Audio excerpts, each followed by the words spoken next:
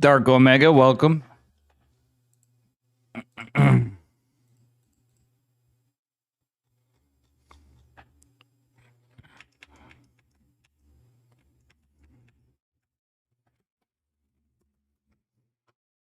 All right, guys, we got some StarCraft coming pretty soon here.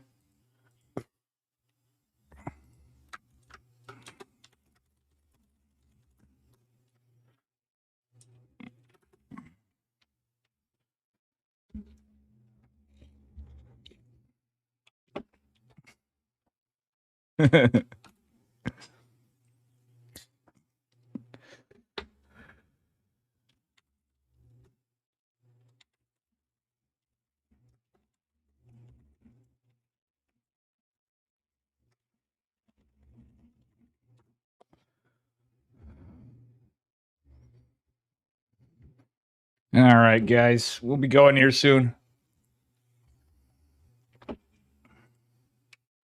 52 players checked in. Holy shit, this is stacked. Brackets. All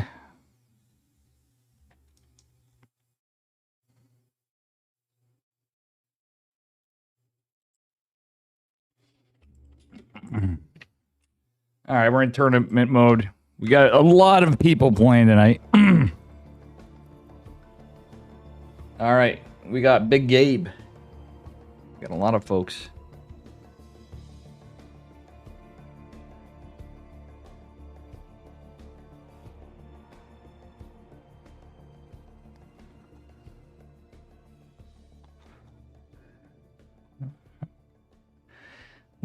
Looks like we got Hup, we got Herming, we got poor Jumi signed up. Trigger, my boy 11. Disrespect, Hanmano, Pudgy, Rough, Geralt, Santa Claus, Nicaract, Orc, Universe, Cognite, Holden, Stephen Curry, Vindicta, Rattata, bunch of other players that I don't know as much. The Goat, Mason, Eggs, Juggernaut, Jason, Patches, Decker, Max Pax is playing too. Holy shit.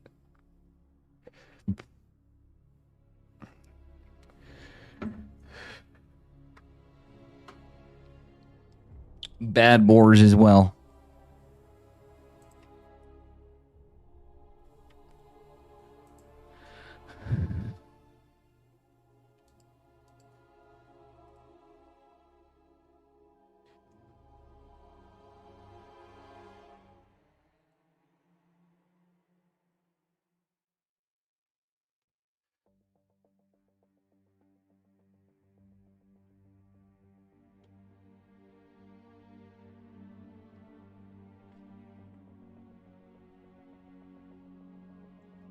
Wow, that's hilarious. It actually flagged an emote for Aim Dune Sight.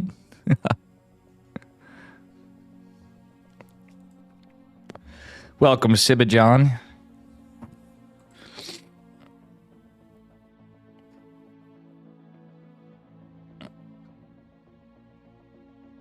Looks like Maples might be here too. I didn't see him though. Maples is here.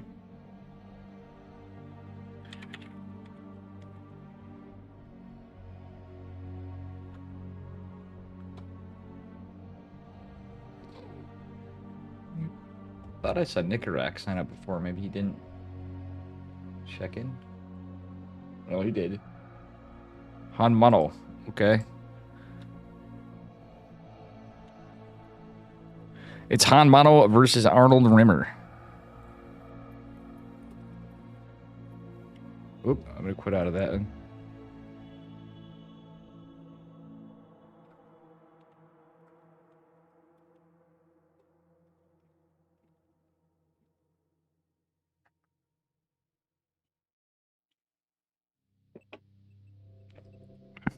How you doing, Woodhead? It's a pretty stacked tournament tonight.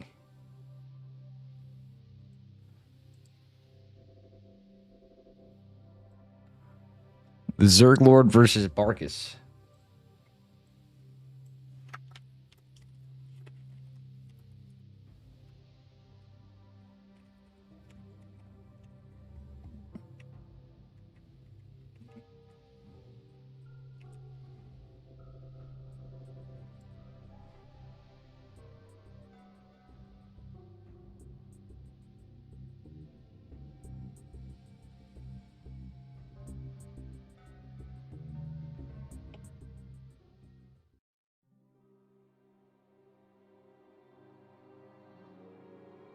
Fuck it, we'll start on this side.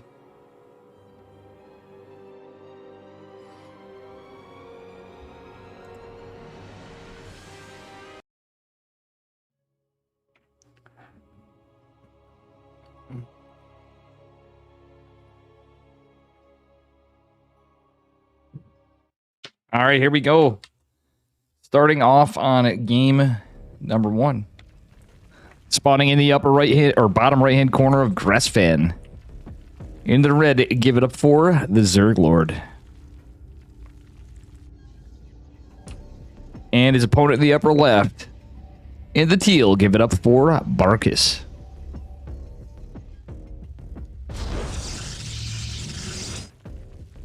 Alright, nothing too cheeky here. Looks like it's going to be a gate scout, most likely from Protoss.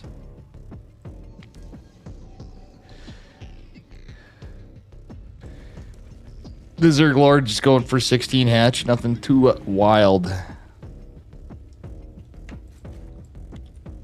And he is going to go get confirmation that there is no probe blocking it. There's not going to be. It is a gate. It's not a forge. In a cheeky time cannon rush, that's not going to be the case.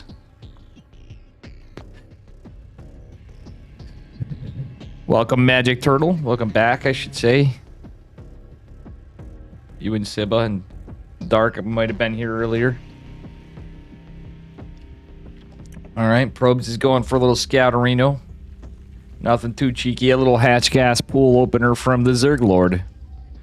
Our Protoss player just going for a 20 Nexus, 20 core.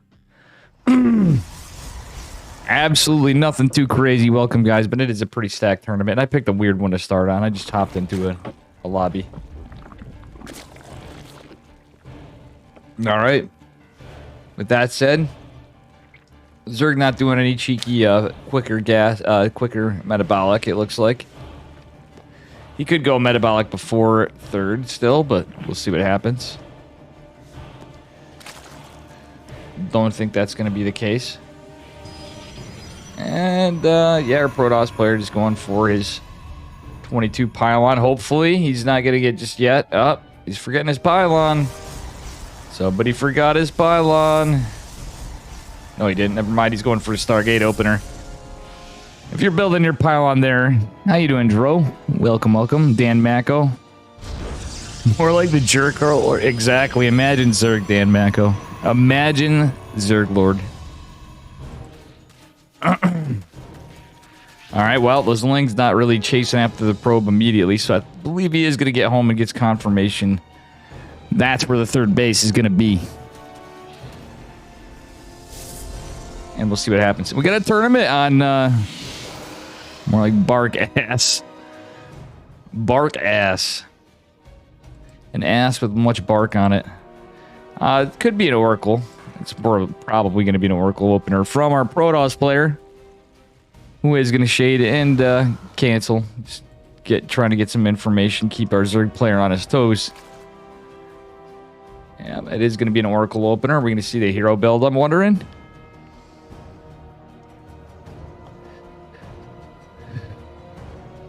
And we'll see what happens. Adept going to go back. It's an extremely stacked tournament. But guys, on Sunday, we have the Dave Testa Open number 6.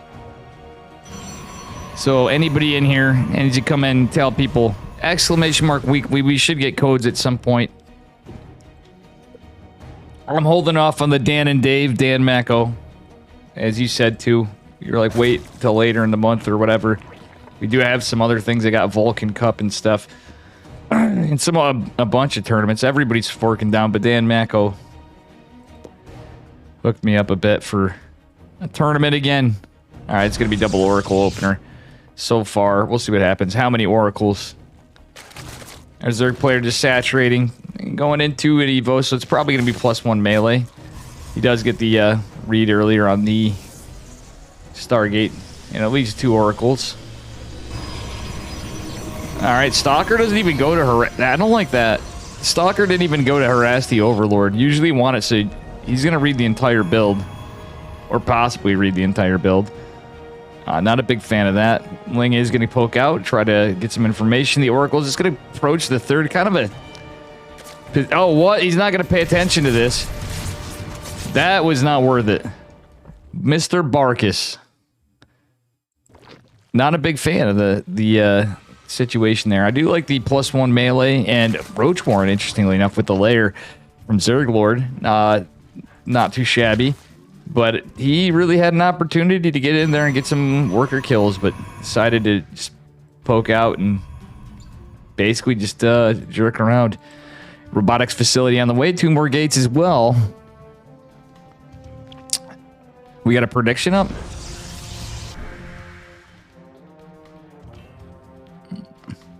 Someone's betting 10 points on Barkus. Oh boy. Yeah, true. Just 10 channel points. If the bet's got going, you guys can win some stonk channel points here. All right, 4th hatch is going down. At a very nice timing for a Zerg player. And it is a blink opener from Protoss. Going into a couple sentries. 4 sentries. Interestingly enough. This is pretty wild. And a Warp Prism. So this is going to be a 3-base timing. And it is fully scat. I don't understand when you have a Stalker. Like, I understand needing to plug the wall. He has the units to be able to sacrifice this. On top of it, a Zergling over here. This is fully scouted by our Zerg player. Yeah, just pretty good build, good choice of tools, good reads, and not really using it right, in my opinion, by our Protoss player. Centrifugal hooks and glial reconstitution on the way for the Zerg Lord. So he's going to have that Bane speed and Roach speed, but with +1 melee attacks. Not even going to skip a beat, maybe. Is he going to go right into +2? No, he's getting Ravagers. Pretty good stuff from the Zerg Lord. Protoss player might have to watch out for a Bane bust, if nothing else. Certainly a Ling run by, and only a shield battery to help. No shield battery in the Nat, though, just a Stalker to hold the wall. Our Protoss player's pushed out and not much back home. Shield battery to be attacked, nothing getting warped in. That is not worth it. Marco, Aniki, thank you for the 25 months, and welcome, Marco Yolo. The Aniki just subscribed. Welcome, and thank you for the tier 3. With a 25-month streak in chat. What a legend. Force field's going down. Stalkers and Sentries getting surrounded. +1 or not. +2 on the way. Melee is going down for our Zerg player. Our Protoss player has the build set up, but just didn't deal with anything for the scouting. And the Zerg Lord's just going to sweep it.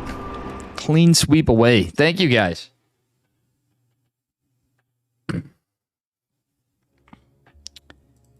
It was swept up pretty quickly.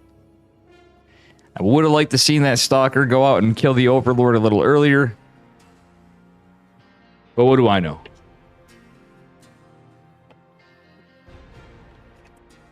Yeah, there we go. All right, we're waiting for our second game.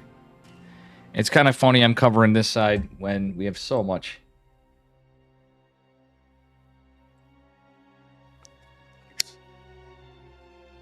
So much to come.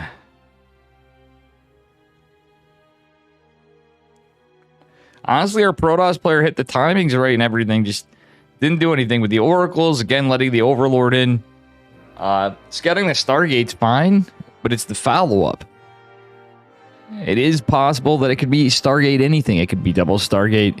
It could be Stargate Charge. It could be just a, more lackadaisical build where it's just pressure and getting some units out and then going to take an early 4th and then dropping everything. But unfortunately, that was not prevented.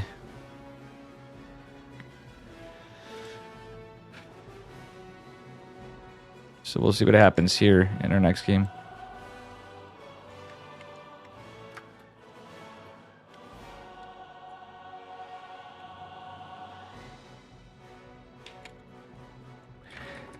Nonetheless, we're just getting rolling here.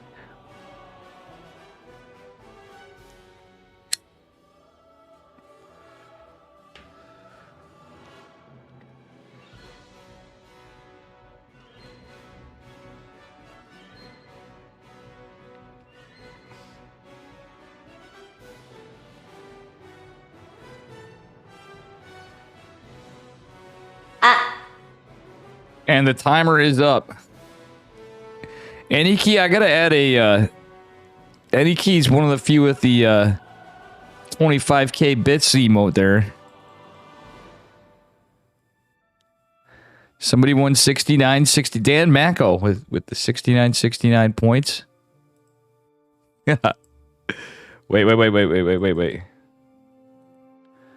All right, I'd actually do this. Finally, I was going to go to Cognite versus Holden, but I wanted to just jump into a series quick. We got a lot of StarCraft. We don't have a lot of casters tonight, I don't think. We'll see. No, we don't have a lot of casters tonight. Am I? Or am I Dark so Omega, sick thank you that for the just 18 blew your months. mind? Let's second go. For just subscribed. Eddie Key.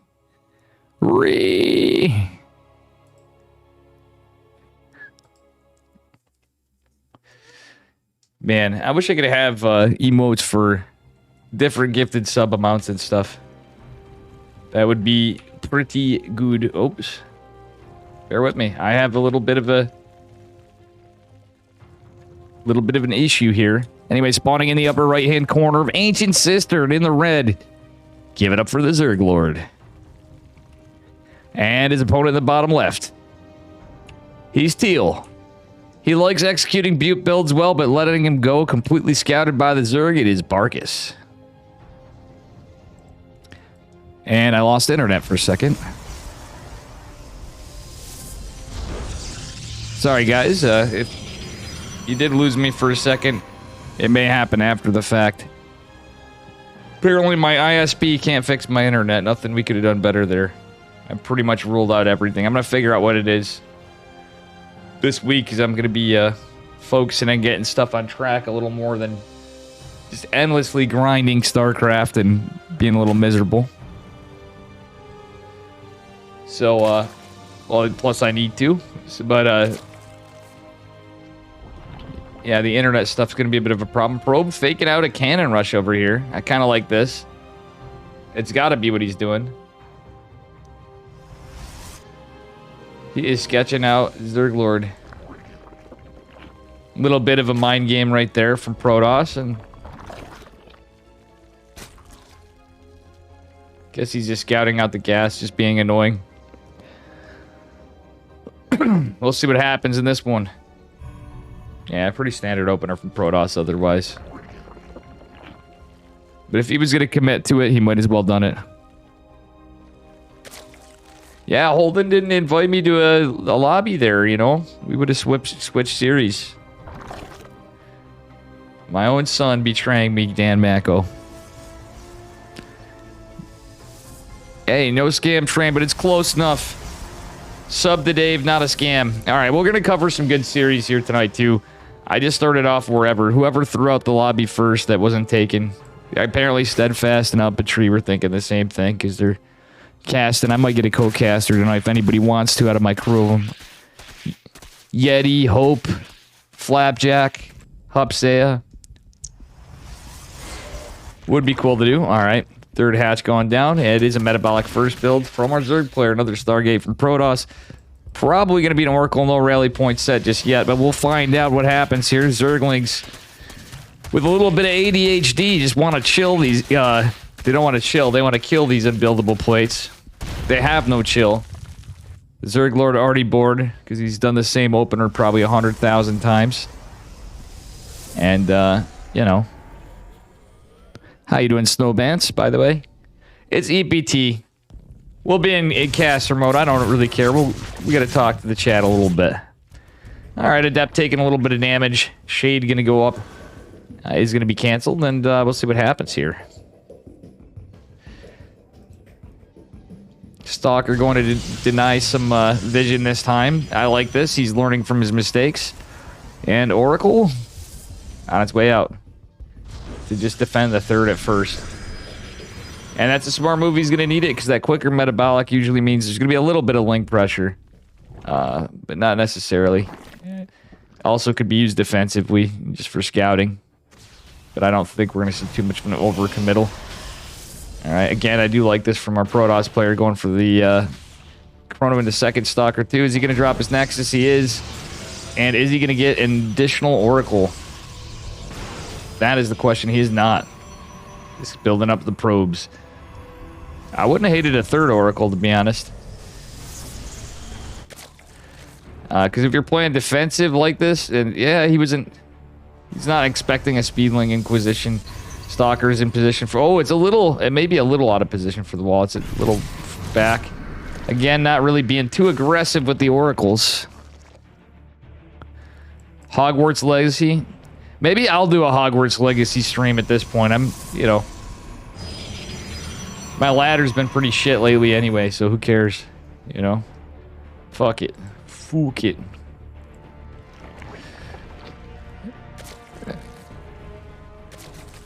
Looks like all of chat's playing it. Not all of chat, but a bunch of you. People were asking me about it before, and I'm like, I don't know, but game actually does look to be pretty cool. 1 point, 2 points. Come on, guys, get those predictions in. Let's see in chat here. All right, third Nexus going to finish for Protoss. The Zerglord with some absolutely impeccable scouting and some good defense with the Queens and Spores. Look at this. He's got at least a Queen and a Spore in each base. He has one in the nat with right next to the Spore, 2 in the main with the Spore. He's still not really pumping out any more pains. Queen's taking a fourth base. Who wants to have some fun? Hey, thank you for the raid, Florencio. We are on a 2-minute delay for EPT Open Cup America's number 162. Guys, make sure you give Florencio a follow if you're not following him. He is a good dude. All right, let's see what we got going on here. Nothing too cheeky. There is an Observer this time, but it is going to be melee, Glial Reconstitution, and a Baneling Nest a little later this time, so a little difference. Could be a big Roach Headbutt. And a Protoss player, last game didn't really... He's going for this Century Adept thing, but he didn't really get much done before. At this rate, how he's using his Oracles, it's not really getting too much scouting information. He's being too passive with them. I'd almost rather him go back and land stasis wards at this rate, because he's not really all over the map for any form of detection. Going into Blinking +1 again. And he did hammer out a lot of gates. Like, I like everything Protoss is doing except for his use of the Oracles and not really poking out with any units. I mean, maybe it's just where he's at, but... Alright, let's see here. Well, this is a lot of sentries, might I add. I don't really know that force field, what it was, it was intended for, but he is going for it. Not going for +2. He's learning to build, but I think he's kind of YOLOing a little bit here. Would like to see +2 started immediately with it. This time it looks more like a 3-base, very committed 3-base all-in or 3-base build. Going into a Robo Bay, Robotics Facility and Disruptor with a Robo Bay. Thanks for the follow. It's a good year. And this is our first series of the night, by the way. Guys, take a look at the bracket. It is absolutely stacked tonight. And thank you for the follow. Weezin TV. We have a lot of really sick players. Funnily enough, Baneling's caught and is going to be taken down. He was going to try to just land a Baneling in there for the success of the Ling run by in the previous games. Ooh, this time Zerglings are segmented off. Stasis board catches the rest, and he... What the heck? Alright, this guy's using the sentries this time. He's going to send the Oracles back home. So he does know how to use stasis wards. But again, this wouldn't be too bad defensively. These could become Banes as well, but... this is an interesting play from somewhat of a slow start to the game.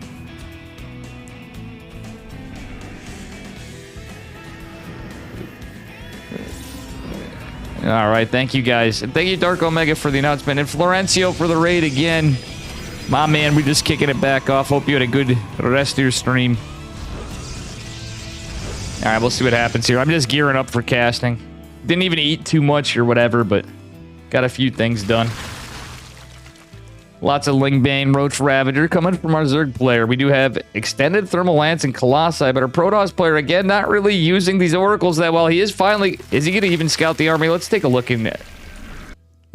Barkus didn't even really see the army. I almost guarantee it. He is being way, way too safe with these Oracles. And had he seen this... Oh, nice stasis board. That actually caught a decent amount of the Zerg, but it's just Zerglings. So the cheeky stasis board did help. Oracle's going to scout this too late, and his fourth base isn't going to be that well defended. That said, it's going to be a huge push to the third base. There's a good amount of photon cannons and shield batteries, but Banelings are just going to be able to breach that. And there is going to be a lot of them. And Speedlings to follow up means no bueno. 2 Adepts still in there. Are going to try to buy some time, but everything is targeted. Meanwhile, the big engage on the side. Nexus stays. 15 workers fall. And realistically, there just was not enough there to defend. Giddy up. Extended Thermal Lance Colossi coming in. Thanks for the follow, Action MOV. And, yeah, nice force fields. Not quite enough, however. Oh, beautiful blink, though. I will say where Barkus is lacking in the defense of his bases in terms of worker lines, he's got a pretty decent setup here on, you know, defending the actual base, but Ling and Bane run by is not so much. He certainly had the tools, but just didn't get the warp-ins. All right, we'll see what happens from here. Blink Stalker's coming in, sniping a queen. That's going to be it. There's going to be 4 probes in production in question mark locations. Our Protoss player's being too passive, I feel like. Oh, he does do a charge lot run by to the side. I do like this. And the Banelings are all going to go crashing that way. It is just the 3 Colossi, some Sentries, a bunch of Stalkers, and some Oracles. The Oracle's going to be helpful, too, if they at least keep an eye on the army. But our Protoss player knows, well, actually, wow, Oracle's even softening that up a bit. Are going to be out of energy soon. A Protoss player morphing in some more Stalkers. That's about it. He lost a ton of workers. Let's take a look at the army size advantage. Protoss now spiking up a little higher for the moment, but our Zerg players producing nothing but Lings going into a Lurker Den. We don't see any Disruptors coming out, and I'm losing internet again. For the love of God. Sorry about that, guys. I've done anything I could for the bit for trying to solve some internet issues I've been having at my house lately, but does not seem to be being fixed. Decent micro from our Protoss player for trying to keep the Colossi alive, but there's just so many Banelings, they're going to ultimately blitz through that. 3 Colossi almost dead, and we are going to have tons of Roaches coming out. Not enough Stalkers to really fight this. The Colossi don't really do too much to Roaches, and he's not going into +2. So this is all +1 Protoss. So as much as he lost, he's not producing anything. And I just don't see what good's going to come of this. Unfortunately, one of the... Oh no, Oracles are both alive. But let's see what happens here. Decent split up. Nice blink from Protoss. Only 1 Stalker does take a little bit of the corrosive bile. That's about it. He's not running for the drones. At the least, it's something usually you want to do. Oh, now he is. The Colossi could have killed a ton of drones right there. Zerglord going to take another base. Is not going to go reclaim that one. But he could have literally cleaned up almost every drone right there. With that said, Bark is still on an army. He needs to get more work done. I actually think he could take the fight, but he's been slipping on upgrades. He's just building Stalkers. He thinks he's fine, but the Lurker Den's a bit of a problem. We don't see any Lurkers in production. That, with that said, just a Roach Ravager. And the Stalkers blink to the front a little haphazardly. That exposes the Colossi. However, it doesn't matter. Colossi are going to go to the back. Corrosive Biles in there. Barkus takes game 2. Bringing us to a 3-game series. And possibly upsetting the bracket. Hopefully, we don't have to wait too long between them. And we'll see what happens.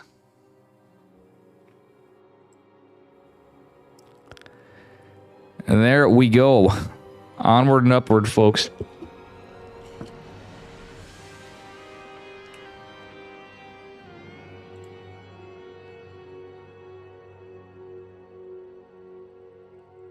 Just waiting on our 3rd game, and we will move on.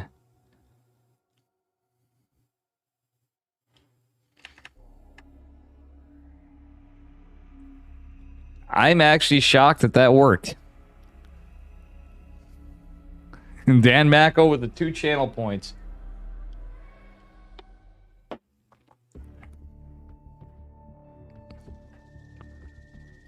Funnily enough, I can't see the predictions. Maybe...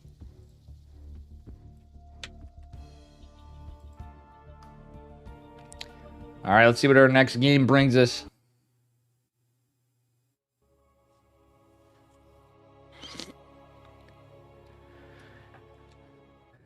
The score is evenly matched.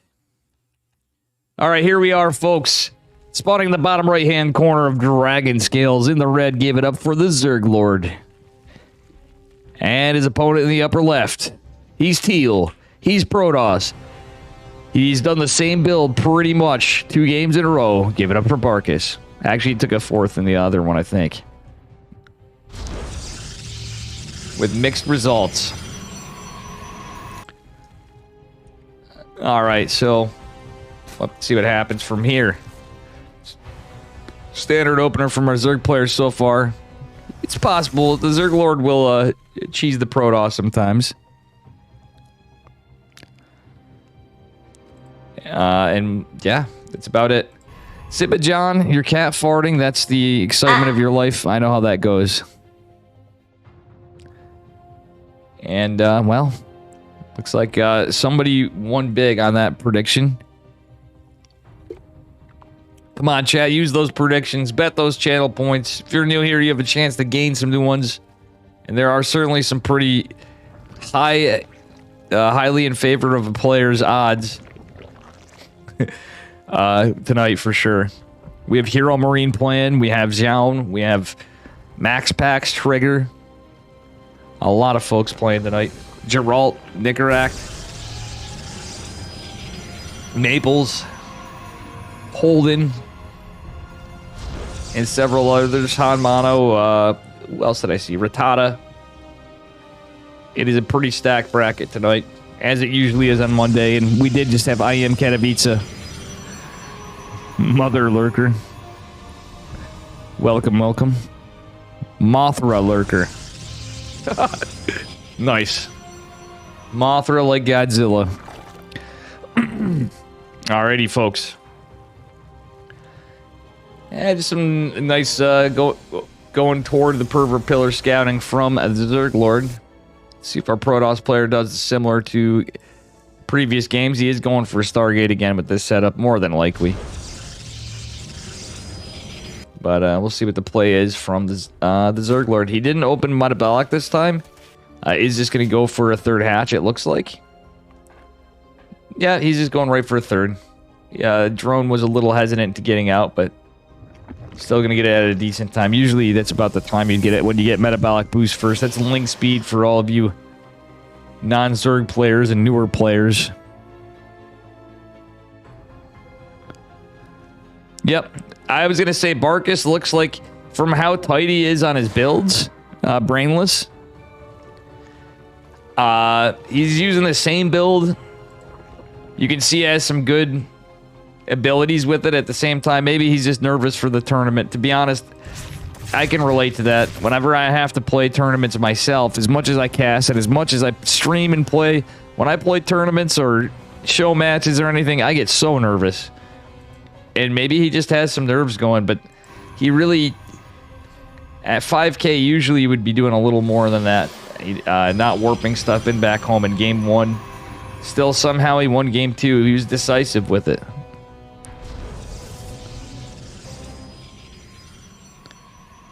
Stop messing up the bets. It's all right. Just he's given some context. He is just giving some context.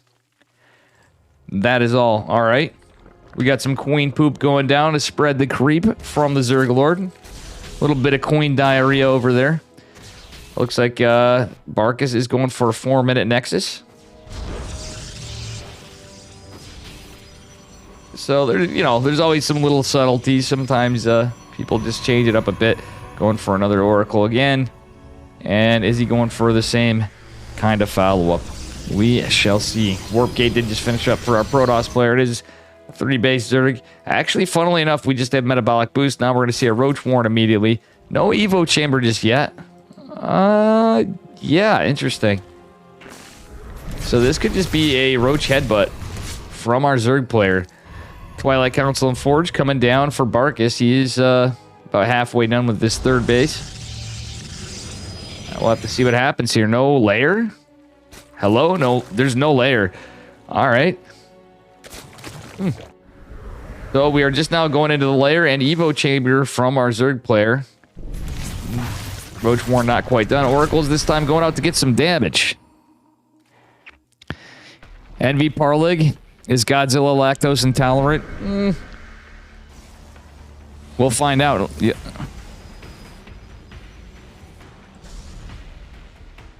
Welcome, Tater Tutor Probe Sweat.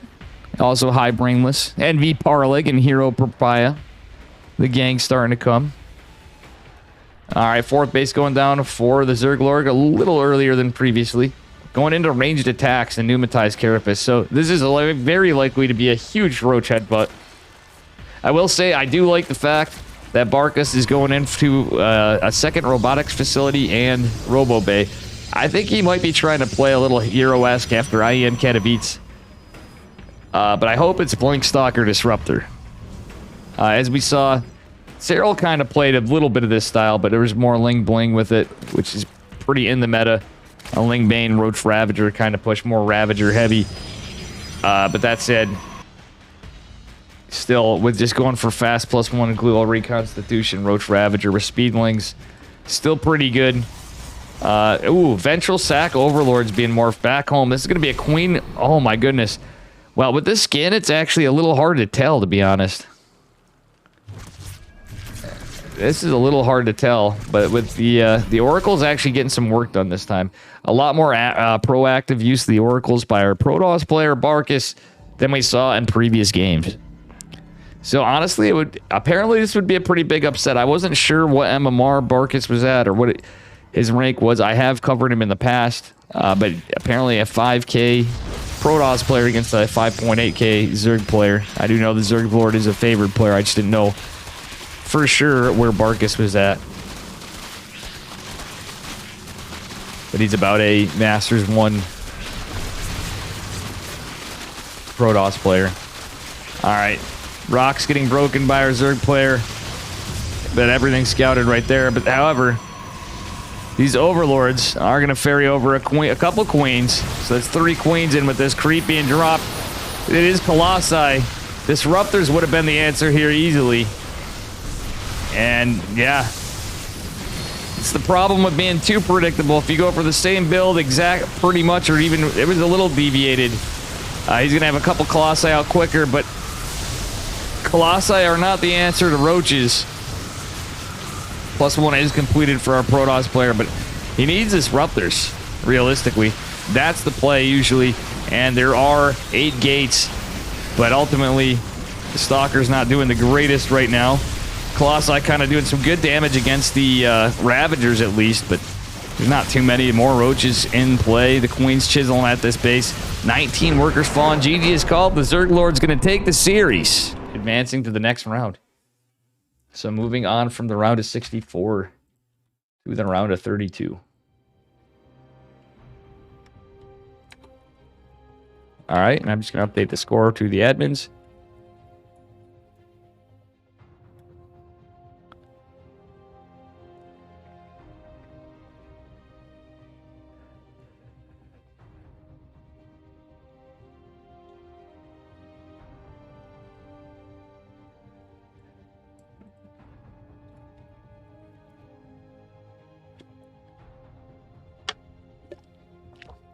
You're the way of the light and the truth and the pog squirrel.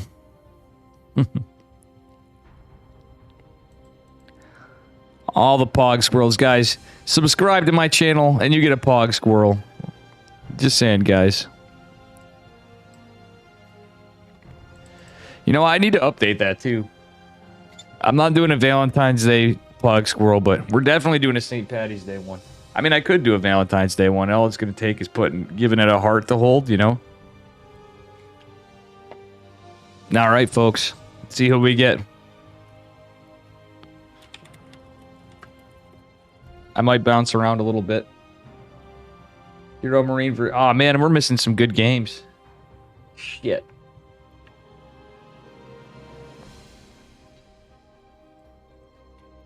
Okay, Holden versus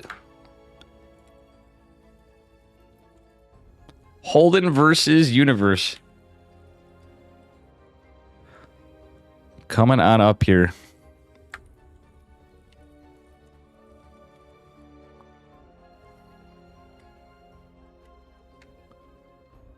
Alrighty. I'm going to try to give it some time. We got vetoes.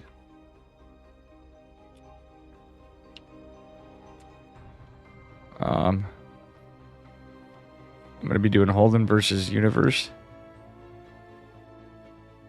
I'm going to be getting...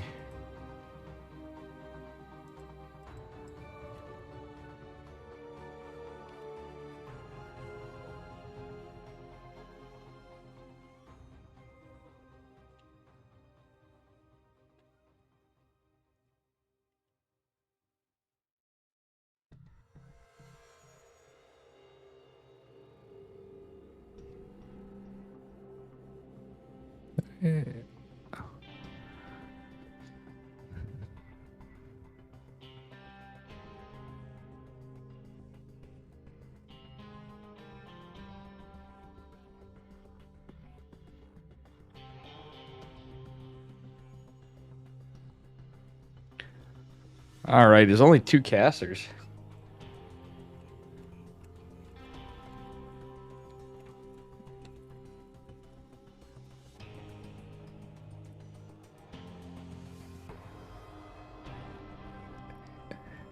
That original Kramer over there. Yes, Sabaguro.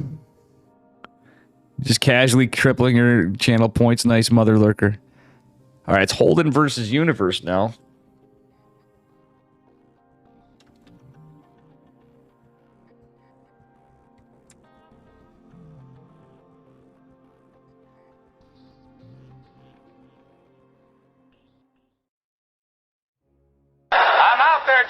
Any key.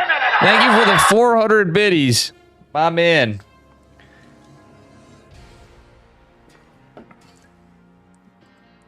Things do be a little rough this month, chat. If you get an extra Prime sub laying around, some biddies like any keys, just got a sub you want to shark out. Just saying. Would appreciate it. Sub to Dave, not a scam. Actually, 100% a scam. And we got a tournament on... Sunday. Welcome, Gravy on that biscuit, too. I'm trying to see if I missed anybody else. Sabagura, Probe Sweat. I think I mentioned everybody here, too. All right, here we are. These guys just did their vetoes. Spawning at the bottom right-hand corner of Neo Humanity, representing Berserker Esports. Give it up for Holden in the red. And his opponent in the upper left. Also from Berserker Esports now... It is our blue Terran player. Give it up for Universe. Thank you so much, Eddie Key, for the 400 bits and a tier 3 sub. And Dark Omega resubscribing as well. What fucking legends. Alright, Probe is moving on out across the map. Oh, another computer. Says hit any key. Well, which one's the any key? Well, normally, guys, when any key uses the command... If I'm not doing ESL or some tournaments, it shows some of my scuffed artwork. I drew where's the any key. And he comes up on a command.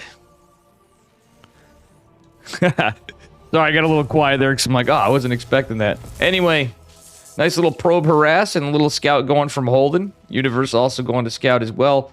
Going in the regular pathing. Ooh, Holden going for Nexus first. This is pretty nice. It is going to be a Nexus before Core. It's a little risky play, but does check out.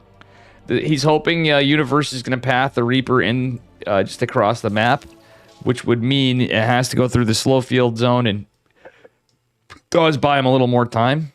Holden with a little miss micro of the probe right there. Curious to see what build Holden goes for after this. Same with Universe. Universe is just going for a Reaper fast expand, so nothing too cheeky right here. He's not going on the double gas meta, but wait, he is going to drop a bunker in the natural. Holden with the delayed cybernetics core is going to be a little bit of at a disadvantage here to deflect this. He's opening a depth too. Holden has no idea just yet. The probe is going to scout this, but this bunker is going to go unscathed and undetected. You do need a shield battery to defend this normally, and it's usually optimal to kill it with a stalker if unscouted, or a stalker opener rather.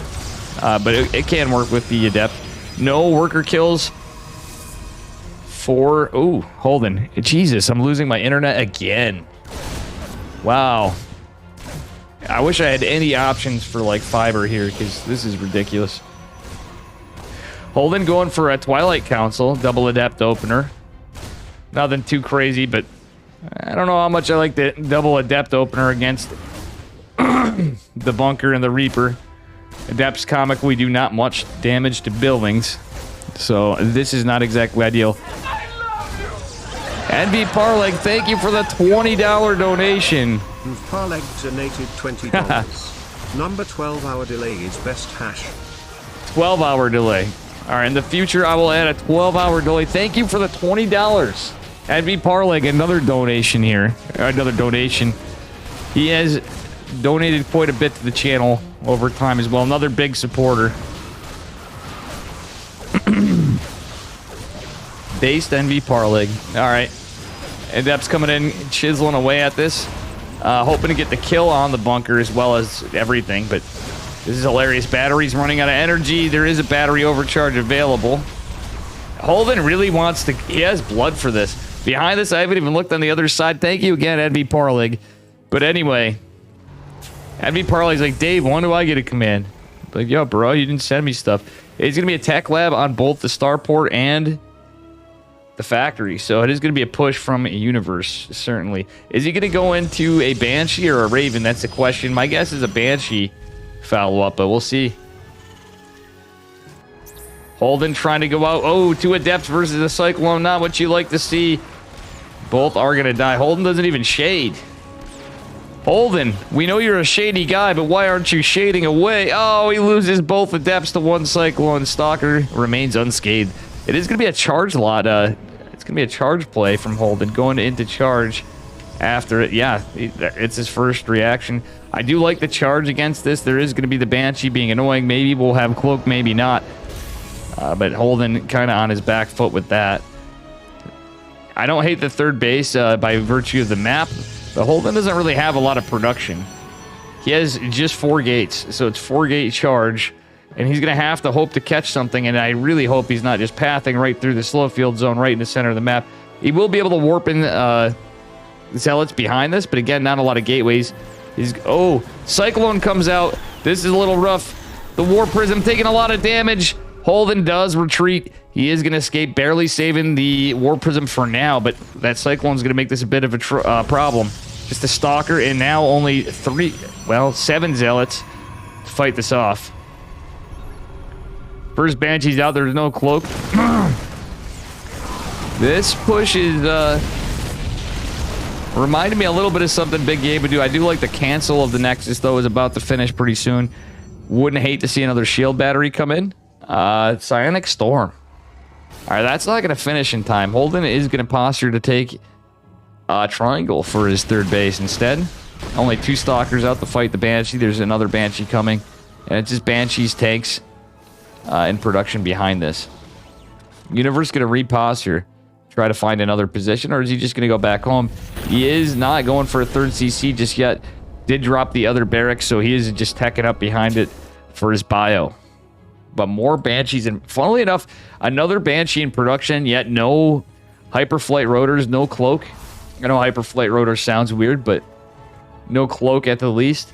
So that said, 2 Banshees means very quick killed workers. Holden getting some shield batteries down in his mineral lines because he saw the Banshees. He knows what's up. Does have an observer, but is not going to scout these Banshees. They're coming from the 3 o'clock position, going down into the main base for their point of attack. All right, we do have stim and combat shields being researched by Universe. But that said, Holden is going to attempt another drop. Or nope, he's going to see the Banshees. He's lifting up some Stalkers in there, trying to get him in. Oh no, those are High Templar. He was going for storm drops, but they're going to be feedback drops. Yo, let's go, Holden. Getting some serious HP damage and draining all the energy on the Banshees. But guess what? The energy doesn't do anything because there's no Cloak. What it does do is provide some HP damage to these Banshees, however. Holden unaware that they did not have Cloak, which anybody would be, truthfully. One would assume they'd be Cloaked Banshees. Widowmine follow-up for Universe as well. He's going to have stim and combat shields shortly. Holden is trying to put some pressure on to get some damage, and there's a good amount of tanks, though. 3 tank line. on the low ground. Cyclone defending on the west side of the base. And Universe is repairing these Banshees. He is now on the defensive side. Holden with no upgrades. So, because of everything, he changed things up, and he's going for a forgeless style. And even though upgrades finish a little quicker, I don't know. I kind of wish he got a forge from how gateway heavy he was going. Not gateway heavy, but gateway unit heavy he was going. Banshees, ooh, going in just one. Getting a lot of damage done. Forcing a bit of an overreaction from Holden. Universe looks like he is going for his third base. And this Banshee's catching high value. 7 probes falling. I think that was worth it. The trade's very heavily in favor of Terran so far. Holden does scout the 2 Banshees going out. And, ooh, there's going to be a pretty nasty drop here. 3 Marauders, 2 Marines, and, well, actually 3 Marauders, and in total, 8 Marines for a drop. Concussive Shell's going to finish up as well, and a Ghost Academy. eBay just finishing now. No forge for Holden. Holden's looking to take 3 o'clock for his 4th base expansion. Is it going to work out? We'll find out. All right, that said, oof. This is going to be annoying for Holden. So he's warping charge lots. 2 Banshees coming here, but a drop coming to the natural behind this all. No blink for... Oh, no. Yeah, he didn't get blink either. So he can't really just jump into position anywhere. Oh, he does scout the 2 medevacs pushing, though. Universe doing a fantastic job. Otherwise, Holden with some good positioning now. He does have some pylons drop on the outer rim and does have some zealots at each other base location. So Universe isn't really rushing to take his base. He's worried that there's more than meets the eye from what he sees. But he does have his 3rd orbital completed. Holden is going to scout this drop over here that is unloaded. And, would be nice to have the production tab.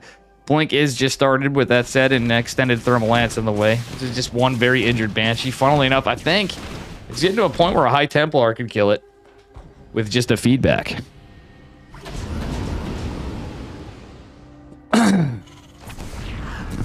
Cater Tutor's saving to throw away another 100,000. Oh, no. People like throwing those 100,000 points away in this channel. Universe going to try to attempt to take a 4th again at another location. And is doing pretty good on worker production. And we'll see what happens. Blink Stalker Disruptor file up after Holden gets his 3rd Colossi. I do like this. He has double robo production. And just now getting a forge. Both these guys extremely late to getting upgrades.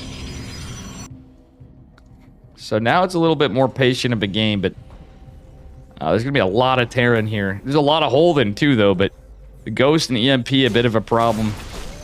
And Universe is definitely going to have at least a +1 advantage, but Holden going into double forge means he's going to get both +1 ground weapons and armor at the same time. Just infantry weapons will be done. He's going to be started on infantry armor, I believe, our Terran player anyway. He may have both finish up and maybe even an even keel fight a little bit. Holden is going to kill the rocks over here. We'll see what happens from here. Is the Universe going to catch this? That's going to allow Holden to kind of reinforce a little easier. Ooh, a scan over here. Universe is pushing. Holden is pushing. The scan's not going to reveal anything. Holden sees the scan in the periphery. And he is actually going to see the push as well. Holden's going to go to try to intercept this. With that said, there's a couple disruptors just kind of there first with the Colossi, but Holden has to be careful not to lose this stuff. His 4th base did finish before, but he's not going to find it. Oh, no. Colossi YOLO'd forward. That means Ed is going to fall. Nice storm drops from Holden. Nice 2nd storm. Widow Mines engaging. Get some friendly fire. Oh, no. Holden just throws the War Prism. There goes the High Templars. Just a couple Colossi, Immortal meat shielding a little bit. Stalkers jumping, getting, unfortunately, just a empty medevac. Honestly, I think that went very well for Holden at the end of it, though he did lose some very choice units you don't want to. But that said, it's mostly Disruptors. Disruptors come a little faster than Colossi. Nice EMPs from Universe. Holden pressuring on the other side of one. Oh, bada bang. Oh, nice Nova from Holden. Okay, nice save from Universe, but his army supply's looking a little lower. However, Holden did trade quite inefficiently for a minute, but for a lot of the game. I don't think it's going to matter, though. He took the better fight. Both of them with a little bit of a scrappy engagement before. Holden is going to kill the third base. All right, but that said, there are some Vikings out. Holden does have one injured Colossi. He did lose that one immediately in the fight, but is getting a good disruptor count. It's going to be a lot of Vikings, so Holden, I want to see him kind of switch over to more like Zealot, Stalker, Disruptor. Maybe some Archons, as funny as that sounds, because of Ghost, but a lot of the Ghosts did get killed, is why. And Archons still do be good units. Holden actually forgetting to get his second Forge in use. Disruptor's not going to do so great right here. Blink Stalker's going to help out a bit. Oh, Nova kind of falls short. Another Nova is going to catch a Viking. That's about it. Does this one catch? Oh, beautiful Nova from Holden. Comically, both supplies are pretty low for 14 minutes in the game. So some pretty scrappy trades all around. Let's take a look. Yeah, Universe is now traded less effectively. Holden killing that base was pretty big. Universe going to build another. Let's take at the army size. Income advantage in favor of Holden for a bit. I think Holden may just have game number 1 here pretty soon. We'll see. Well, Universe did get his planetary fortress over on the other side, so he did have that CC finish as much as Holden just absolutely pulverized this. Let's take a look at how many workers were lost, just so we can quickly see. Holden did lose 33 workers earlier, so Universe did some great early harassment. I think just took some poor fights. He is on a ping disadvantage playing on the Americas, but we'll see what happens. Double Liberator getting dropped down over here. We'll see what goes on from here.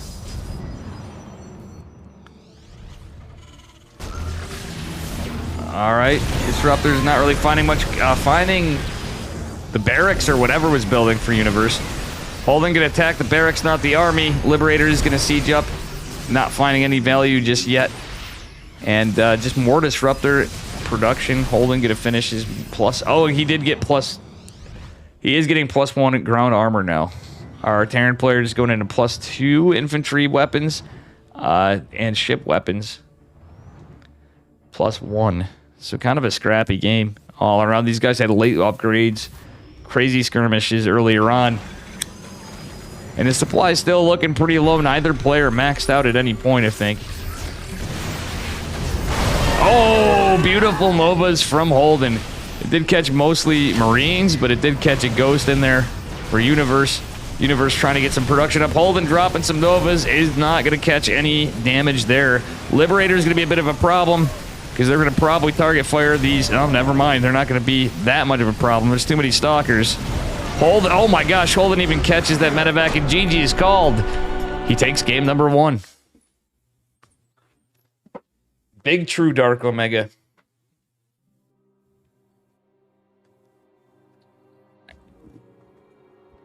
Everything's part of Holden's opponent. I'm missing max packs. We're casually just staying on series here.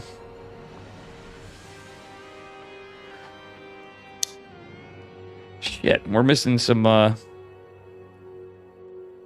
do this, like, every week, almost. And now's the time, like, Pig's not casting, because he's flying back from Australia. Oh, man. Man, oh, man. The things I do for friendos sometimes. They almost not home. It's like the few times that Dave has the stuff, but it doesn't matter. These are good games. Let's take a look at the bracket and see what's up. I'm going to refresh it. Hapsea versus Forjumi going on.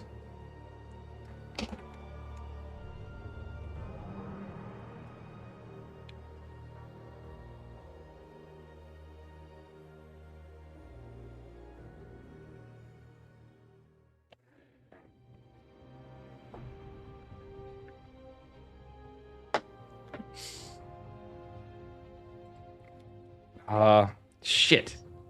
I had to message somebody.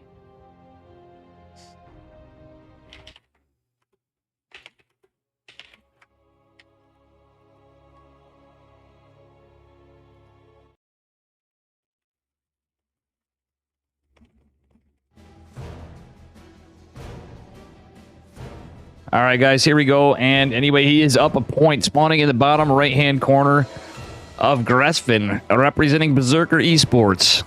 In the red, give it up for Holden. And his opponent in the upper left, also representing Berserker Esports. In the blue, give it up for Universe. Holden is up a point. So it's going to take Universe 2 games if he wants to take the series. And the prediction is up. All right, we'll see what happens here. So far, looking to be a pretty standard opener for both. Holden going for a gate scout, not a pylon scout. Are we going to see any shenanigans from either of these guys? That is the question.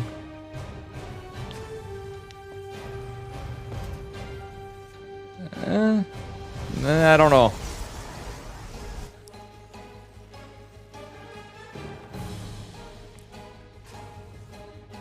Honestly, though,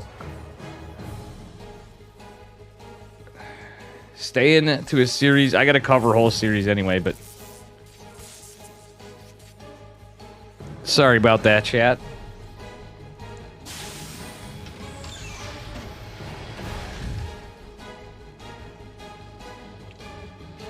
Anywho, with that said, SCV gonna go for a little later scout than Holden.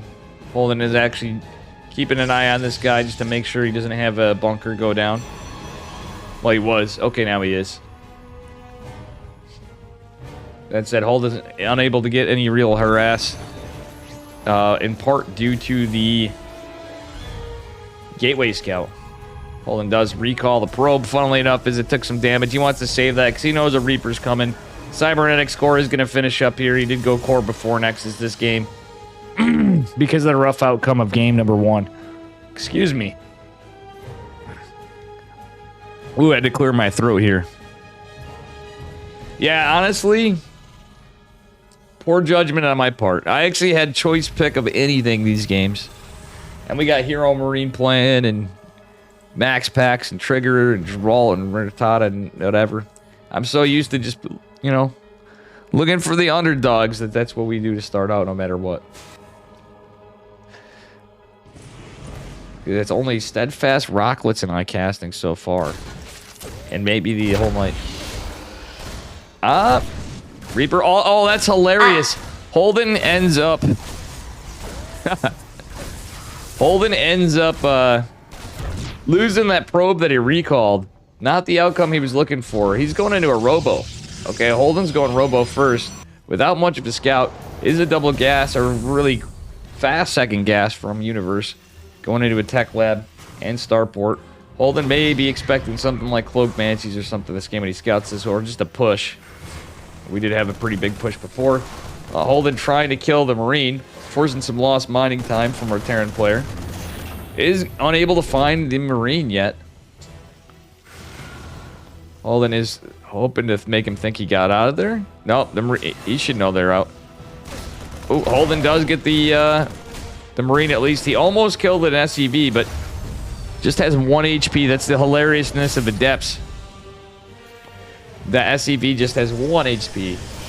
Very unlucky picks for Holden. He lost 2 probes earlier to the Reaper, and consequently only got a Marine with the Adept. So 2 probes and an Adept is certainly not more efficient trades. Holden again going for charge. It is a Marine tank push, and it is a supply block Banshee from Universe at 46-46. Universe confirmed up a tree enjoyer with that big supply block. Cyclone and Reaper pushing out. We'll see what happens from here, and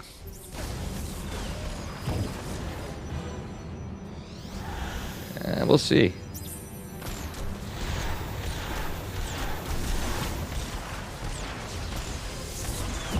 Ooh, Warp Prism goes down again for Holden. Charge not quite done. That was MVP Cyclone again right there. Damn, Universe with the big damage. Another Warp Prism coming out again for Holden. There is no Cloak follow-up again for Universe. Pretty similar open to the previous game from Universe. This time going for the racks a little quicker, and he is pumping out more Marines. Marine Tank Banshee opener yet again. Charge has completed not a lot of units for Holden just yet. He is getting his third base, or attempting to. This is a pretty big bush from Universe. Holden, yeah, it was unable to build like an Immortal or anything. He didn't get a shield battery at the third either. And he did scout the tech lab. I'll be honest, after that much aggression from Universe, I would have just canceled. He is going to change positions for his third base location and take 3 o'clock again. Much similarly to the first game. This time he's going right into Blink. Zealot's trying to get some damage. The SCV is going to make this a bit of a problem. Universe kind of playing a little bit like Hero Marine at a lower MMR. A Hero Marine build, I should say. So it's a big game kind of push. Not 3 base, or not 2 base all in, but a lot of pressure on 2 bases. Stalkers narrowly saved the siege tanks, still alive with just 6 HP. And yeah, Universe has got a lot of units. That Gateway's in trouble. Holden, I think he could have saved this, honestly. I think he could have saved this, and I don't think he needs a... Why did he pull the probes? Holden, you didn't need to pull the oh, I guess he did. He did lose the Zealots. He's going to clean up the siege tank, ultimately loses 13 probes and all that. And that's all from the frontal assault. What is this mule doing? The Manor Mule. Decent Stalker micro. Nothing we could have done better there. So there goes basically more than the start of workers you get in the game in an instant for poor Holden. He is going into a Templar Archives this game. But yeah, there's not much army for Holden. The Universe also with not much. But Holden can't really get a whole lot done other than maybe a drop. The Cyclone got killed. Yeah, actually, I wouldn't have hated Holden taking the War Prism. He is going back out. All right, so not a bad idea from Holden. He does only have 4 gates. He did lose that one on the low ground. Third base finishing up for him. He's going to go drop these 2 Stalkers. See if he can get any damage, or just a Stalker. Okay, never mind. He's going to try to delay this other barracks. This looks like it could be... This is... Yeah, it's... Okay, it's 3 bases with 8 racks, so... Not too bad for Universe, actually, is it? Just keeping him honest. No, it's... Okay, he's just getting to his 5 racks. Stem and combat shields finishing up is pretty scary for Holden, but he is going to have Psionic Storm eventually. 2 more gates coming down. Banshee trying to get some damage. Let's take a look. But Holden's lost 17 probes so far. So only 7 on the other side. Trade's looking in favor of Universe so far. With that said, we do have concussive shells and trifecta Marauder production. I do like the Ghost Academy from Universe too. Holden is gaining his army supply pretty quickly though, and has saturated the second base again. Starting his third base saturation in kind of a scrappy game number 2. This could still go either way. Alright. Observers looks like it is about to go down. It is not going to just now. Is Universe going to scan for this? He is. Wow, a scan just to kill the Observer. I guess that's worth it. It's 2 scans, though. And he didn't kill it, so I guess Holden got some value out of it. Archon again morphed in, so it's Stormy Boys Charge Lot Archon with an Immortal for support. Another Immortal. Immortal Archon Charge Lot from Holden with some High Templar with Storm. Alright, we'll see what happens from here. Big push from Universe. That's a full pull of, well, basically 2.5 lines of SCVs. That is a big push, but Storms could be pretty good against that. Holden could use some more, honestly, but he's not going to be able to get him. He's going to get another Archon. Holden's army supply is pretty close, but the SCV is going to make this a problem. Holden has to be careful. Storms the SCVs. Oh, that's a lot of the SCVs down. Still, Universe would probably rather have the SCVs go down than the army. This is going to take out a lot of punch in his fight. Universe still has a lot, though. Many are very injured. They're going to take up energy from the medevacs, too. That's another point of contention. All right, Charge Lot's coming in. Stormy Boys drop into the front of the line. Does he have a Storm available? Oh, there's 1.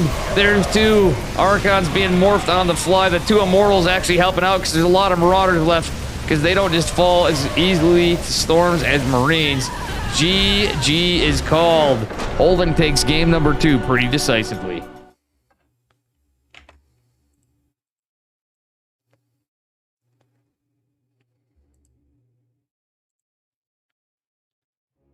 All right.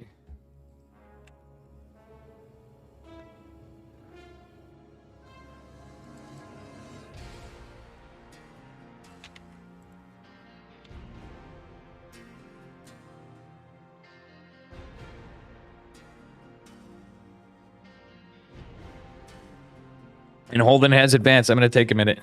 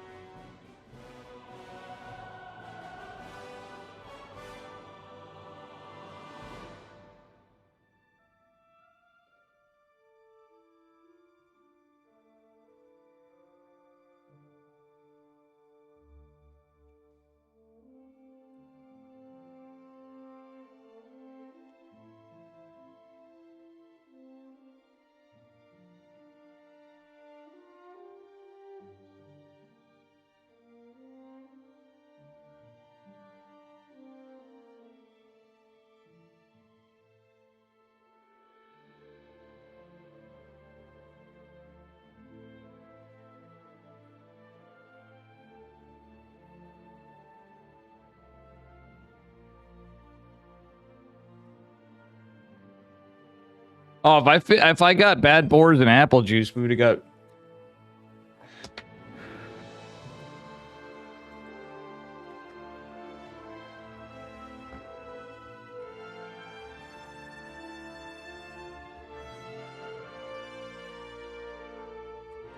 Damn, if I got bad boars and apple juice.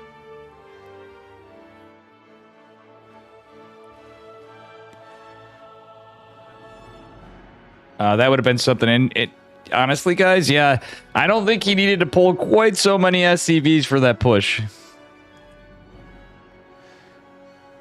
Universe did an okay job there for sure, but let's see who we have next.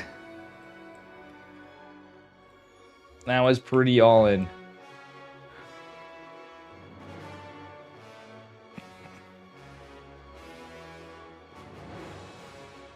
Holden is for Jumi beat Hapsea. For Jumi and 3-point going on. Damn, I missed we're at that lull point. Trigger versus Yurmi. Zerglord versus Disrespect. Hanmano versus Pudgy. Geralt is waiting for his opponent. Which will be the winner of Hanmano and Pudgy. Skillis is waiting for Nicaract and Fork. Holden versus Stephen Curry.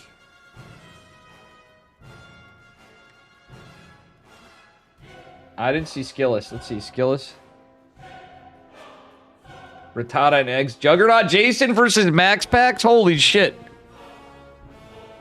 That's got to be spicy. Jason's fighting Max Pax.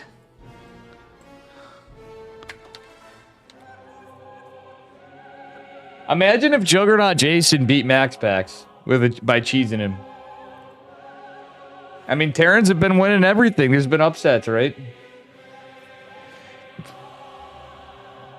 I might get Holden if nothing else.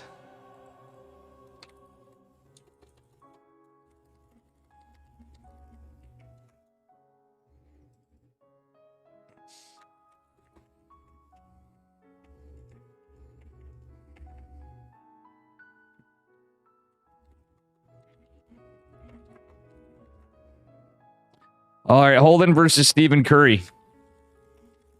Stephen Curry. Everybody always corrects me and laughs.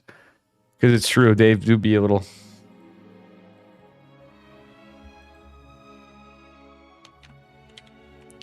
Holden versus Stephen Curry.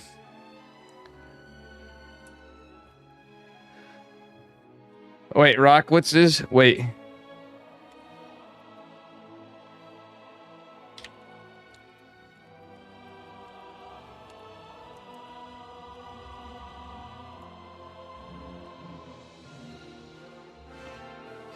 Okay.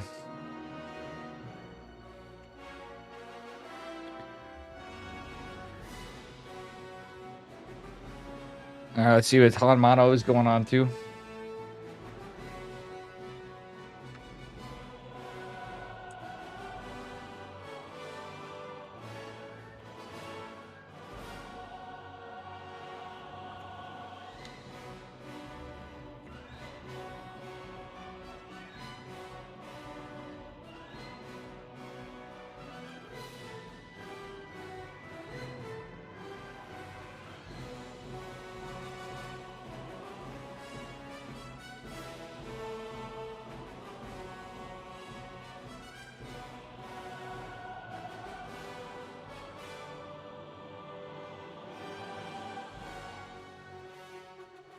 All right, guys.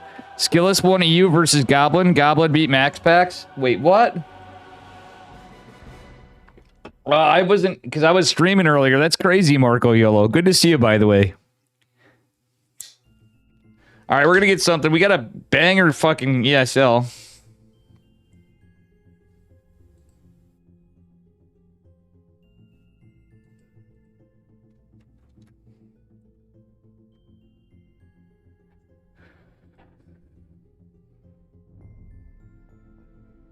Who's on Mono playing next?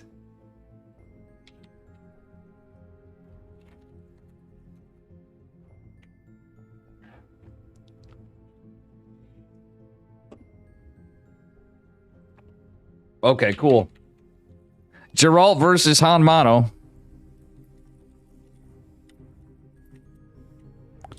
What's up, Cicada?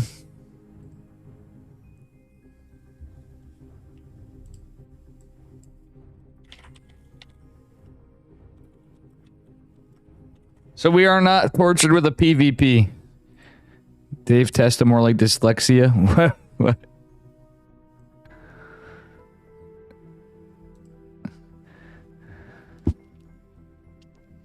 What up, gamers? Marco and Cicada here. Chad, Marco, YOLO. Real Cicada.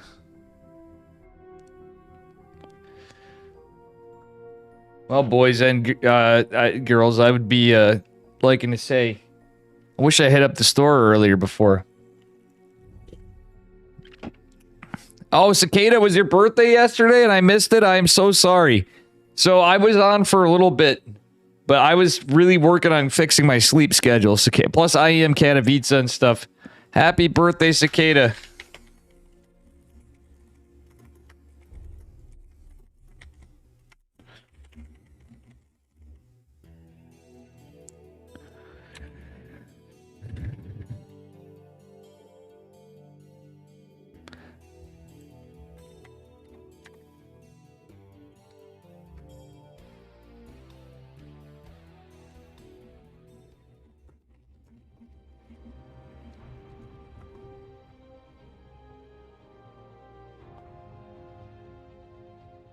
I got my two of my other buddies here. I was gonna get Holden and Stephen Curry, but we got Geralt and Han Mano, and usually I have some funny stories with this.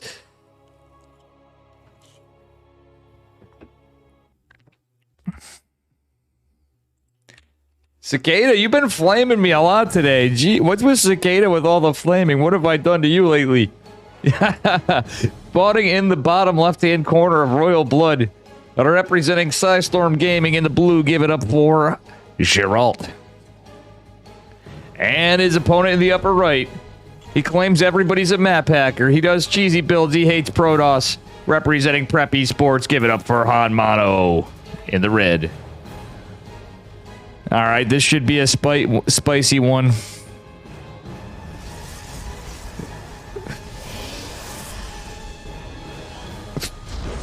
What did I read? I don't even know what I read. Hey, what up, Gene Sim?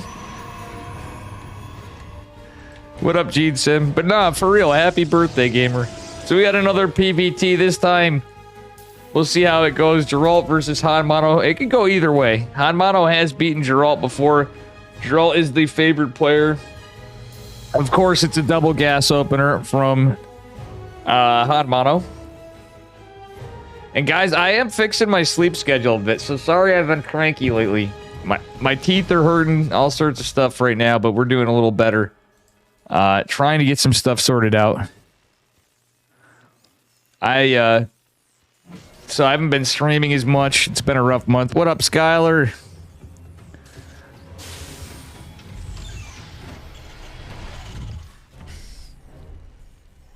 World Cup, the People's Champion, yeah. Oliveira, to be honest, Oliveira, I wouldn't even think to say it, and for a while I was bummed until I realized it was him on. When I saw he made it to the finals, it was so, it was definitely, I was thankful it wasn't a Zerg, and Time do be a good player, but anyway, before I get into that, let's take a look at the game. I think it was awesome overall. But I would have liked to see some better Protoss results overall, though Hero did make it to the round of 4, so it was not a Zerg round of 4 or 2. The fact that we had 2 Terrans and a Protoss, and then Ragnarok as the Zerg is such an upset, and then Oliveira, of all people, taking the big win is pretty crazy stuff, guys. Like, let's be real. I'm totally with Skylar. He didn't just beat Maru. He curb stomped Maru. Like, there's definitely a bit of luck involved. Sure, the odds were stacked against him, but that was insanely amazing. Who could really ask for a better outcome in StarCraft 2? That was just one of the craziest. That's got to be the craziest Katowice. Yeah, exactly. They don't, literally, there's no Chinese servers anymore, too, Skylar. So chat, there you go. Oh. You said dyslexa. Oh, man. I don't know, Cicada.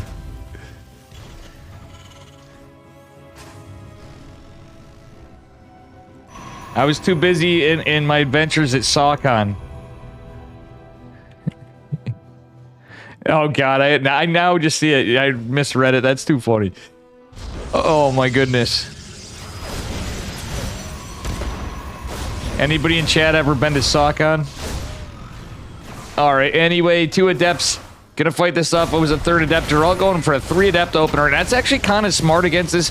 Though the Adepts take some high damage point. They deal a high damage point. The Hellions, not the Reapers, a little bit. Oops, sorry about that, guys. I'm just flaming you too. But yeah, come on, guys. Let's get some points in the bets. I'm telling you, this could go either way. Geralt had some decent defense, but he's lost some workers. He is going very aggressively on the blink. He's going into 4-gate blink. Han Mano is going for a big push, though. It's going to be a tank, marine tank push. And the Reapers were still out getting more damage. So this has actually taken away a little bit from Geralt's build. But realistically, he's in a good spot. Get those points in there, guys. Yeah, Gene Sim, that's what I'm saying. I would expect him to do well, but I didn't expect him with everybody there that he would. I've covered a lot of Oliveira, and he's been doing really well. You're not wrong. He's been doing well in EPT Asia. He's done well in EPT Americas. But I thought for sure Maru would just before the match started, I'm kind of like, oh, Maru's going to win. What a Dark Shrine from Geralt. Are we... This is Blink into DTs. Add a proxy. A 2-base all-in versus a 2-base all-in, it looks like. Geralt is going to go back. He sees what's up. Does have an observer out. Do we have... We don't... Yeah, this is reminding me a little bit of Universe's build. Dark Shrine is not going to be scouted, but it's not going to be out for a bit. And unfortunately, there's a Raven with this. That's a little bit unlucky for Geralt. Of all things... Oh, Pylon might have been scouted, but I don't think our Terran player is going to look for that. These are stimless, combat shieldless Marines, so this is going to be a bit of a problem.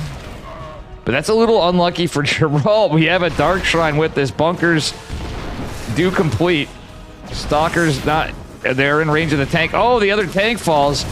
So 2 of the tanks did fall. Some good... Pretty good trades for Geralt, ultimately, all things considered.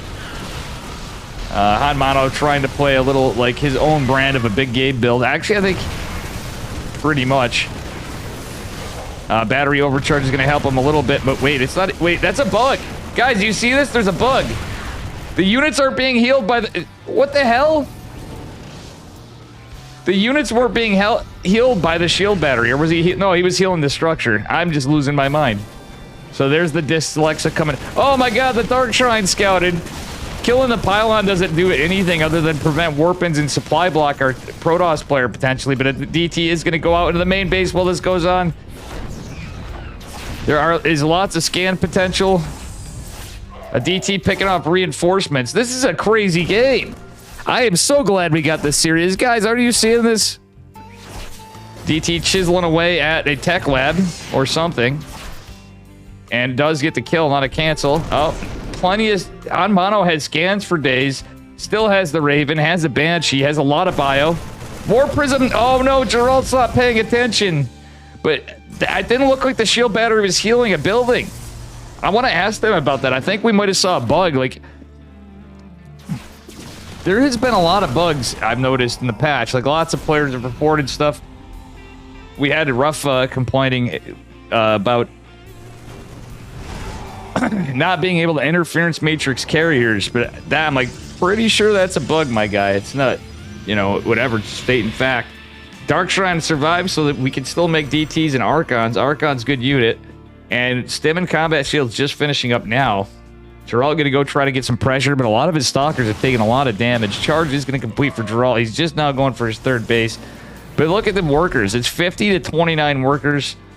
Geralt is going to immediately be able to saturate. Hanmano knows he has to be on the defensive. He's more of an aggressive player, so I don't know how well this is going to work out. Well, that worked out pretty well. Some very injured Stalkers, too, just fall in an instant.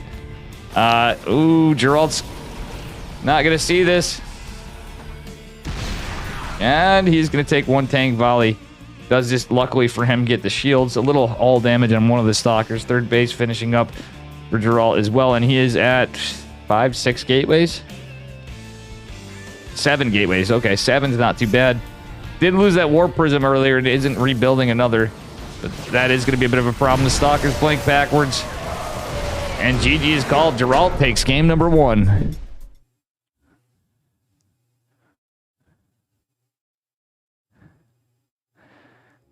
It was, well, the tears of joy were pretty big, Tater Tutor, I gotta say. I remember people were asking me, Dave, did you cry? I'm like, no, but the reason was I was sleeping. It was a pretty, heartfelt moment for sure on the whole thing. I don't think it was just, it was all things together. Going on to game number 2.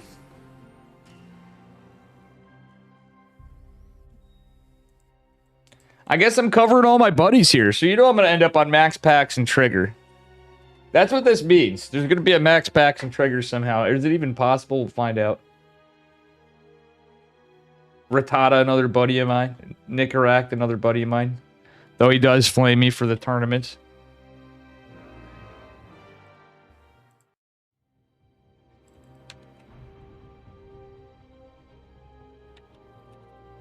I gotta add Solar to my Discord friends. Ghost.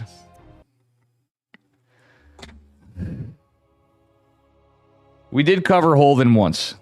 Good luck to Holden against Stephen Curry in the PvP. The matchup that just totally sucks.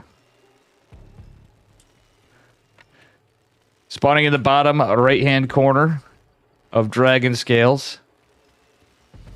Give it up for Hanmano in the red. And his opponent in the upper left. Give it up for Geralt in the blue. Well, I'll be honest. Oh, now I see what you're saying, Ghost, though. Ghost is not wrong. I've lost plenty of games like that, but usually it's charging into DTs. Charging into DTs is easier for me to control. And I can win that, but it has to next. You need to have a proxy nexus. You've seen me win it too, though, Ghost. Statistically, I probably lost more than I won, but that's why I don't really like opening Blink against Terran unless I know it's like Mac or some shit. Myself. Anyway, Hanmano already with a cheeky start to the barracks being over to the side. He wants to get a Reaper out unscouted, maybe? Or he has other intentions to maybe psych Geralt out to thinking there is a proxy Rax. Geralt is known to take a Nexus first, Nexus before Core, that is, sometimes, but I don't think that's going to be the case. He's playing against Hanmano. That can pay high dividends at the same time. However, it's not. Did anybody put their predictions in? And welcome Ghost, by the way. The Ghostest with the mostest. Imagine.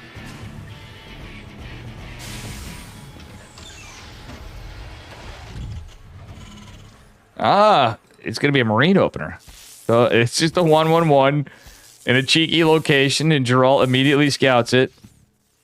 Nothing we could have done better there. No, it's not. It's not bugged. It's the sound. So when the prediction ends, I have automatically triggered. That's why it's not bugged. I can get rid of it. It's kind of silly. I think I might put like a dinger or something when a prediction's done. We gotta have something different.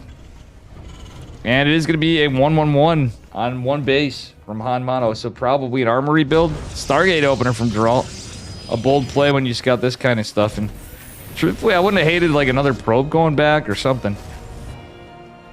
And here we go. My great ISP back at it again. Really boning me even though they came to help. The ultimate nothing we could do better here. Shout out to Spectrum Internet for really fucking boning me over. I really wish I didn't wake up from a nap yesterday. I totally would have went with the guy. I always check the stuff because I've done enough work on every kind of networking over time. Oh, that would have been spicy. The Adept went down right there with the shade. Gerald's trying to get some vision. This is going to be a Stargate opener too with a Phoenix at that. And it is, of course, going to be a fast armory build from our Terran player. Gerald's putting more pressure on, getting more Adepts. Is not going to have any detection. And, yeah, this is a little scary situation. I've seen this one. We've all seen it one at times. But when you're opening Phoenixes and just going in Phoenixes, you got to get really lucky to catch this. Is Geralt going to catch the medevac? Oh, he sees it. Geralt goes back. He's going back with the Adept as well. I mean, this honestly is a situation where I've even seen Max Packs have difficulty holding this. However, oh, Geralt doing about as good as he can. This is actually a really difficult situation for the Protoss player to get in, but guess what? He does about as good as a job as he possibly can. Widow Mines are on their way out. Yet another one coming. Phoenixes did have to use their Graviton Beam. There's going to be another Widow Mine drop coming behind us. Wouldn't have hated no. Well, in Oracle, I was going to say, but realistically, Geralt needs to know when to pull these, though. There's not really that many workers, so the probe targeting on their own is not going to get a ton of workers anyway. So I guess I don't hate that. I do not like this part, though. Geralt's out of position. The medevac makes it in. The Phoenixes don't catch it. And they're going to go to where all of his juicy, juicy probes are. Those Widow Mines are hungry. And they're going to get 6 probes. Could have been a lot worse. 7. Could have been a lot worse, but still, these aren't the trades we're looking for. With that said, Han Mono, point a macro game, Kappa. Dropping 2 more racks as the barracks isn't even done. Oh, God. Still, honestly, that's about as good as you can do. It's literally a situation where that could be pretty much just a build order counter. And it's not going to be the case. However, there are 3 Widow Mines. They will all be scouted by this Observer. Stalker's going to do a good job of holding this. Geralt just pulling to his natural. Luckily for him, Han Mono's probe count is exactly identical. And there's going to be a little swap. Reno Stim is going to finish up, though. So it kind of hits a little bit like a 2-1-1 as a follow-up, sort of, kind of, ish. I don't know. The game do be strange. That's all I know. Observers in Obs mode. Oh, that...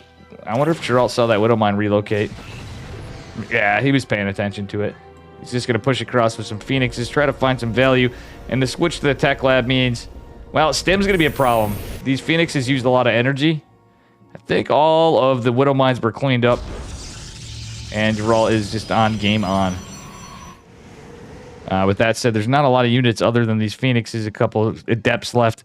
The Stalker and a Zealot. No tech, no Robo Bay going down just yet or anything. It's going to be an Immortal. He might even just switch to Twilight because of things. We'll see, but... I would say Phoenix Colossus would be the probably better follow-up because of everything. But that said, getting a scout on this is good. Colossus take forever to come out, and he is going to go Phoenix Colossus. But like the tanks and such are harder to hold. That said, good scout. Oh, I like the disengage from the Graviton beam, so that was a good drop. Oh, Gene Sim, I am so with you. Creator was that was a huge Protoss upset right there. Very sad to see that with Creator. More Phoenixes coming out.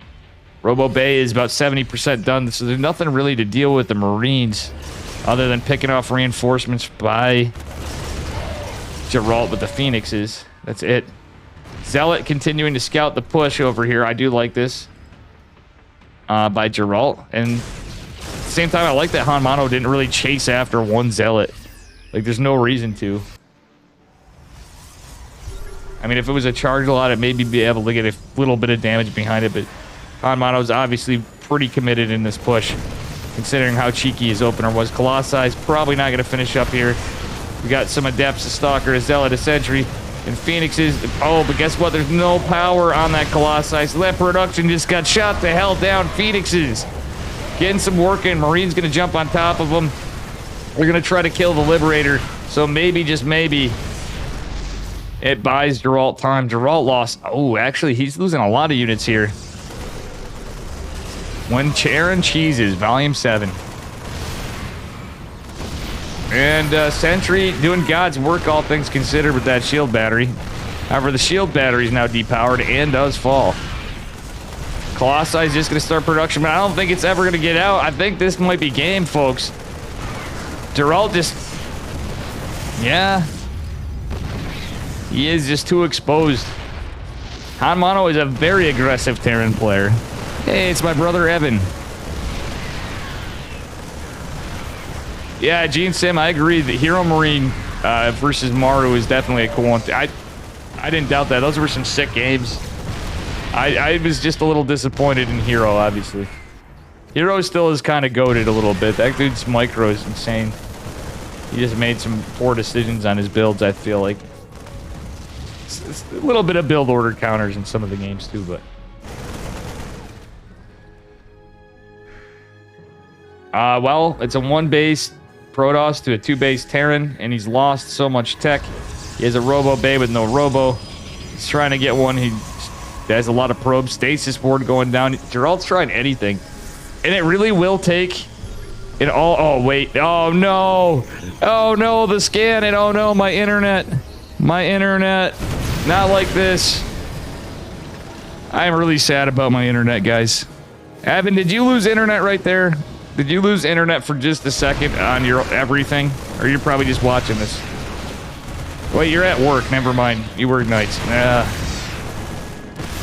Adept shading over, being annoying. He's hoping to get some friendly fire with the splits, forcing the siege tanks to kill the Marines. Actually, it comes in clutch. Phoenix is picking up the Marines, but they're not going to have energy to get the tanks. Geralt's hanging on. He really wants this money. And he's up a game, by the way.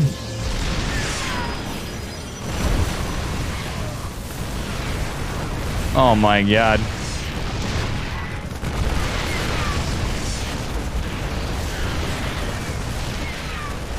And it's all going down to Kirktown.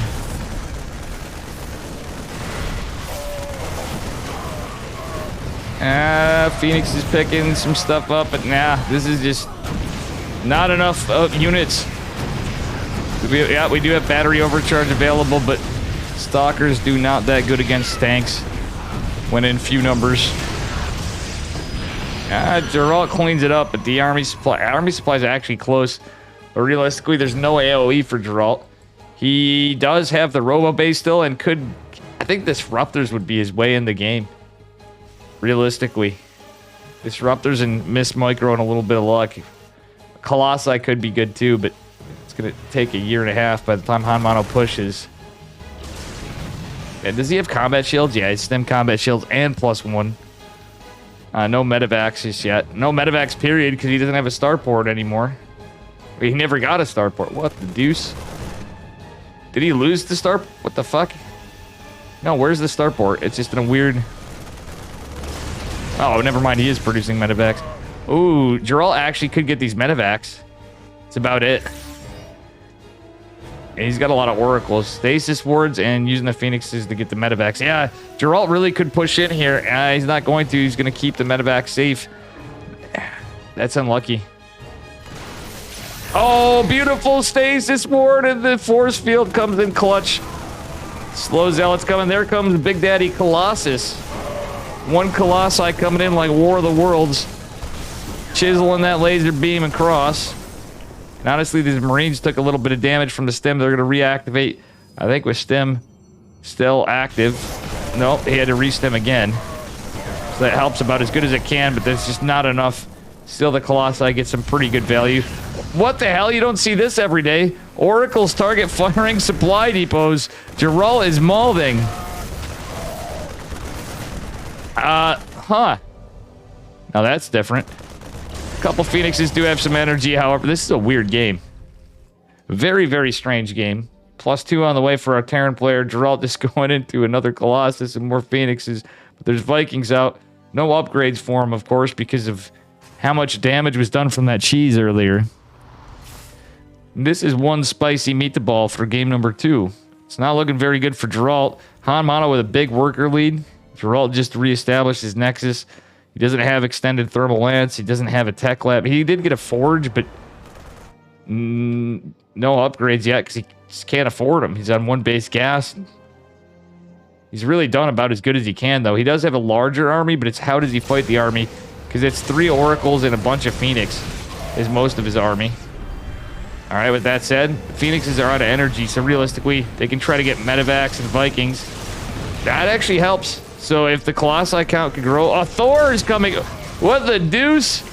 Hanmano cheating with those OP tier 3 units. Which situationally, I really don't hate I really don't hate this. It's really fucking weird. But I don't hate this at all. This is a crazy game. What is going on, chat? It's Bio Thor. End of tank.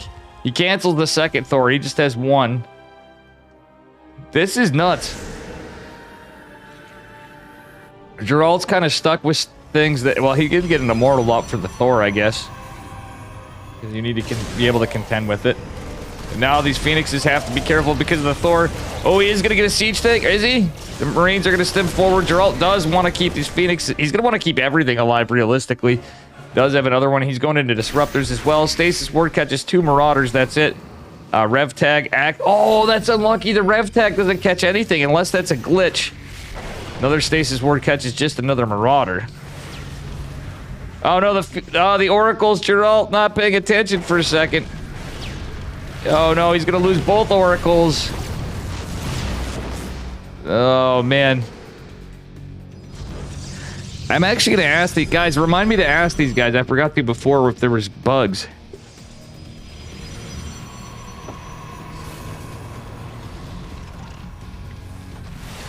I think that was a bug. That rev tag didn't catch anything. So chat, please remind me. Get out of here, Dave. He was a what? He did a 1-base 1-1-1 with an armory. Jeez, get out of here, Dave. Oh yeah, I'm sorry, it's Terran. They don't accept that. It's called meta ghost, right? When Terran cheeses, it's meta. If it's proxy racks, it would be meta. Because it's a tournament, right?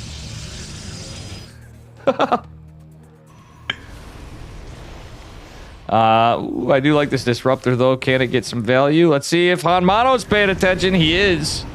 He lifts the Thor. It would do a good amount of damage to Thor, but that's about it. Another disruptor is out. You're all getting another one. But that's really crazy. There were 2 bugs we've seen so far.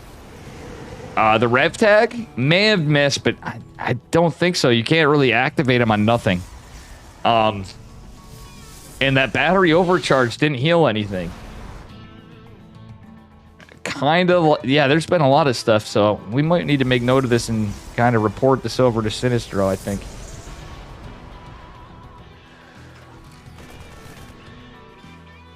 I'm going to double check the replays after.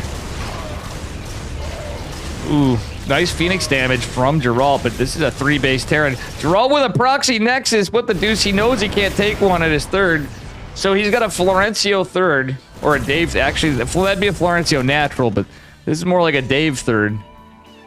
Let's be real. I proxy my third base quite often.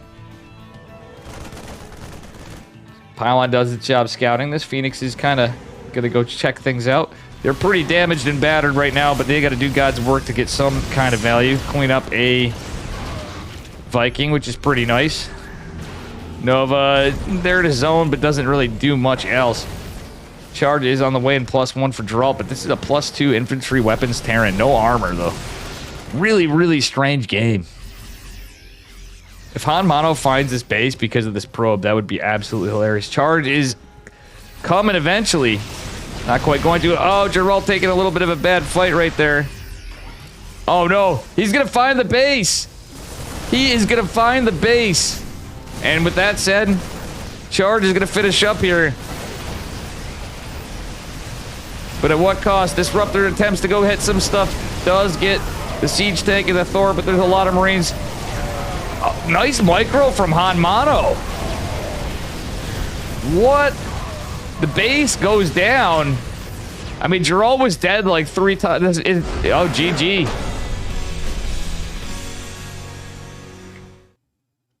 Drug or bot, big dick? What do you mean, geez, dude? Oh, I'm just checking out. I'm on a 2-minute delay here.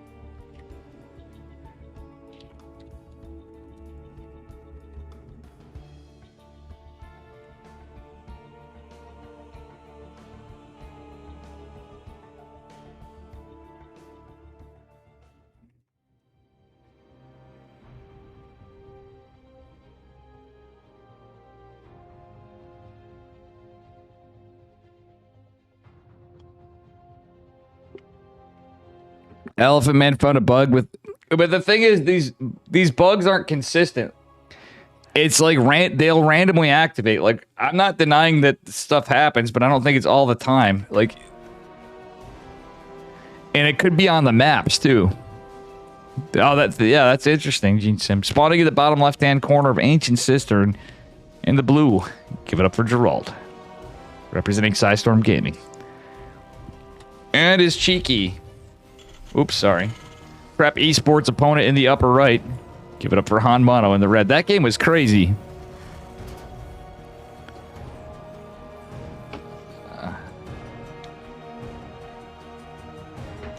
All right, Hanmano going for a proxy rack in game number 3. Geralt is Yeah, that looked like he's feeling like he could be getting proxy raxed. He's not going to be as surprised, but this is going to be proxy marauder. So Yeti got me with this one the other day. When you do it, this is a very tight build. It's not just proxy 2 racks marauder. It is quite big, Dave. I kind of figured that out after. Geez, dude. Anyway, when you scout this, it looks pretty normal. You have to be really, really paying attention. It's a damn hard scout because the second barracks finishes up so damn close, and it's back at home. So it looks like it's just going to be a pretty normal opener. But this is 100% going to be proxy marauder. There it is. The tech lab goes down. And there you have it. Who wants to have some fun? Hey, thanks for the raid, Sensation. Welcome, welcome, Raiders. Guys, if somebody could shout out Sensation, do appreciate it. Hope you had a good stream. We're on a 2-minute delay, so you're not going to hear me for a bit. Hi, Bugs. Yeah, Darius. So basically, there was something I needed to check the replays to confirm. I could have not been paying attention for a minute, but I think the battery overcharge in game number 1 of Geralt versus Han Mono it literally didn't seem like I was activating at all. He had a damaged stalker next to it, and it was not a couple damaged stalkers. It didn't do anything. And then there was a rev tag in game 2 that didn't it hit, and it didn't reveal anything. I was like, oh, did he not hit anything? But I'm like, that doesn't work. So it was a battery overcharge and that. Hold on, let me see here. Proxy Marauder coming out.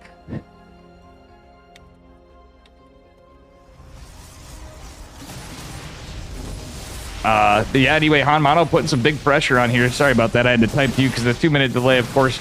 Darius, our admin of the night.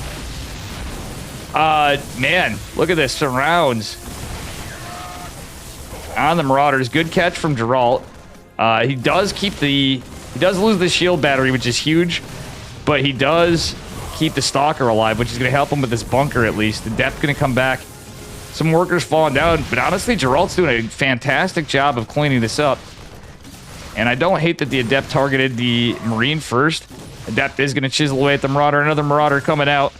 But this Stalker's yellowing a little forward. A fresh Marauder comes. Another Marine to join the fray. We are going to have another Stalker out in Warp Gate. Shield battery going to be attempted, but I don't think it's going to do the job. Geralt's still macroing behind this. A factory follow-up, of course, is going to happen. Ultimately, the Stalker going to be cleaned up. Another Marauder is going to pop, and we do have more Marines in production, so it's a damaged Marine, a fresh Marine, and a Marauder. Against just a Stalker. Shield battery's probably not going to make its way up there. Geralt has to be really careful. Oh no, he's overextending. Han Mono continuing to be aggressive. How you doing, Crazy Corey? And welcome, Whiner of Balance. And Darius, Mr. Admin.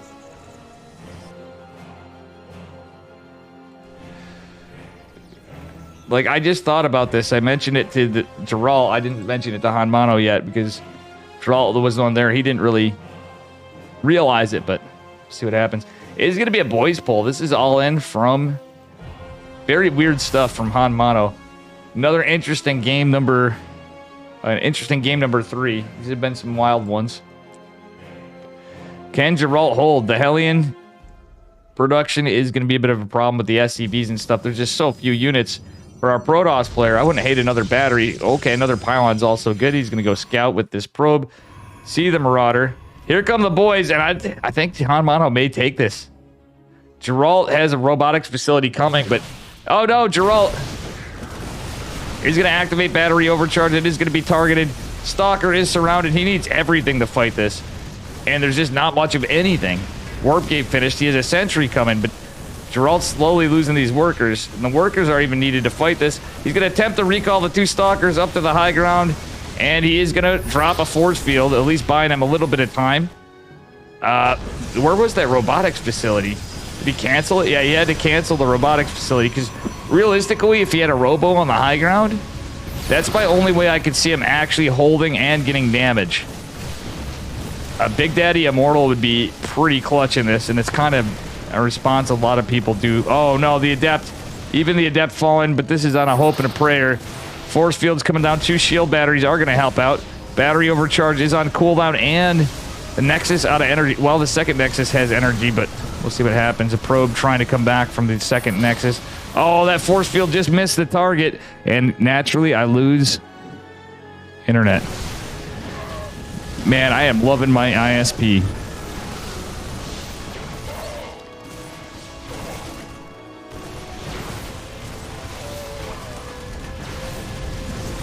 And yeah, I'm actually starting to think it's time for a new modem maybe, which is unluck.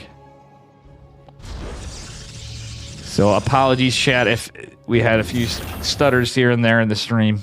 Hopefully everything's going well. If you could let me know if you could still hear me after, because that happens sometimes when we do drop a bit, but I see we didn't lose the entire stream, thankfully.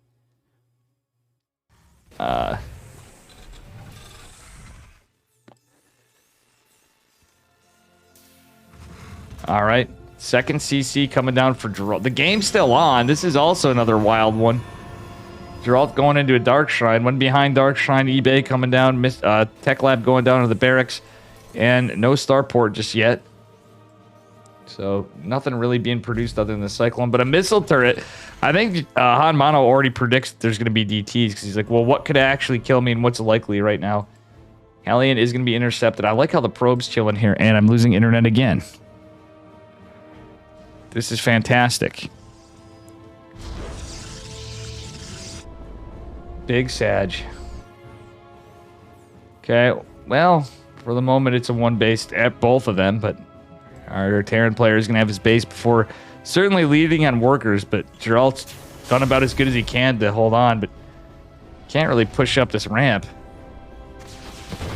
Does catch the Hellion, but that all consequently reveals Geralt's push anyway. Couple DTs coming, and Geralt is going to need some information. The Marauders and such going to help out. He has Blink. I don't know. In this case, I don't know what to say. This is a game, that's for sure. This is like high-level, low-league games. Man, Geralt's had some rough luck, but if he can come back, he's looking pretty dead right now. If he can come back from this game, that's certainly something.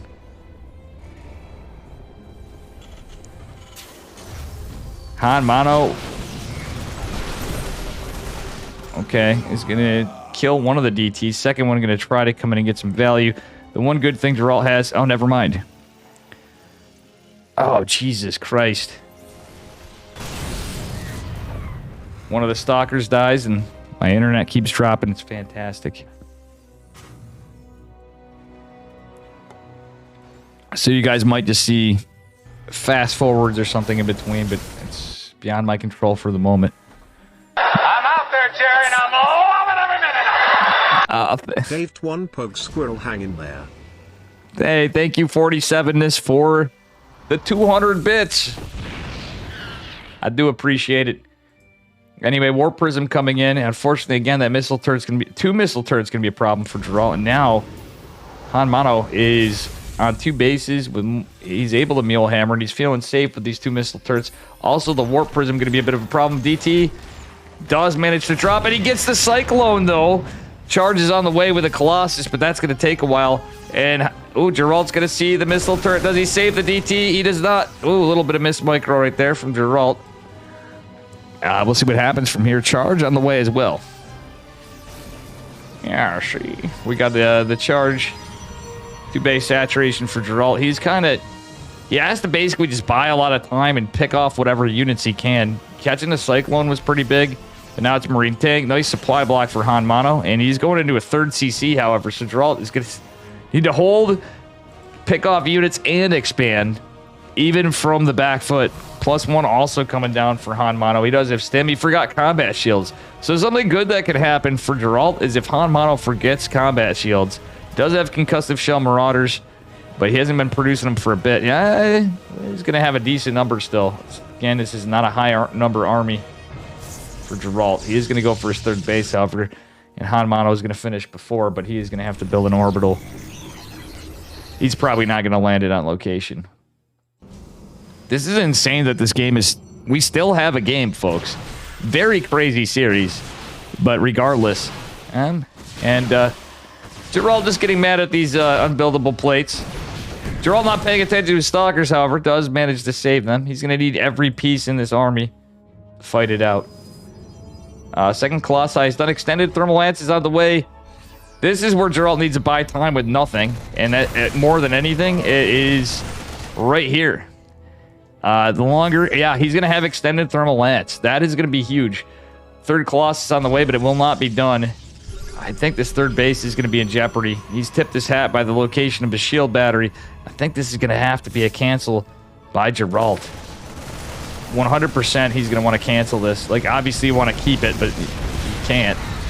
Oh, and he's probably going to lose both pylons? Okay, just one. So Geralt is supply block. Things just went from bad to even worse. Charge is done. We do have a couple of Archons. Blink Stalkers and Charge Lots. But we'll see what happens from here.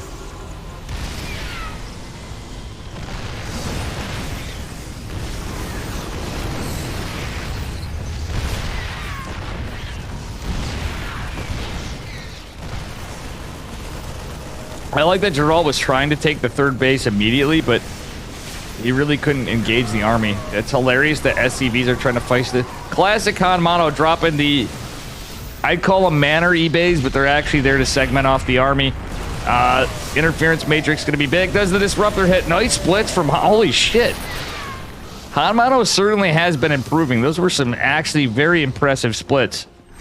But the siege tank comes down. Nice blink from Geralt, and he is going to be able to retain his third base. Han Mono with a little bit of a slip chip moment, guys. Yeah, thank you again, 47ness. Creator of the one attractive emote that I have that actually doesn't look like a third grader made it. Very good artiste. All right. Yeah, we got a big long cock in chat, and third base just now landing at 13 minutes for Han Mono. Double Raven.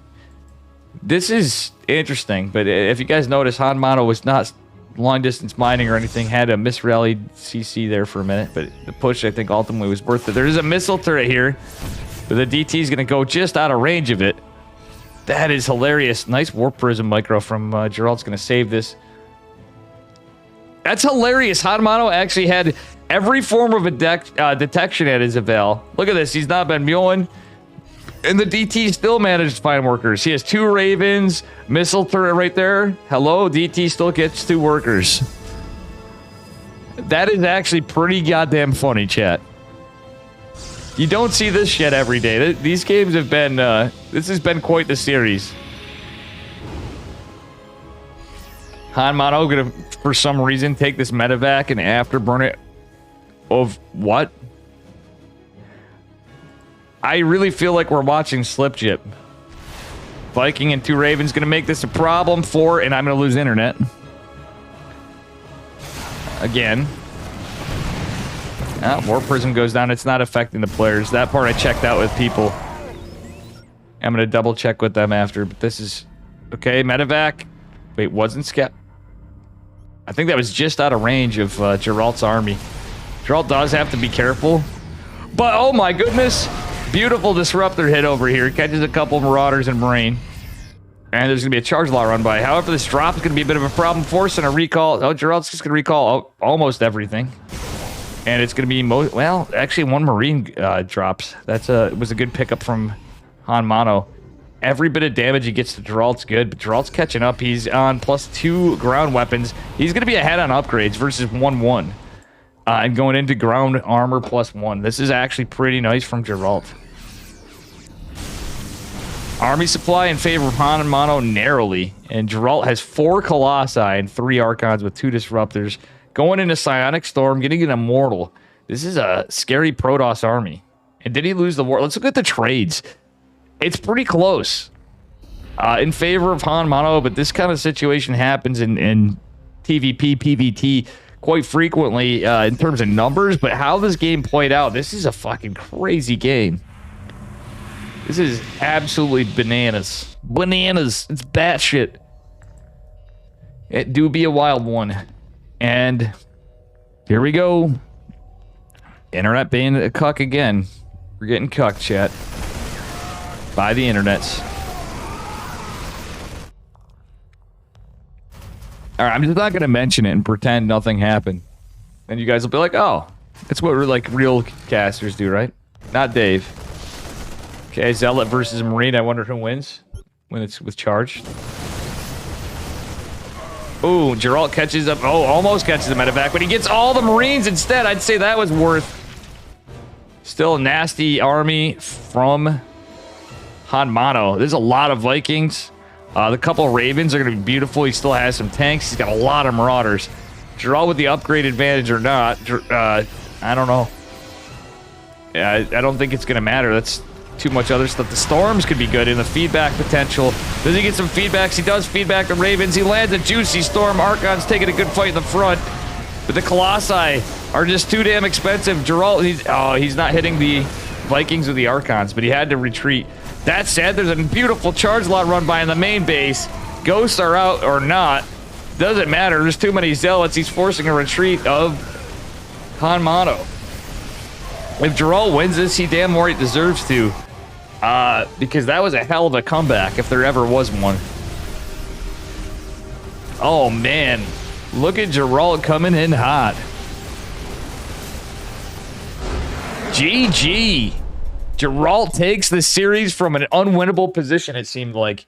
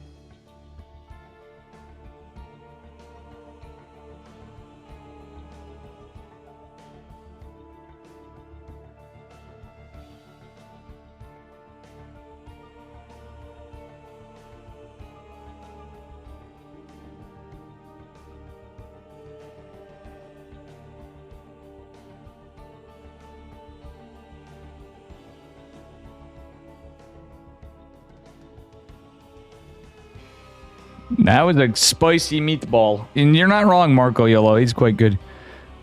Cocorino is in French the translation of cock-a-doodle-doo.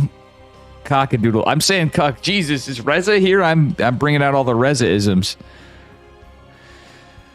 All right, so let's take a look at who's left in the bracket.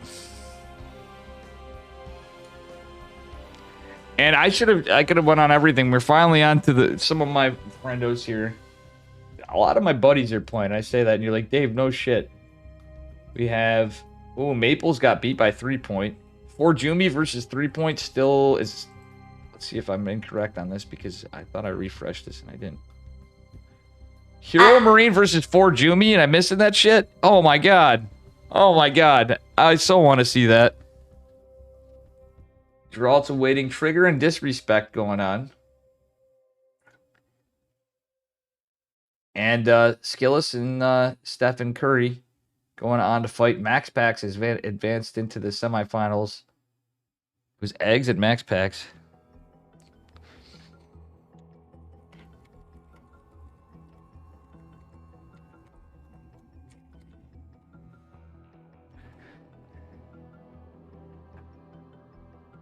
All right, guys, I'm going to see who we get for a series.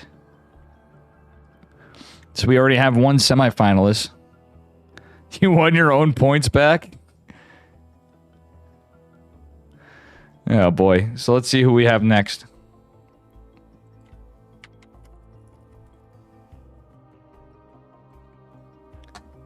Damn, Forjumi versus Trigger.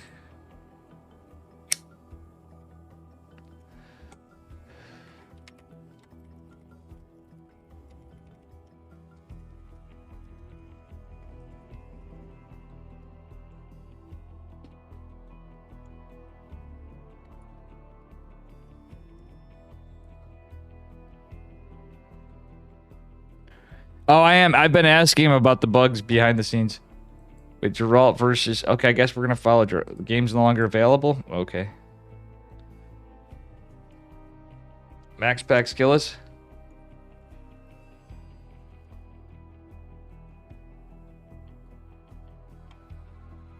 Okay.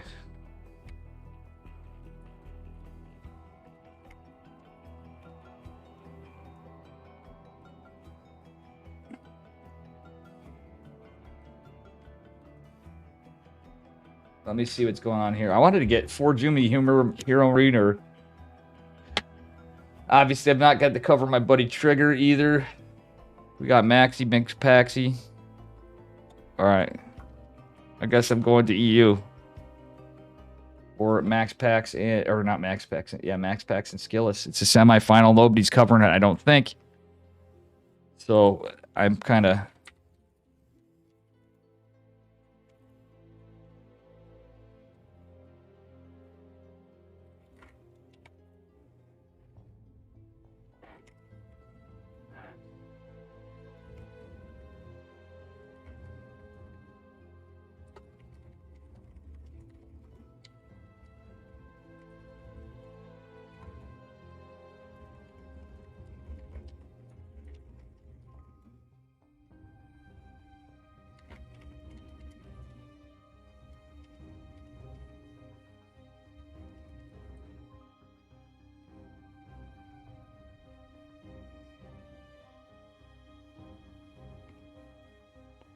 All right, so we are going to be doing Max Packs versus Skillet.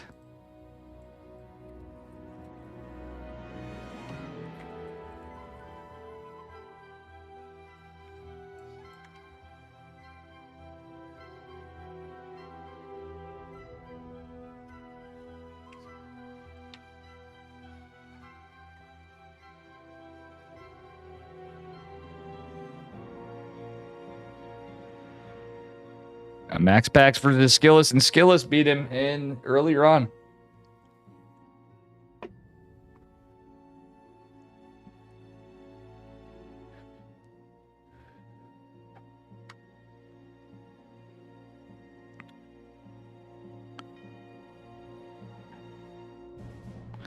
I'm just trying to hop to whatever. Like, this is crazy, though. I can't catch... I don't know who's playing and what and when.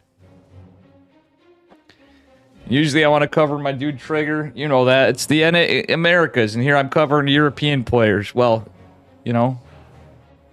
Wait.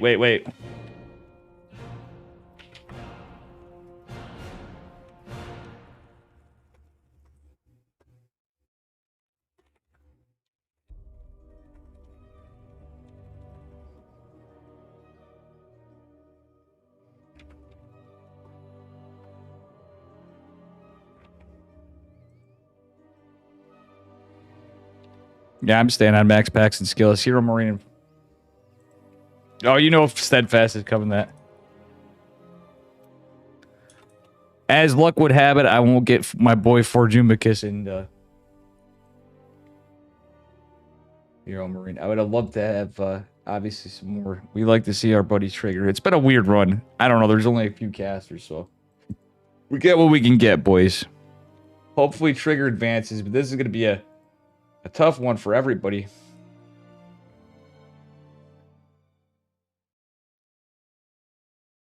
For all players involved.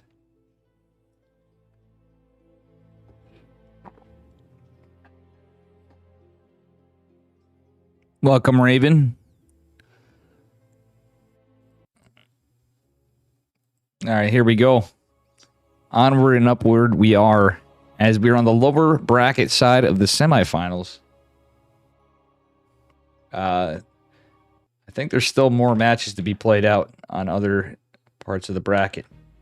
Anyway, spawning in the bottom right-hand corner of Babylon in this PvP series, which happened earlier today on EPT EU. Give it up for Max Pax, representing Psystorm Gaming. And his opponent in the upper left, representing Team Liquid. Recently on Team Liquid, I should say, it is Skillet. So he's no longer teamless. He is Team Liquid. It looks like it could be a 1-gate versus a 1-gate, which I'm not very surprised to see. Max Packs and Skillis do like the opener. And this is definitely a banger one. Guys, get those predictions in. We've had predictions all night. Any mods wants to run them. This could be a close one. And earlier today, Skillis did beat Max Packs. So, our first PvP, our first mirror matchup of the day, actually. We've had PVZ and a couple PVTs and TVPs, depending on how you look at them. ZVT, Ps, and that's it. Now we're into a Protoss versus Protoss.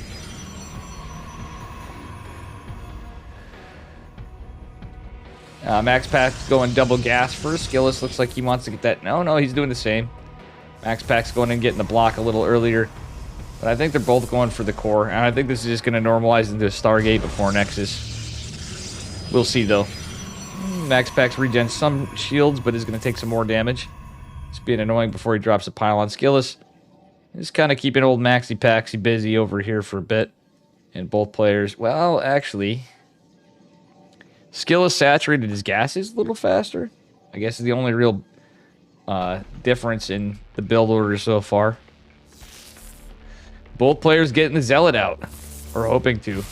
And it's this probe standoff over here. Meanwhile, Max Pack's just being nimble with this probe. He doesn't drop a pylon just yet. And the Stargate is going to go down in the wall for Skillis. Max Pax now knows it's literally almost identical. Max Pax has his Stargate a little quicker. Zealot's going to come out and contain this. Max Pax possibly going to get his Nexus quicker. We'll see. No, Skillis drops his before Max Pax. So, not surprising because he had the lead on the Stargate. It's going to be pretty... In my eyes, that's inconsequential. Alright, yeah, so long as this probe didn't get it. It was a little inconsequential for Maximus Paximus, who's going out to fight with the Zealot. Probe is... I wonder if Max Pax is going to do the proxy trick. Zealot going to fight the Zealot, and the Adept going to come shading across the map from Max Pax, going into Stalker. Skillis just with the Zealot, going into Warp Gate, going into a Phoenix. And Skillis in prep to get the wall up. Ooh, Max Pax took the first bit of damage, so... it does regen some shield, but now with this Adept coming, that could be helpful. Oh, he does get some hull damage on the Zealot. However, the Phoenix is going to be helpful against this. Skillis forced the wall off. Max Pack sending over the Stalker, going in for a Phoenix of his own because he knows one's in production. Adept going to shade in. The Phoenix is going to help out a little bit here for sure. We do have another Stargate going for Skillis. Is going to be scouted by Max Pax. That's going to buy him a little bit of time. Zealot doing God's work by Max Pax, and that's why Skillis dropped the other Stargate. There is an additional Phoenix out. 2 additional Phoenixes out for Skillis. Max Pax is getting God's work done with the Zealot, but he's going to have to be careful. What happened to the Stalker? I think he canceled the Stalker. We're going to go into a Phoenix game. It's Phoenix Wars, guys. This is a scrappy one already. Who says one-gate expand games are boring? Usually, when we're catching them on the Open Cups, they are not. Or hell, even my tournaments. GG's called. Max Pax wins with the Zealot. And that said, this is a well-deserved... You know, I have to rebuild this this scene because we have new stuff. Hey, Dave, where'd you learn this build from? Princeton University.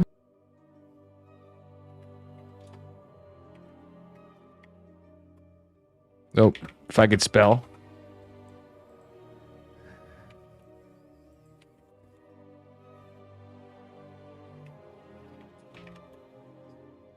Why is it not? Look like a tree and fuck off.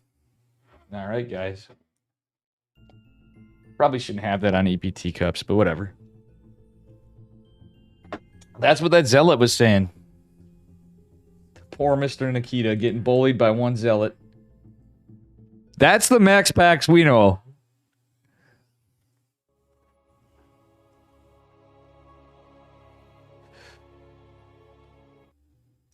Honestly, I've been feeling it. Max Pax is seeming to have a little bit of a rough time lately. I don't know if you guys have noticed, but it seems to have been having some troubles in some tournaments. Spawning in the bottom left-hand corner of Ancient Cistern in the blue.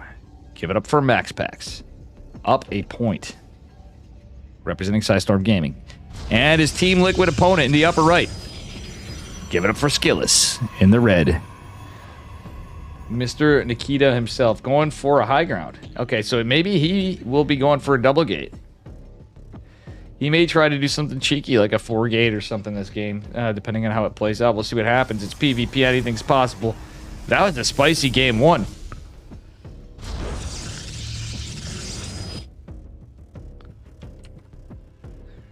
All right, probes going out across the map. We'll see what happens here.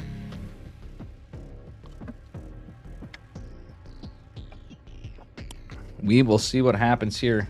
Just a little pass through as they go across the map. A couple of simulators going down for Skillis. He is going for a standard 2-gate setup, it looks like.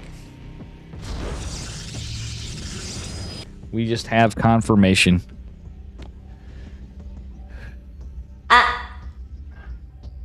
And for those of you that remember, no double air win for Skillis today. I guess not on that game anyway. We'll have to see what happens this series. That was certainly an interesting game number 1. Decided pretty quickly. And again, this is the lower bracket semifinals. Hero Marine versus Forjumi going on. I didn't see who Trigger's playing.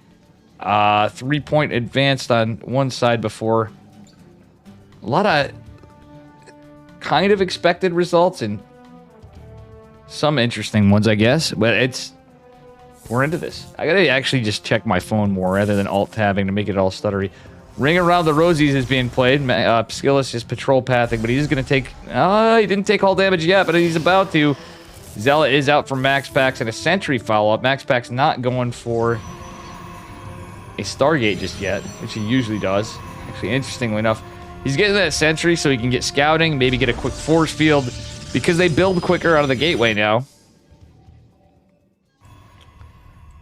Alright, Skillis is going for... a Stalker Adept opener. I do like this. It is going to be a Stargate from both. Both of these guys do like their Stargates. And I think Skillis is probably just going to expand behind this. He's still going to expand, more than likely. We don't see any probe going across the map. He's not afraid to cheese sometimes. So it's kind of remarkable. Max Packs... It was funny. I was watching a Hearthstone interview earlier. I think it was from the StarCraft historian. And Hearthstone confirmed the existence of the Zerg Cabal. But more importantly, he was just talking about players, and it's something I kind of thought of Max Packs more. Max Packs went from being like a cheeser and just like an all-around macro player to like he's the kind of guy that'll take his build. He's an innovator in that he takes his builds and just refines them in so many different ways. He always opens like the same ways pretty much. Like he definitely can throw curveballs. But he'll take his builds and just adapt them with so many variations. It's insane. It is going to be Phoenix again. Double Stargate from Skillis in this game. Max Packs with just the 1. He did open with the Sentry to scout, but we'll see what happens. Actually, I don't think that really landed. Adept's going to make its way in for Skillis. Max Packs is going to lift it up, but I don't think he knows. Oh, no, he does. Yeah, he's going into another Stargate as well, but Skillis is going to have the jump on Phoenix production with that second Stargate. So mirror opener, reactionary second Stargate from Max Packs. I do like it. So it is a Sky Toss game. Well, it starts out as a Sky Toss game anyway. We'll see what happens. Could have all sorts of cheeky things. Unfortunately for Max Packs, he opened with a Sentry and a Stalker, though that took away some of his gas. Skillis did invest in a Stalker as well, so there you have it. Ooh, 3 Phoenixes going in for blood. Gonna go get some probes. One has a lot of energy. Max Packs does see it. But it's equal number of Phoenix. Actually, Max Packs has the lead for second. The Stalker there's going to try to help. There is the additional one for Skillis. So now they're on kind of even kill production, more or less. Skillis did have the lead, but now it's playing out. It's a little strange. It's the battle of the skies, folks.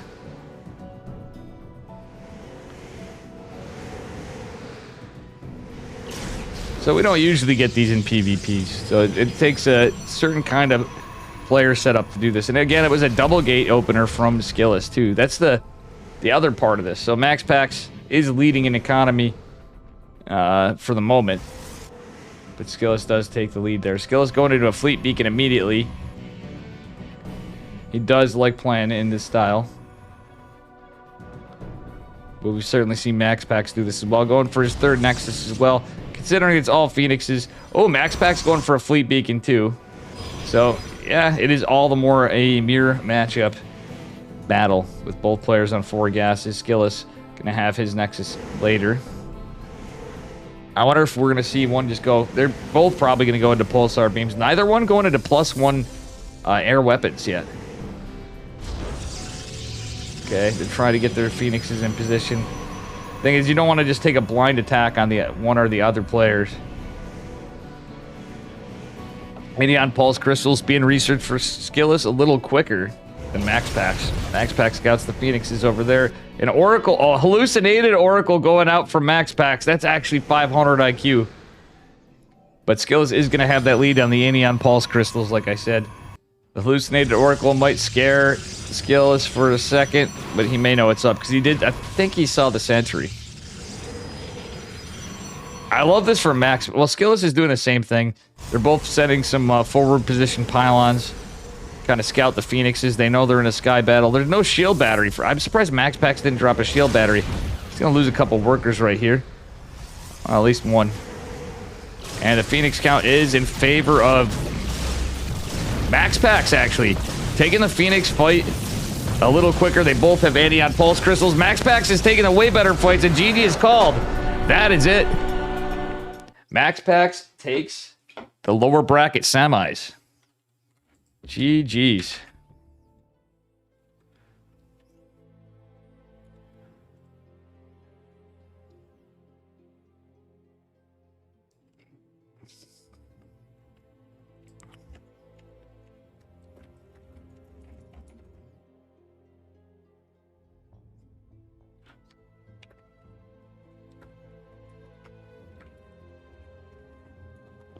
That was a quick one. Max Pax coming in for blood. Skillus beat him earlier. He wasn't letting him again today. He already went down once. And I think from his loss, he took back some information.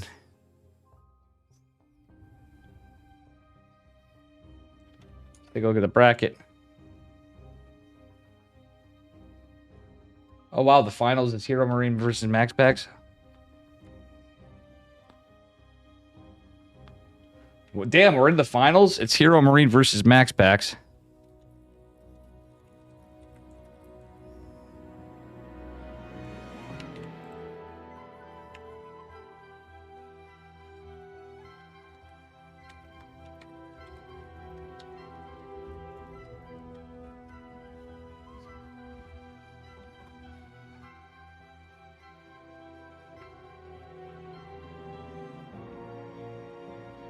Oh, Trigger Geralt. Never mind. Shit, did I miss it? It's Trigger and Geralt. And my buddy Hydra's awake now. Trigger is in. Hell yeah. I didn't even see that. Trigger and Geralt's ongoing.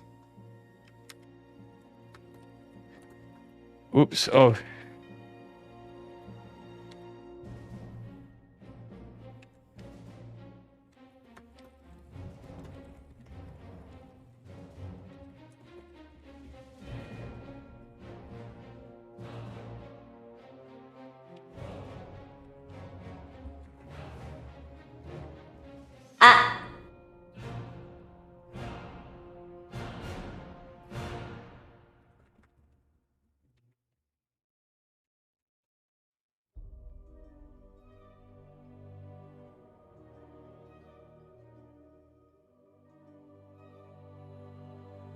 Giddy up.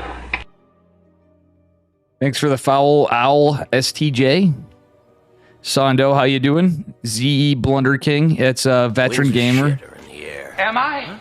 Or am Hey, I so sane that Fran you just blew your Doritos. mind? What is up? Thank you. Cranlitos just subscribed. Thank you for the 3 Sup, months. Dave? What's up? Did you change your name by any chance? ZE and Cran Doritos. Guys, I need a moment. We're waiting for Trigger versus Geralt. Geralt versus Trigger. We finally get my boy Trigger. And I'll be right back. Thank you so much.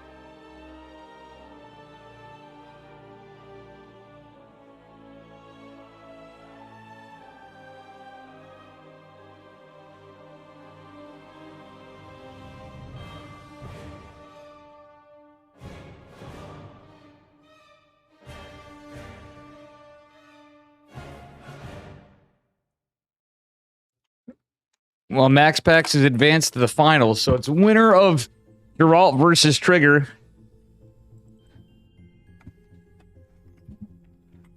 How you doing fighting?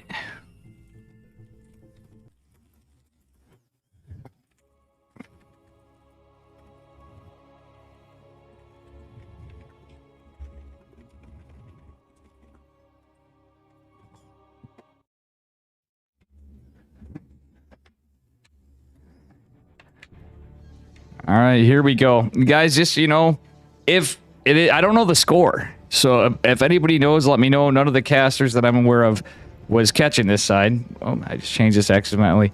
Spawning the upper left-hand corner of Dragon Scales in the blue. Give it up for Psystorm Gaming's Geralt. And welcome fighting. Anybody new here, do appreciate a follow. And his opponent in the bottom right, give it up for the goated team, Basilisk. The team of... This guy's the first player on that team, actually. That's what makes it the goated team. It is Trigger. It's going to be a 1-gate versus a 2-gate, maybe. Trigger might do something spicy. He's going for a gas before gate. What a mad lad.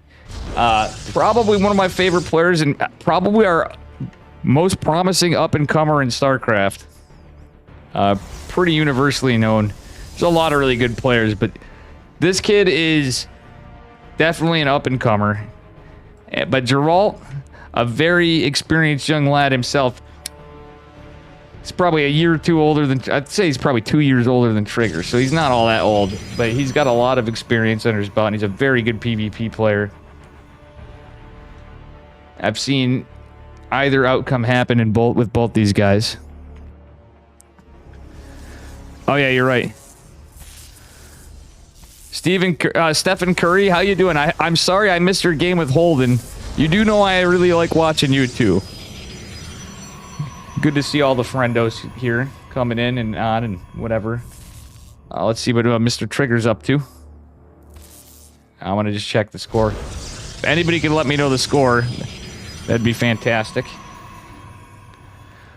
All right, guys.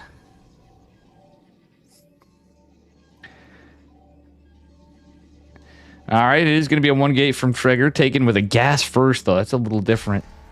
But I think everything kind of checks out other than the delayed Cyber Core. But that's actually rough, because Geralt's already got 2 Stalkers pushing across the map. That's a very greedy opener. I would imagine Trigger's hoping to get a Stargate. He's not going to be able to. Geralt is, yeah, it's going to be an Adept in this Stargate. But I think Geralt is planning on just pushing right... No, he's not. Had Geralt just push right across, that'd be something else. But the Adept is going to go across. Thanks for the follow fighting. I'll probably be still streaming a little bit after. I do have some energy, but I'm really tired. My ladder games have sucked.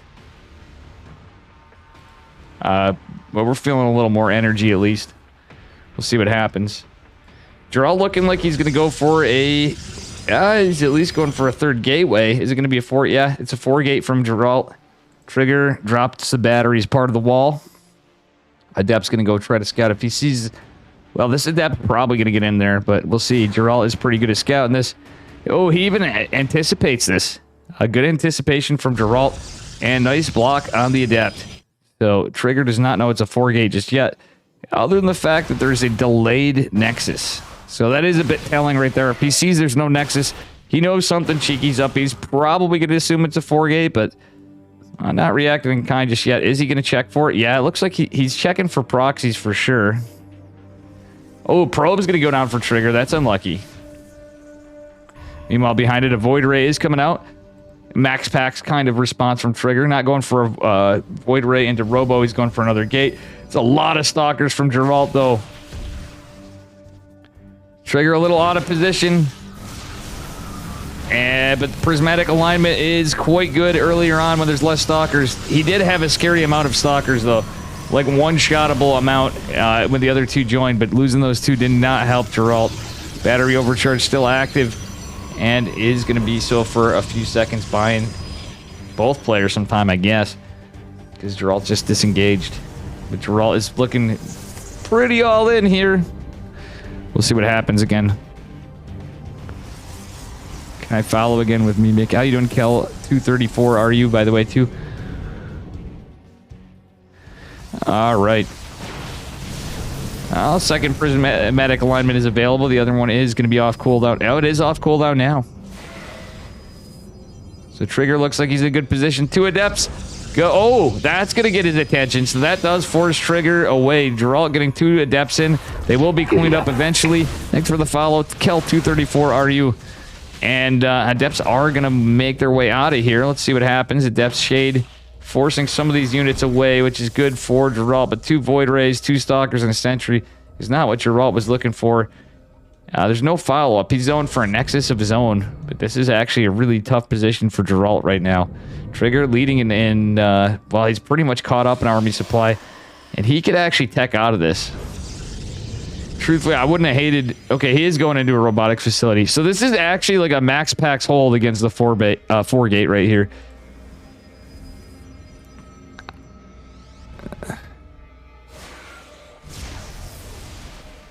All right, we'll see what happens. Sunday Kirktown, we'll see. I'm trying to behave a little bit. Like, I'm having a bit of... Oh, wow, Adept gets cleaned up. And Geralt's still in this, but he is going to be quite a bit behind economically. Trigger is just going to that Robo. But Geralt is going to obviously go into Blink as he got his Twilight.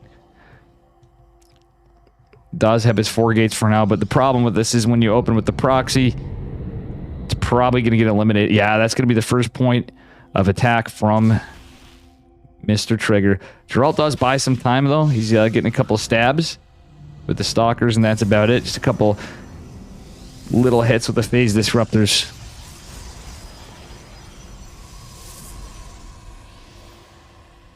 I mean, honestly, I may fire up the stream again after for a little bit, and we'll see what happens. But if not, I'm not planning on a super long night. I have to take care of a few things. But we're flying through this tournament pretty quickly. We'll see how this series goes. And with Hero Marine and winner of this anything's possible, guys. Blink is on the way. Geralt's still pumping out those Stalkers. Is getting some more saturation, but Trigger's been well invested into a couple gas saturation for a while on top of 2 base saturation. So he is looking pretty good there. Going into Blink himself. I'm surprised he didn't go into like Disruptors or something. I mean, Blink Stalkers make sense. Or just a mass number of power units, because Trigger's now leading in the army supply, and it's all basically power units. He's got a bunch of Stalkers, but with the 4 Void Rays and an Immortal, a Sentry, and these Zealots, like this, I don't know. Blink be damned. Blink is going to be good because everything's slow and derpy otherwise. There's even an Observer out, so these Adepts are scouted by Trigger. So Geralt's kind of in for his run here. He's going into charge behind this. Trigger going into a forge.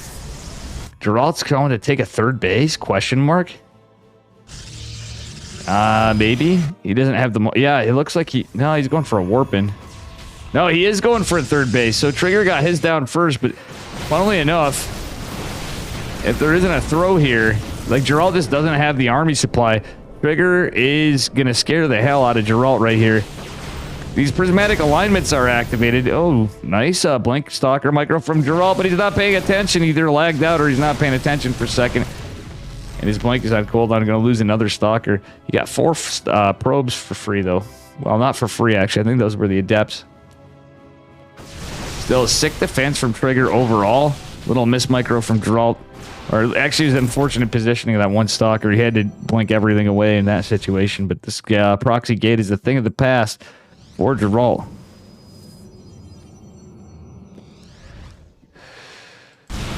Gate going down. Let's see what happens here.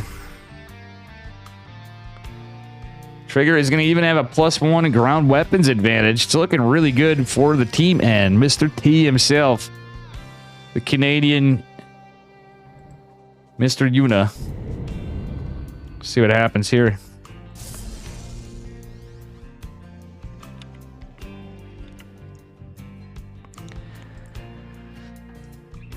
I'd like to say I'm surprised with this outcome, but no, this happens. Geralt and Trigger is a good match and can go either way, but Trigger's definitely showing his improvement too. In the past, I'd say it'd be a little different, but you can see who's been practicing their 1 gate expand game, and goddamn, I think Trigger is just going to evaporate everything here pretty much. He's got the +1 advantage. He's got the army advantage. He's got the unit complexity advantage. Gerald did have charge lots, but that's not going to help out much against the Void Rays with everything and the great number of Stalkers. GG is called, and Trigger takes this game. I don't know the score, by the way.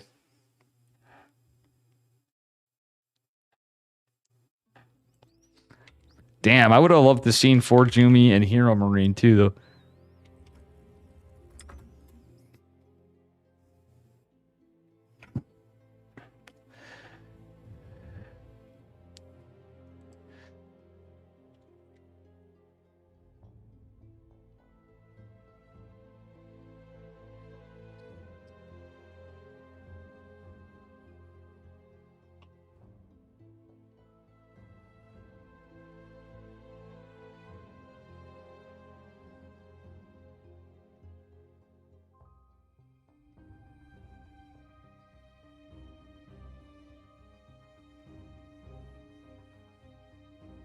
Damn, I didn't get any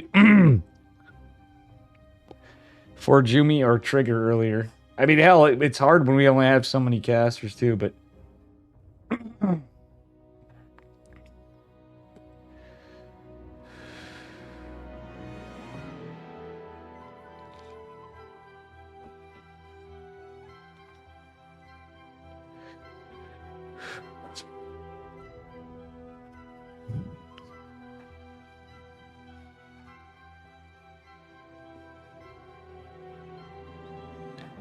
crazy, crazy stuff.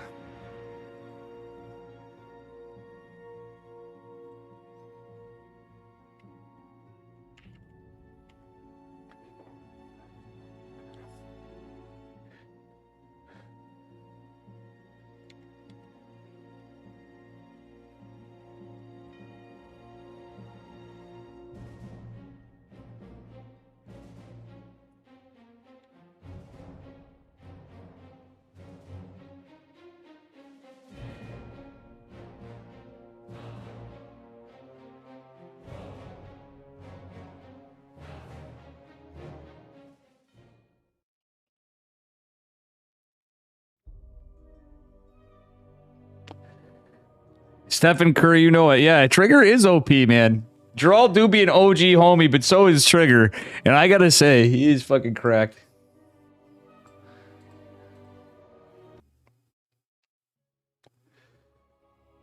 This is reminding me of my tournaments. Guys, we're in an outcome, the only exception being Hero Marine. We got Gerald, we got Trigger right now. We had Fort Jumi, we have Stephen Curry. We have Han Mono. Like, tonight's Rattata, Nicorect. A lot of really good players all around. But it's really reminded me of usually when I have weekly. Spawning in the bottom right-hand corner of Neo Humanity. In the blue, representing Storm Gaming. Give it up for Geralt. And his opponent in the upper left, representing Basilisk Gaming. In the red, give it up for Trigger. Guys, by the way, exclamation mark weekly. Yeah, I found out it was 1-1 after. Exclamation mark weekly. I have a tournament on Sunday in an EU kind of friendly time. Mostly NA favored time, except for it's about 10 a.m. for the West Coasters. 1 p.m. Eastern US time is, I believe, 8 p.m. CEST. We have a $200 tournament. The Dave Testa Open number 6. Thank you, Chad Mandu, for the $200 donation and make it possible. And we'll have some more. Dan Macco has donated toward one earlier. Billy Utters and Vlad wanted to do another one. There's some other stuff coming up, but keep tuning up. If you're not following my stream, definitely smash that follow button. We have tournaments that you'll only catch here or from other casters on it. Sometimes you'll see Flapjack. Usually you'll see Chicken Man or Florencio. We have some other folks coming in as well. Vlad's going to be firing up his stream. Vlad the 4th.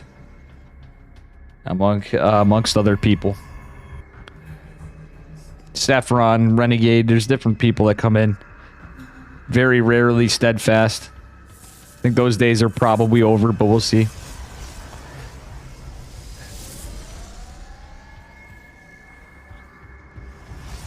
Alrighty.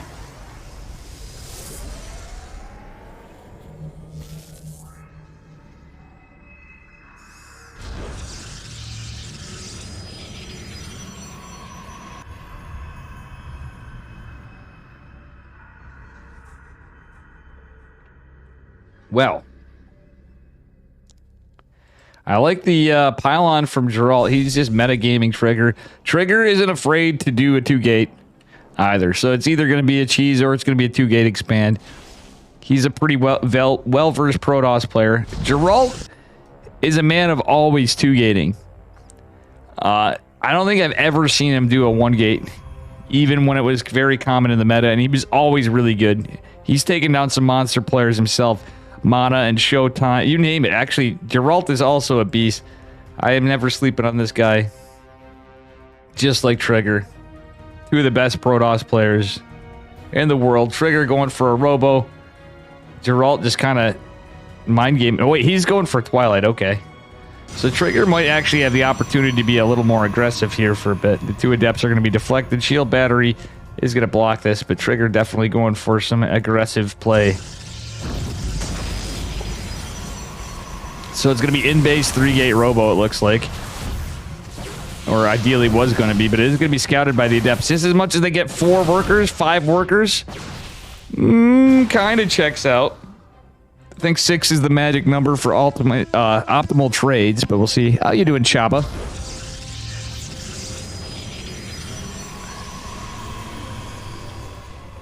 Stalker's going to push across the map, and we'll see what happens from here. Blink on the way. We do have 4 gates coming in total from Geralt, but Trigger going to push out with a War Prism and Stalkers just with 2 gates.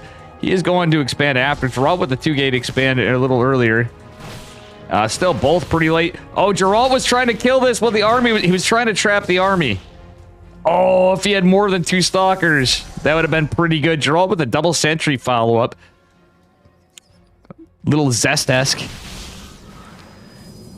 It's hard to say if it's actually a safer opening now, in my opinion. War Prism's going to be a bit of a pain for Geralt. Is Trigger going to use this just for some Adepts, I wonder? But it had Geralt trap those. Actually, now in the patch, I think it actually kills the units. I interviewed Omniskeptic, who made this map, a friend of mine. We might just go for more Stalkers. We'll see. This is definitely engaged. Trigger going in for a Twilight Council of his own as the game just plays out, but he's hoping to get some work done. It's an Adept. Blink's going to finish for Geralt pretty soon. And he is going to be able to scout this with that pylon, I think. Unless Trigger goes to the absolute edge.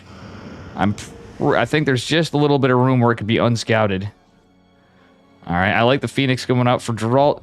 There is going to be a dark... Oh, it's going to be DTs from Trigger. The dankest of shrines going down. So 2 Adepts is the opener. But the DTs are going to be a bit of a problem for Geralt. He is going for a Robo of his own. He kills the War Prism. That's huge. And this is game number 3. Is Geralt going to take down Trigger? This is interesting stuff, guys. Winner of this goes on to fight Hero Marine. So the biggest of games. And then the winner of Hero Marine versus the winner of this is going to go on to fight Max Pax. This is starting to feel like a possibility of a regular week finals of EPT EU. Is a very high likelihood of Max Pax versus Hero Marine in the Americas. Geralt going for a 3rd base. Trigger going for a proxy with a Dank Templar. And going for an Immortal. Does Geralt have an Observer? Yeah, he has 1 Observer. He's not producing another. Wait, Observer's back home. That's going to be huge for Geralt. And Geralt is debating going up here. Oh, he uses the Adepts to shade. This is a bit of a debate from both of them, actually. Geralt is being smart and not blinking up. He should blink up right now. He doesn't know what's there. Oh, he is. The last second, Geralt blinks up. DT's warping in, getting split around. The mineral line is going right here. Geralt snipes a Stalker and gets the hell out. DT is scouted. Now he knows there are Dark Templar, and he knows he's pretty sure there's a proxy. He killed the Warp Prism before. One of the DTs does fall, and Geralt just with Blink Stalkers has to be careful. There's a Big Daddy Immortal out. Neither player with a Ford just yet. It may not get there. Very unfortunate losses for Trigger. Geralt has his 3rd base. He can drop a shield battery. The proxy pylon's destroyed. The army supply in favor of Geralt. I don't know how much I like this. Oh, can Geralt trap him? And he does segment off the army. It is stuck. The Blink Stalkers. Well, Trigger doesn't... Yeah, he does have Blink, actually, but... Trigger is trapped. But he has force fields. What is this game? He's forced to recall, doesn't get everything. Oh my god, this is crazy. This is exceptional PvP, folks. And this is why I personally veto this map. Damn good PvP by both of them. And like I said, this is why you can't underestimate either Trigger or Geralt. Very sick strategy from Geralt right there. Trigger coming in with the 200 IQ plays from the get for the builds. But it was scouted and shut down by Geralt, unfortunately. Trigger now behind economically. It's not looking good for him. Geralt has been holding everything he had and even pulling the rocks trick in the middle of the map, killing the debris, knocking it down. Very, very cool stuff. A little bit unlucky.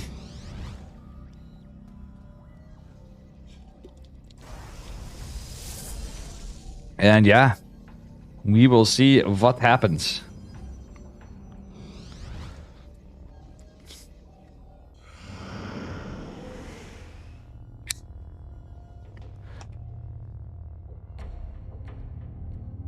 Oh, Dankest the Templar moving in, trying to get some damage done. Geralt is going for a photon cannon. Does have an observer in obs mode going out. DT's going to go unscouted for the moment.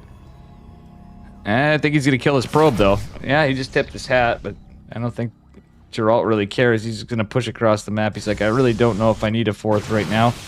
Probably would like it, but DT is getting some workers, and I just said that, and the Dark Templar is actually doing the work over on the other side of the map. Geralt kind of sandwiched in here with all these force fields, but he wants to knock down this Nexus. He gets a kill, not a cancel. Meanwhile, Dark Templar kills 11 workers from Geralt. Geralt's still leading on workers. He has immortals of his own. He kind of sandwiches in here and takes the better fight against Trigger. Trigger, 19 supply. He's going to get it all cleaned up here pretty much. Geralt lost a lot of workers. He's going to lose some more, but I don't think it meant... No, he's not. Oh my god, that's another Nexus down for Trigger. Very unfortunate.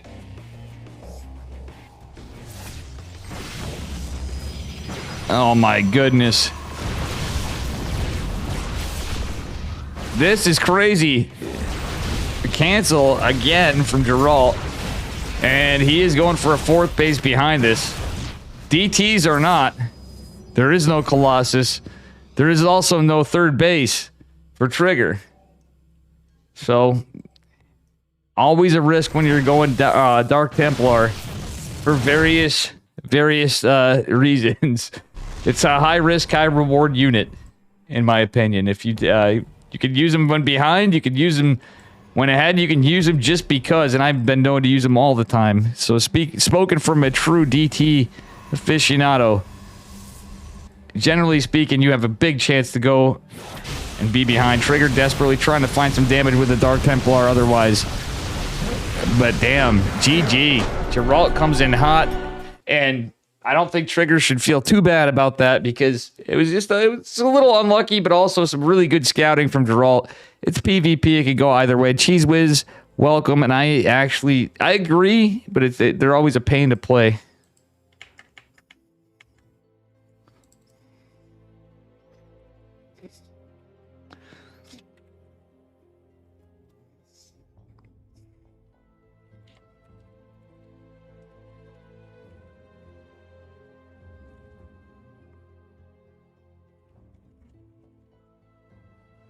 Yeah, poor Trigger.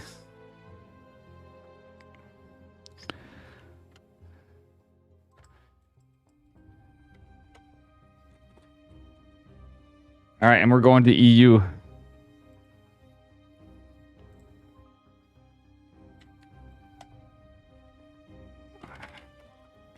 All right, I got to go to EU for this one.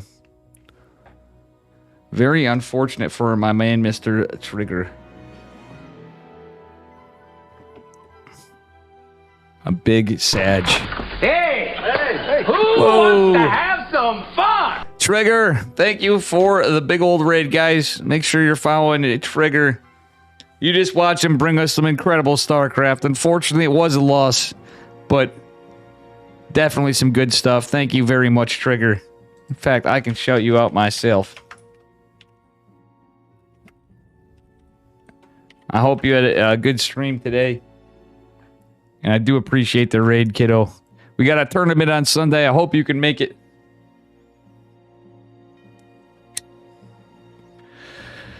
We love our trigger here. And funnily enough, we found some... So, man, it's... Geralt, is it actually a loss sometimes? Yeah, it could mean money, because I know it's just unfortunately before the semifinals there. But, well, I mean...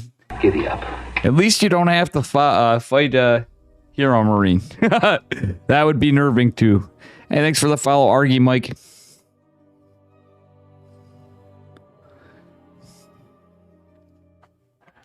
All right, here we go. It is Big Gabe versus Geralt. Well, now there's no surprise here.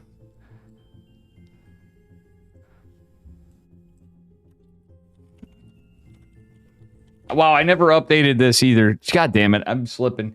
I don't have any automation on this stuff you see on screen, so it's usually all me manually doing it, so nothing we could have done better there. But thank you again, Trigger. I do appreciate it, and I'm sorry you didn't advance. I could totally see in a world where you could win this one. I truthfully could.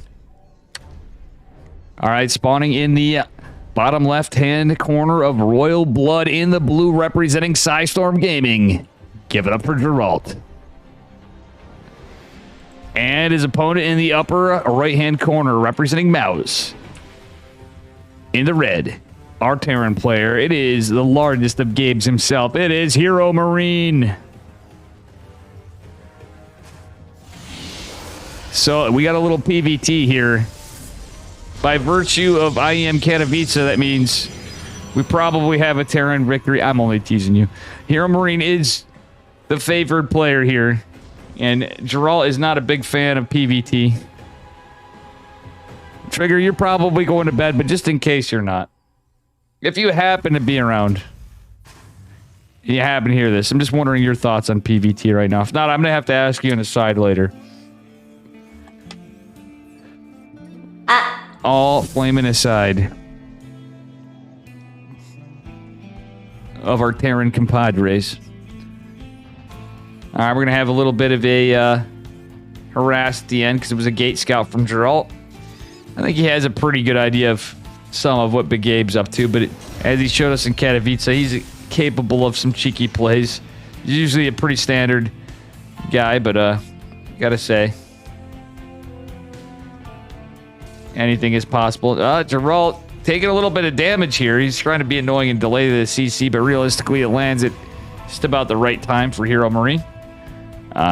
Taking some hull damage is not the greatest on the probe. He is going to keep it out. I wonder if Hero Marine's going to scout for that after.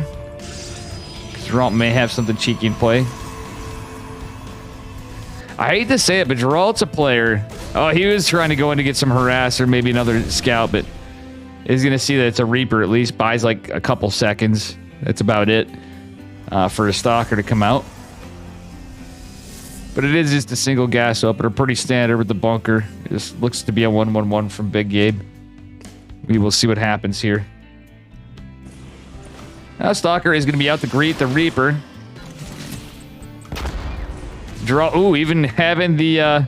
funnily enough, that little grenade did help the Stalker to get an additional shot off. So, Hero Marine is going to send it back. He didn't learn in Katowice not to overextend with the Reaper, if any of you remember that. He did lose a game from that in that case. All right, it is going to be a third CC going down behind this. Draw going in for some scouting information. Is going to confirm a bunker. Is he? Ooh, cheeky. It is Stalker adept. I really don't like Stargate openers from Geralt. That's the problem. I really don't like Stargate openers against players you usually know are going to go for a tech lab opener on a factory. And at the caliber of Big Gabe at that. He's going to see... Yeah, he does cancel the shade. I like that. The psionic transfer is actually canceled in the last second from Geralt. And he does have another Phoenix. There's going to be a full scout from the Reaper. So he didn't see the Stargate. He did see everything. I'm pretty sure he saw the Stargate there. Yeah, it's pretty obviously in the front of the natural. Nice Reaper micro, though, does cause the psionic transfer to just fall short. Yeah, a little bit of weaseling around there in the pathing makes the transfer not catch up to the Reaper as it normally would, because that would be one dead Reaper. So right now that's looking like MVP Reaper. It is going to be 3 racks factory from Hero Marine. Okay, cool. Cyclone doesn't catch the Oracle in an instant, but I think that's one dead Oracle, honestly. This is why I don't like Stargate openers. Like, Hero Marine pretty consistently goes with a tech lab on his factory. Right? He's definitely spiced it up and has potential to do all sorts of builds, but it's kind of the big game special usually. I wasn't expecting 3 racks factory, which is kind of cool. Probe does scout the Reaper. Reaper's going to get the probe.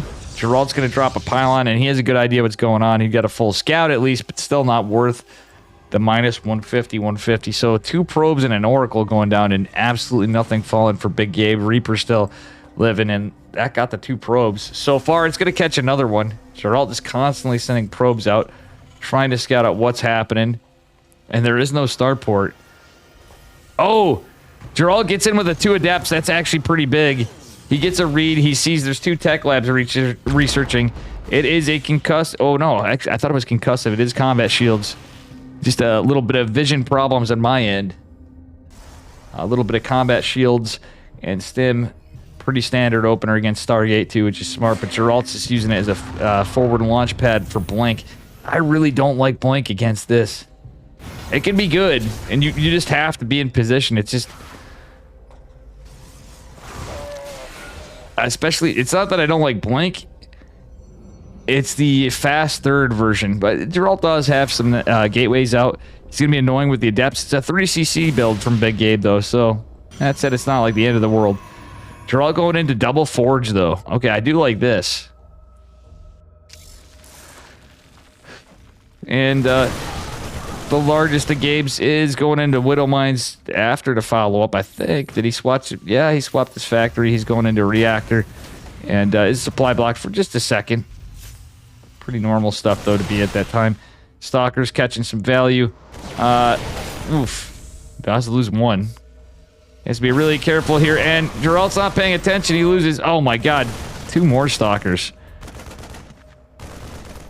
Like, it just in situations... Like, I would have liked Blink if it was Blink, but it was a Stargate just for an Oracle into Blink. I see that happen so many times, and not just Geralt, but other Protoss just get bodied for one singular Oracle. You've invested 300 gas that could have been spent in anything else. And that's not digging at the player.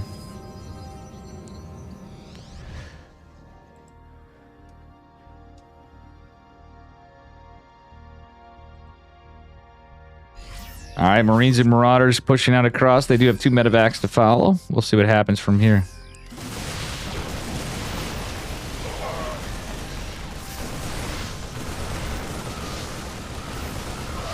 Well, Charge did finish up at a little late. He does have 1-1, but I don't think it's going to be enough to fight this Bio Army.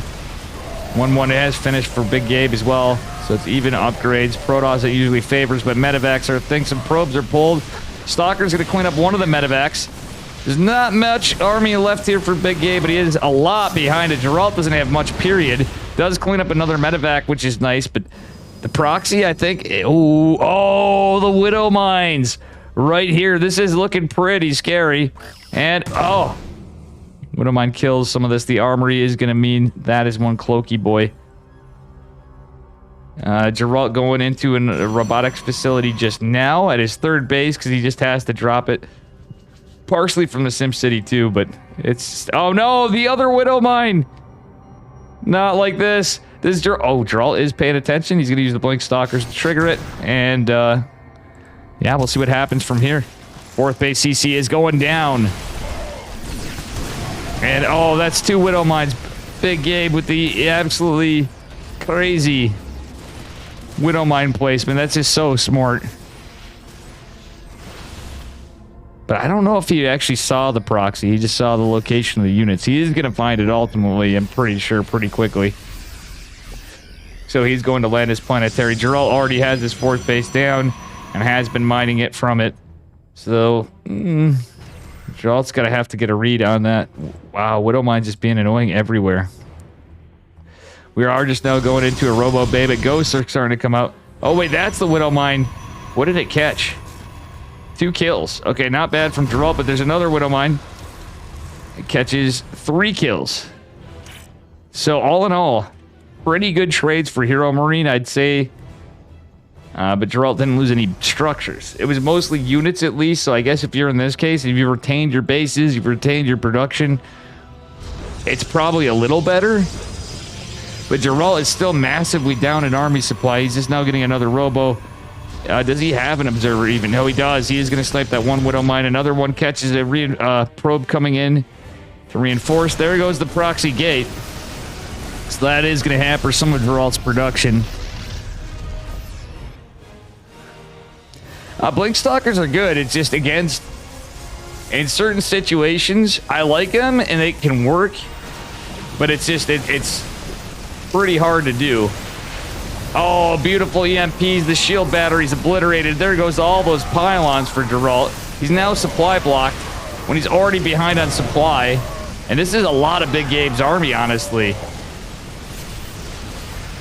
So there goes all the bio. Geralt's forced to get a disruptor from his 3rd base location, but a lot of groundskeeping's getting done here. No observer means these Widow Mines are going to be off cooldown in a second. A Colossi is going to be attempted over here. I guess it's at least something in production. Disruptor may help out, but Big Gabe is so good against disruptors. That's the problem I see. Oh, that said, it doesn't catch the ghost. It catches a couple marauders. Another Colossi is trying to go down. Yeah, that's dead. That base is dead. Geralt trying to take a 5th behind it is going to finish up, but I don't think it matters. All the probes falling down. There's a lot of Widow Mines with this. Oh, man. This is not looking good for Geralt of Rivia. Observer goes down. EMP comes in. Look at Terran. Imagine Big Gabe. I think we're seeing the end of the game here pretty soon. It's 16 army supply to 110, and GG's called. Acheron, what's up? All right. That was a fantastic play from Big Gabe. Geralt didn't do bad. It's just...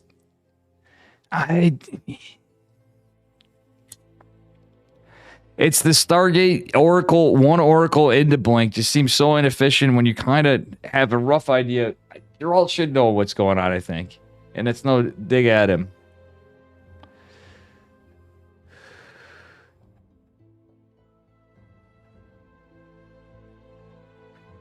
Welcome, Acheron, by the way.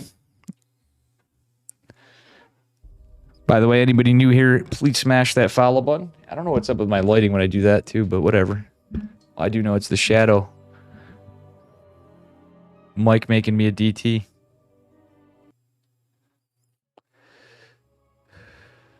All right, here we are. Going into game number 2. On the upper bracket semifinals. Winner advances to fight Maximus Paximus. All right, he ain't quite out yet. Spotting in the upper right-hand corner, representing Psystorm Gaming. Give it up for Geralt. And his opponent in the bottom left, representing Mouse. Give it up for Hero Marine in the red. Let's heckin' go. Another PVT. Hero Marine is up a point. Curious to see what these guys got in store for us. I really hope we don't see more of the same of from Geralt in this game. I just don't... Maybe it's just me. But we've seen it from other players.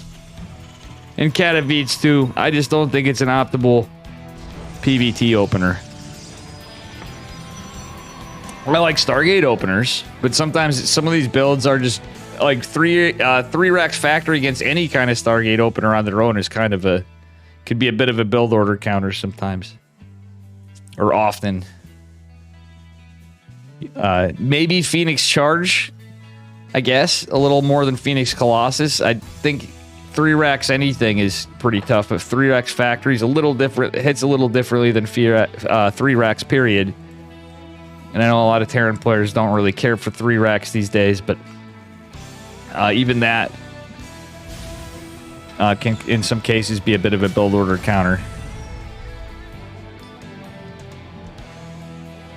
That said,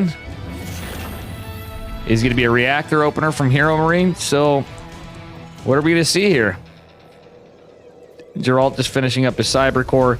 He at least knows they're not going to be immediately a Reaper. He's going to start chiseling at the SCV, which has more total hit points optimally coming ahead. But he's going to come back in and try to be annoying. Hero Marine, all the wiser to this. He knows Geralt was a little aggressive before. It's going to be a double Reaper opener. Probably going to be Reapers and Hellions from Big Gabe. At least it might just be the 2 Reapers, but we'll see. Stalker's coming out. And Geralt really wants to keep this probe around because, well, actually Big Gabe's just going to go up his own Reaper cliff. Okay, Geralt's going to come back in, put some pressure, maybe force this. Oh, Hero Marine's changing his... look at this. Hero Marine's changing his pathing in anticipation, but Geralt at least is going to scout that there's 2 Reapers. Wait, why is the Stalker going across the map, Geralt? He's dropping out... Oh, that shield battery's not going to finish. Okay, he's going to intercept one of the Reapers. And does take a pretty good fight against it. The other one is going to go across the map, however. It's going to buy Hero Marine tons of time because of Reaper cliffs. However, Geralt's just going to push over with the first Stalker. Adept follow-up means he's going to scout this out. It is going to be a 3 racks opener from Hero Marine. That's usually when you open with a reactor and the timing, that is going to indicate 3 racks otherwise, but there are definitely some Reaper Hellion builds.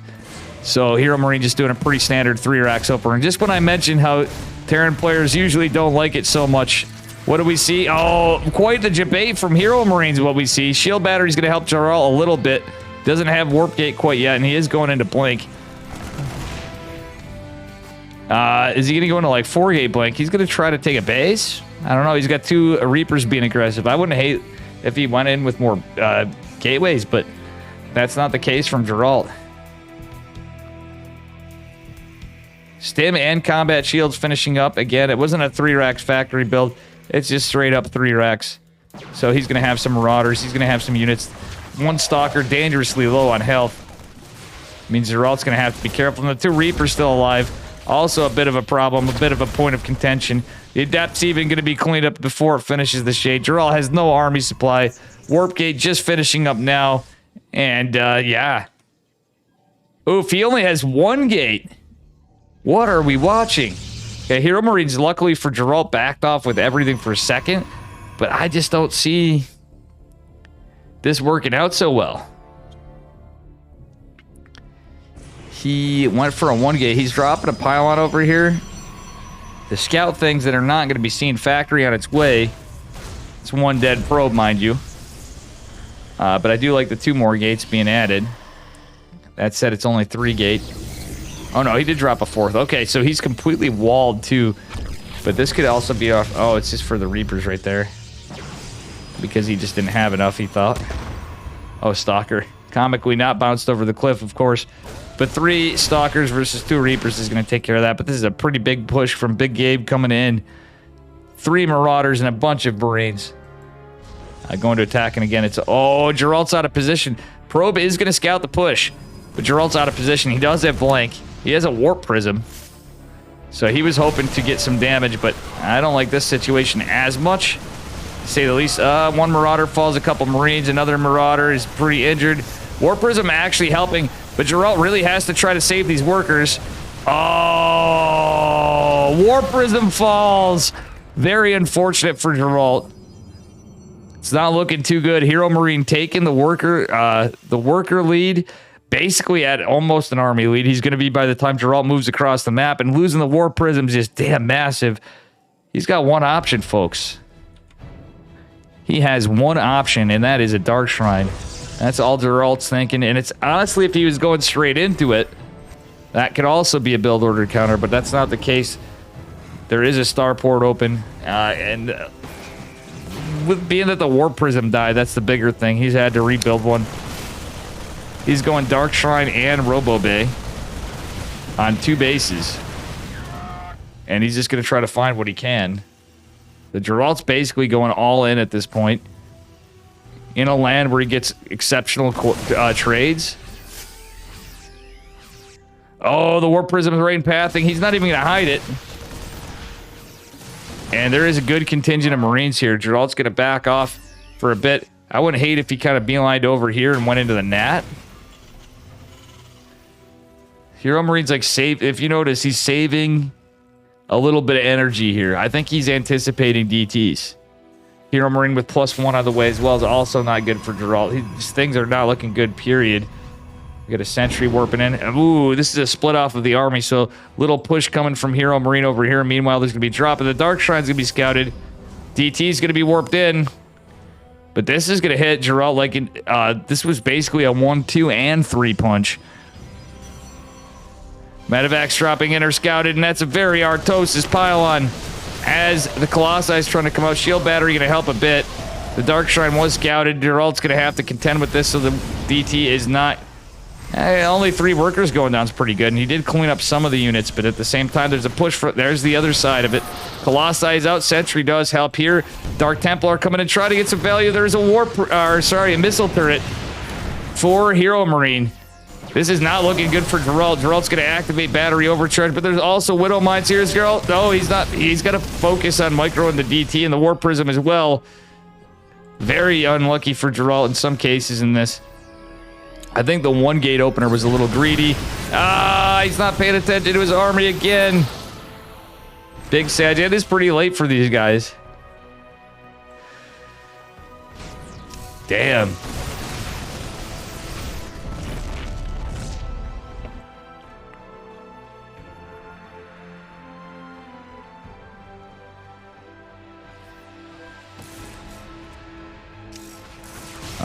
And the Widow Mine does go down. So, does Geralt have charge? No, he doesn't. There's no way he could afford charge on 2 bases at this time from what he's been pumping out here. Let's see here.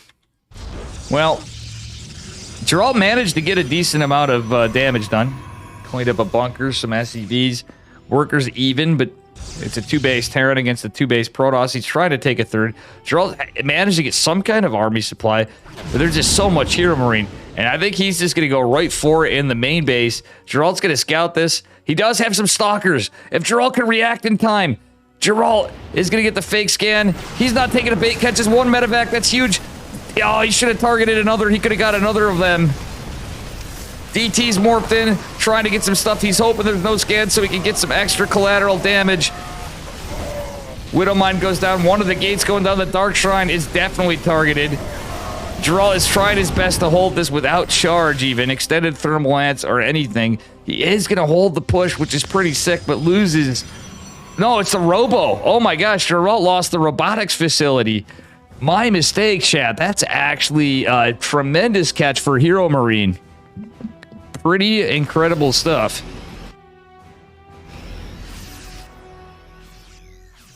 He did snipe for the best possible tech. The Observer is mindful of what's going on, so Geralt is going to be able to get in position for this, I think.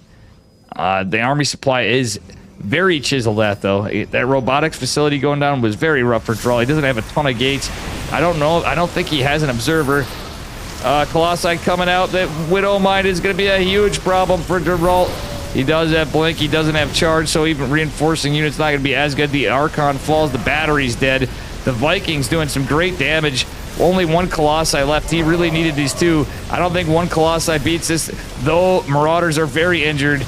Does he get the last stab? He does not. Pylon looks like it's in trouble. 2 Vikings reinforcing. 10 workers fall for Geralt. He has, like, no supply for army. An Invisible Man and a Stalker, but that is a, well, Widow Mine's going to clean it up with everything. It would have been dead anyway. GG is called.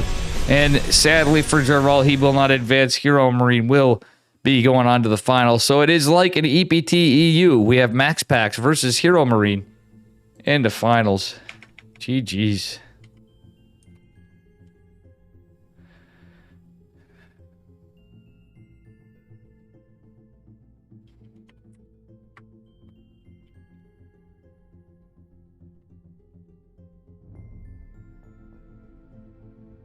And let me get the spell in here a little better. Very, very tough game.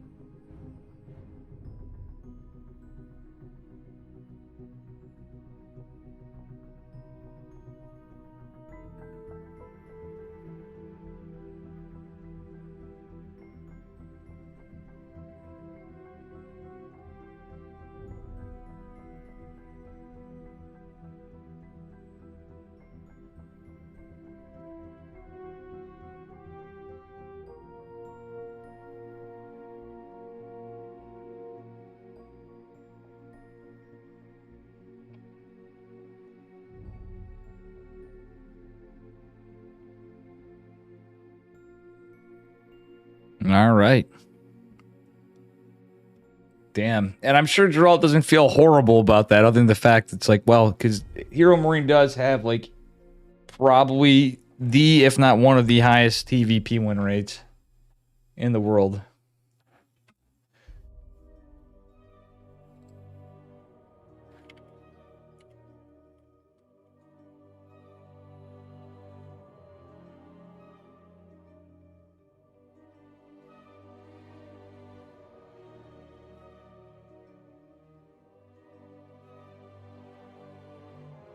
All right, there we go. So it's Max Packs versus Hero Marine. I need a minute to use the bathroom. And I will be right back.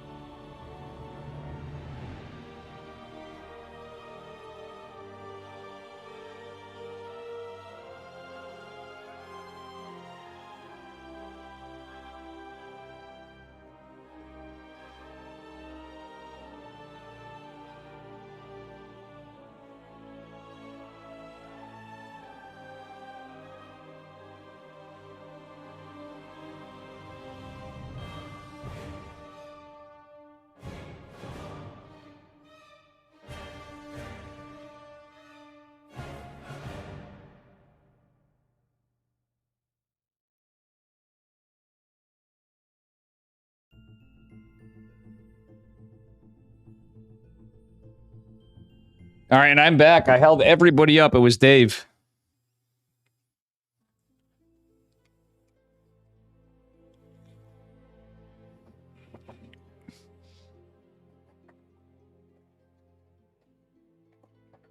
And I'm trying to get Steadfast to cast my tournament as well. On I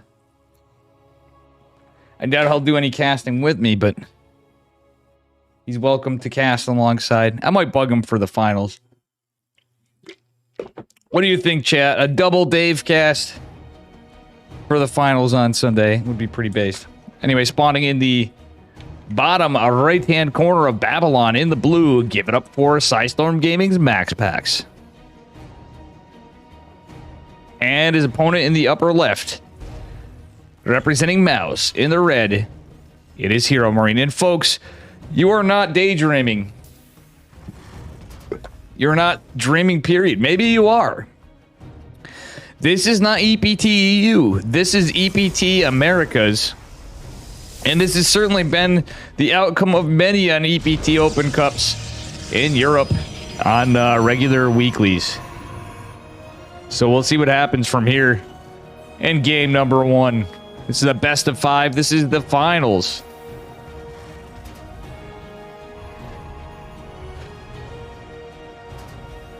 Very, very cool stuff.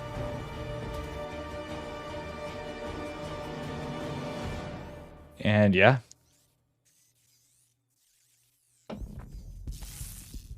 We'll see.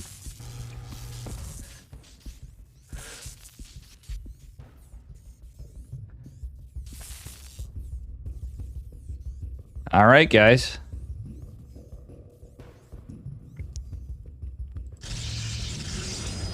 It is just going to be a gate core from Max Packs. He's taking the risk of doing a low ground core against Hero Marine. I mean, he's beaten Hero Marine sometimes. Let's be real, guys. Max Packs does know what he's doing. He is one of the best Protoss players in the world. He do be up there with Hero. I mean, honestly, I'm not going to say it. Like, we've covered a lot of people here, too. We're missing Estrella. We're missing Hero. Has Hero played it in Americas? I can't remember. I think I've only covered him on Asia, but I want to say he might have played in one, but I think I'm just mixing them up. And I hate to say it, but I don't think Hero is going to be playing on Sunday, but we'll see. I lost his Discord. No, I think all the players would be very upset. We could try, but we'll see what happens.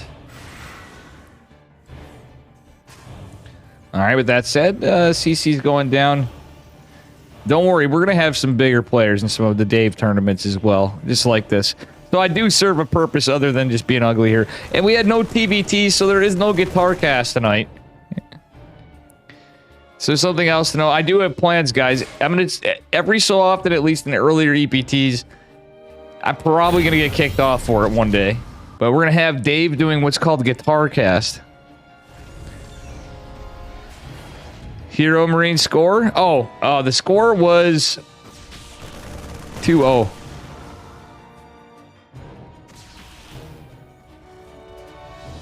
Sorry, Darius. I apologize for that. We are on a 2-minute delay, so it's a bit... sorry, guys. I'm just updating the admins here for the moment.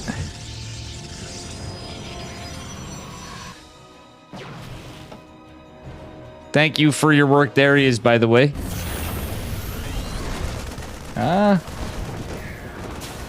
Adept does get some good value. Stalker does take some hull damage.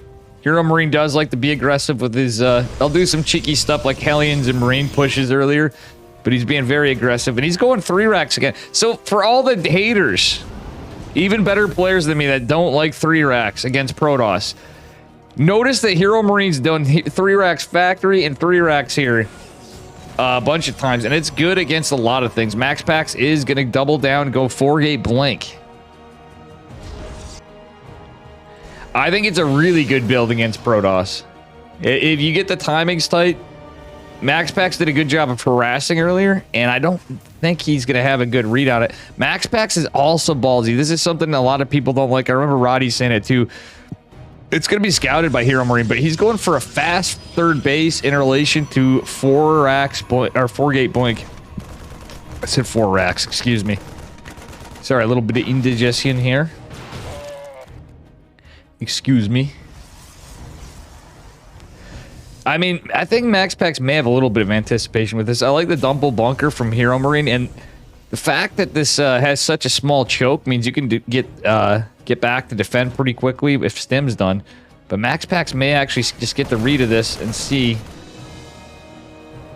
If he pushes right up here, he could actually beat Stem even. But there's going to be a lot of units in position to defend. Max Pax is just going to push from the front. He's blinking, and he is using Warp Prism Micro. Kills a bunker. Another one is going to finish. He's going to back the hell off. Has his third base. Oh, just now. Yeah, that's actually a pretty normal time for, like, say, Phoenix Colossus for taking your third. So Max Pax has this mapped out. He basically... I want to say it was Max Pax, there I say it, to get the early third base first. Before any player I'd seen. Dropping it at a time, but it's a very aggressive build, and while some people don't, there's situations where it can be not good, for sure. Why I like it is it literally checks out at the kind of time for as far as units versus a power unit like you'd have in Phoenix Colossus. There are 4 Marines and 1 Marauder and 2 Marines in either respective bunker. Warp Prism is chilling for a minute because he knows it's under watch by Hero Marine. That's another snipe on a bunker, and 5 workers fell during that push from Max Pax. Max Pax is going to try to go in again. Charge is a follow-up of the Forge. I do like this. Look at this. Oh, good. Oh, Max Pax does lose a Stalker, however. Still, pretty good stuff. 2 more racks coming down the factory and Starport just landing. We do have stem and combat shells. No concussive shells from Hero Marine. So, one thing... Hero Marine knows Max Pax a bit, but I wonder... if he is aware that Max Pax likes to take the expand behind it. He plays against him a lot, and he's a very intelligent guy, just as Max Pax. Both these young men are pretty sharp. All right, there's a lot of Terran units here. There's no medevacs out just yet. Well, I'd say that they're just... well, one is joining with a Viking. But there is no Colossus. Max Pax is going into Storm. I do like this out of Max Pax. He's going into Templar Archive, so he might be going into Charge a lot Archon with Storm. He may just be going straight into Storm. And I do believe he retained the Warp Prism over here. Yes, he did. He's going for a Charge a lot Warp in. And just a couple. But he's just trying to keep pressure and keep him busy. Some of these Stalkers are next to death, however. And Max Pax is going to retreat a little. Warp Prism going to go back, but he sees... that there's a missile turret. Oh no, he doesn't want to overcommit, and the Viking is there to intercept. The Warp Prism is going to do so with the missile turret. Zealot chiseling away at this. Max Pax really needed that Warp Prism to either get damage, or he needed it to... Ooh, nice snipe on the medevac. Does not kill it, but he does take about 60% of its damage. 4th base going down. Hero Marine is probably just going to go... yeah, he's going to go right into the main and just have these 4 Marauders be annoying. Going to force a cancel. I don't think Max Pax even had... oh, it's a kill, Max Pax! What are you doing? Not like this. I'm not saying any of us would do any better, but still. Well, maybe Trigger would. But... situationally, I mean, it's a little rough, and it's getting late for both these guys. Hero Marine just getting back from IEM, and here he is already smashing that freaking tournament button. Pretty crazy stuff. We do have a nice little Zealot run by in the north side.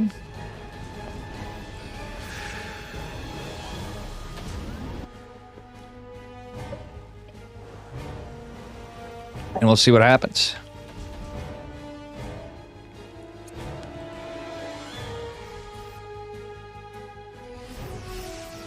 All right, the Observer isn't even scouted. That's kind of nice for Max Pax for sure. And I do look at his placement of units. He's got the Stalker over here. He's got Zealots coming by. He does scout the push. He's gathering up. He's going into a robotics facility. Max Pax is making Archons. Did he get Storm after all? He did. Losing the Warp Prism again is kind of rough because you're trying to do something. Ooh, Hero Marine's whole army's here. These Zealots are going to catch some units, but the important thing is Max Pax retains his 4th. Losing that 4th base was really rough for him before. So you really got to keep this at this point in the game. Does have the Warp Prism full of High Templar. Does he? Oh, he's going to scare the bejesus out of Hero Marine. There aren't ghosts out yet, but the Ghost Academy is underway. No, well, Storm... oh, it catches the medevacs. 2 of the medevacs fall. That is actually pretty helpful. And he still has more Storms. Does he land another? He does. It's just on the Marines, unfortunately. I think that was a snipe on a Widow Mine on the flank, too. Does he... oh, no, he doesn't pick up the Archon. Honestly, The Archon's basically just going to tank a little bit, I guess, but not do too much else. He's going to be able to heal some units. The shield battery. Hero Marine split this off at the drop, but Max Pack sees it with the Observer. Very clutch that he has that Observer there. Look at this. He is just such a good defensive player. He's just a good all-around player, just like Hero Marine. Very good defense from Max Packs. Pilly's Adonis, you're not wrong. Pilly is like... Okay, Adonis is not wrong. So if somebody actually... Guys, can do me a favor. When you see Pilly stream, get on his case to play more. I didn't even send him a tournament thing yet because I'm like, he's probably not going to play. Adonis, I have a tournament on Sunday if you're up. It might be late for you because you're an old man like me. But you're more than... I'd love to have you play, man. Pilly, let me tell you something. This game would already be over. Just from his massiveness of his arms. Oh my god. Beautiful blank. Sick micro from both players. Max Packs holding on with few units, as is the case with Protoss in these pushes. I hate to say it. It's often the case, but at the same time, providing just enough of a buffer where Hero Marine just can't bully his way in here.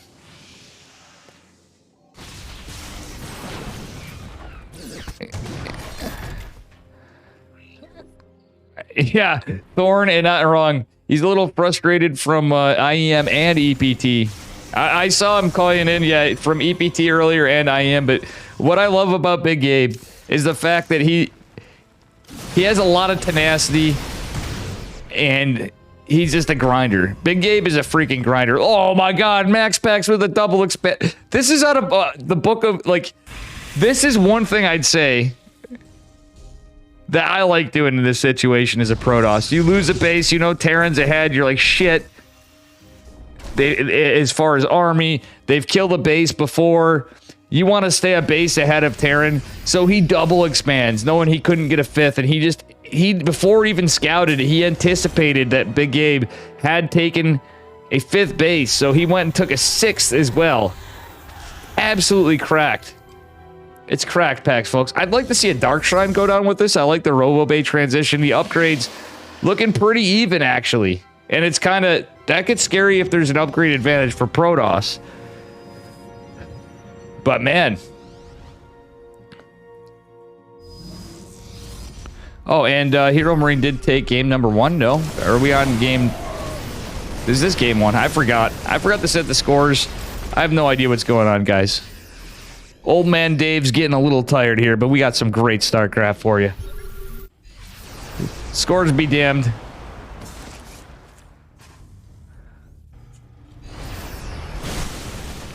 Oh my god. Accident. That was a very unlucky hit with the Colossi right there, striking the Zealots. Oh, nice storm from Max Packs. He's going to get another one on the Vikings. He wants it for the bio, but honestly, the Vikings, if he killed the Vikings with it, or if it helps to get rid of the Vikings, that's about all you can do. Because there's not a high stalker count now. So realistically, what does Max Packs have to actually kill the Vikings safely? Is Psionic Storm. That's it. He has some, literally even what shoots up. He did get some stalkers out behind it. I like the pickup on the High Templar, but he should be... I almost wish he dropped them back. Oh, he's debating him. He's getting some beautiful storms on the Vikings. Loses 2 Colossi, however. Crazy fight from Max Packs and Hero Marine. Hero Marine did a good job aggressing. Max Packs with a decent job defending, but losing those 2 Colossi, 3 in total, was pretty rough. He does have a disruptor behind it. Max Bash pushing in pretty good. He is keeping up his upgrades, going into ground armor +3. Hero Marine going into infantry armor +2 with infantry weapons +3. It's a little bit of an upgrade disparity to come. I think these ghosts are out of energy. They've used their... Oh, there is one in the back, and there's actually 2 in the back. Yeah, we're going to land both EMPs. Guardian Shield actually coming in clutch. Max Back's going to kill a CC and a barracks. So even with Big Gabe's massive economy, like his massive size, he is ultimately going to falter just a little bit here in the fight. With that said, Shadow Stride's being researched. Here come the Blink EDTs. Max Back's managed to get a run by into here. I think Big Gabe landed an orbital, and we didn't even see that, but oh my god, Max Back's killing the 3rd base. Yeah, Thorn. Thorn understands. It's usually not too good, but it's not necessarily he wasn't just dead from that. It was everything else that happened. It was certainly, this could have went either way. And right now, though, Army Supply Even is not a point you want to be in as a Terran player. There is an upgrade disparity that's continued. The +1 infantry armor, well, it kind of checks out to an advantage for Protoss, but the base advantage for Protoss, the fact that the Shadow Stride DTs, and when you see 11 DTs morphing in, you know we got a dead base over here. Oh, I love this from Big Gabe. I love seeing that, though. The Widow Mines in defense with the missile turret is pretty good, and it's for just that. And the unfortunate thing is DTs don't just instantly attack now. Oh, but look at Max Pack, so good at micro! GG! And Max Pax takes it.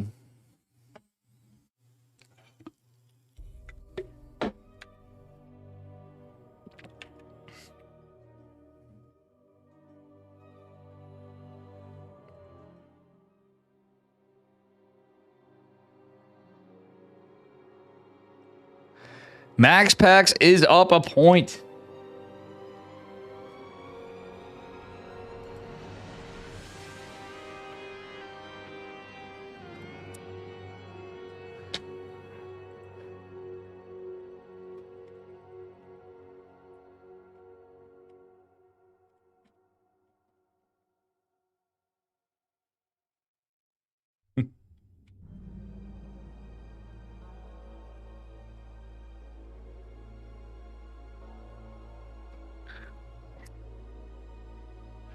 All right, guys.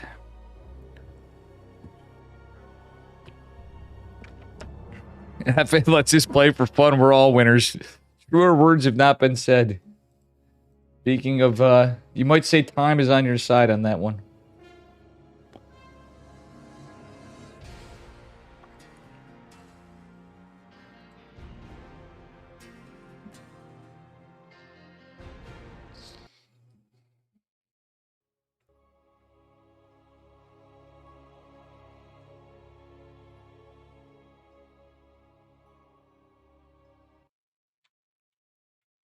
All right, here we go. Unless I'm mistaken, according to my replays, that was the first game. Up a point, and in the upper right-hand corner. Give it up for Psystorm Gaming's Max Pax. And his opponent in the bottom left. He's red. He's mad at losing this last game, too. He's in for blood. Give it up for Mouse's Hero Marine. Let's see what happens here, guys. And Max Pack certainly looked like he was on his back foot at certain points of that game. But that was a very hard-fought battle by both of them. In game number 1. Max Pack's going for a Gate Scout. So he's not really anticipating anything too cheeky from Hero Marine. But yeah, that was a sick PVT. Or TVP, depending on how you look at it.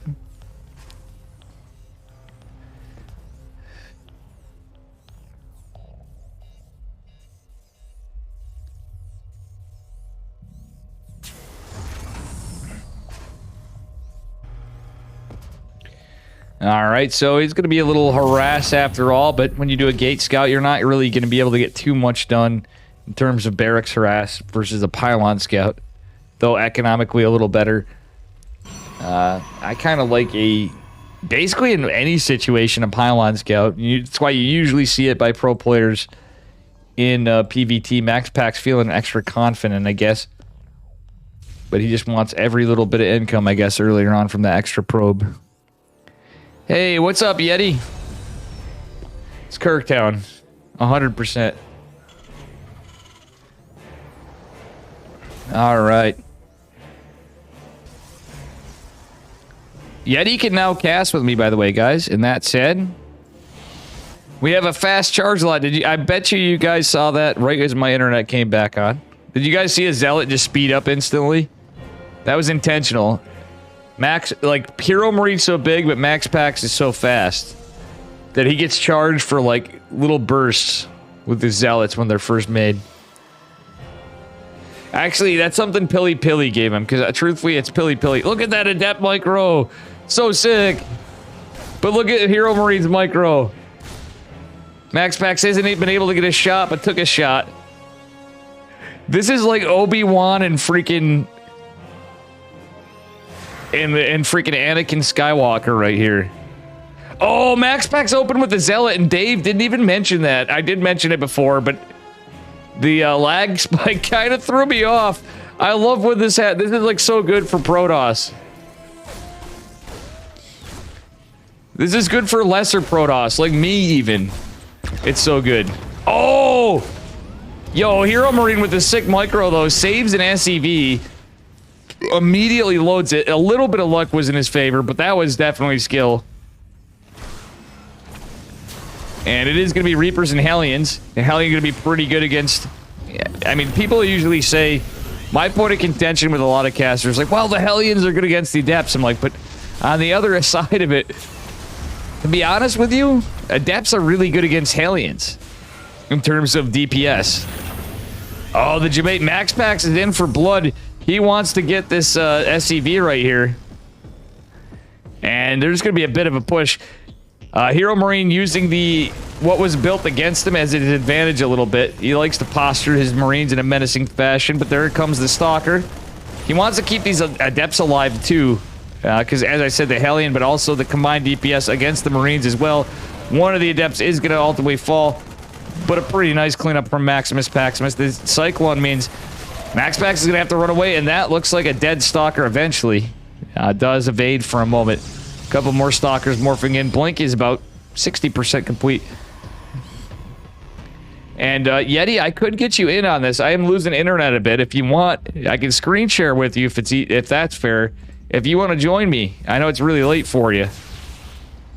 But guys, Yeti is an EPT approved co-caster for me.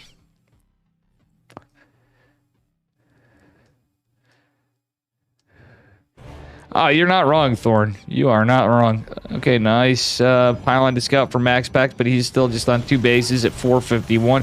Even on 4-gate blink, Max Pax usually takes... No, he's actually in just the position he wants to be in, and the damage he dealt earlier to Hero Marine has screwed up his timing. This still is too early to call, but look at the army supply even. You can just see, for a Protoss to be pretty close to a Terran or ahead of a Terran is scary, and he has blink. There's only one tank out. A second one's just going to finish. It is going to siege. It's unlucky for Max Pax. The Cyclone's going to be a problem too. Max Pax is going to have to be careful, but he certainly can do well in this fight, in my opinion. He has to proceed with caution.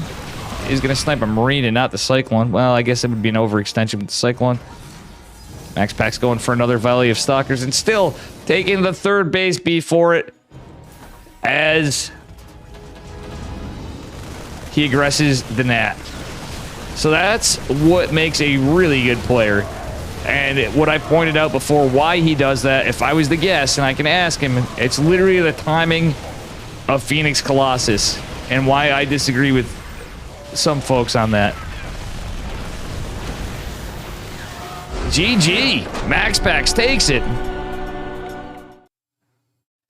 And game number 3.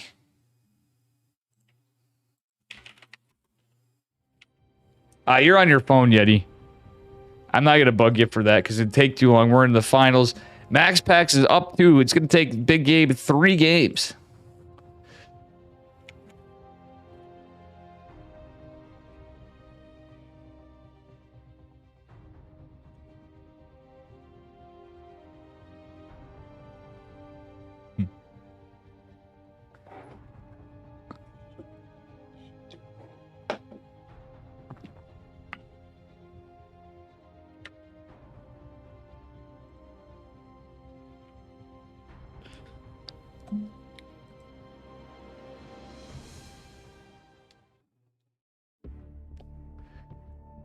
All right, guys, if you're new to this channel, please smash that follow button. Guys, by the way, I may or may not have Maturino codes yet, but this Sunday, I have a tournament.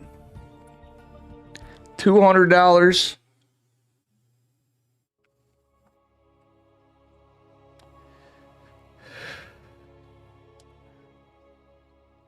Unless it grows the more, and we already have people signed up as of now, and pretty stacked lineup, but it's sure to grow.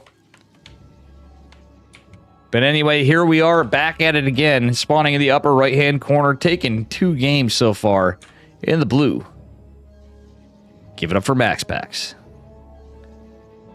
And his opponent in the bottom left. Give it up for Hero Marine. So, this is on Royal Blood.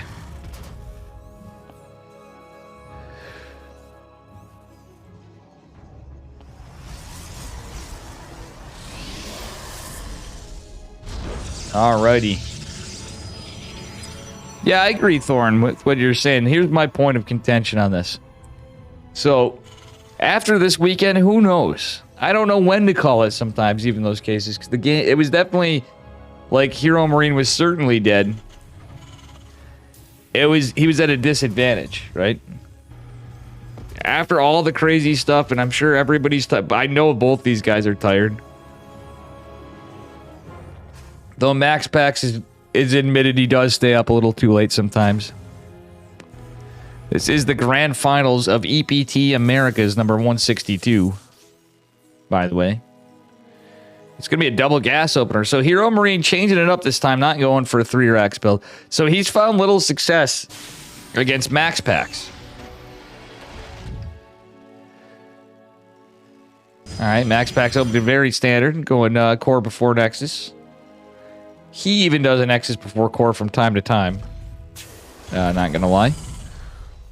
We'll see what happens here. Reaper is gonna go out across the map. And, yeah. We shall see. My question is, what's Max Pack's plan from here? He has a probe sitting on the other side of the map. Pretty far out.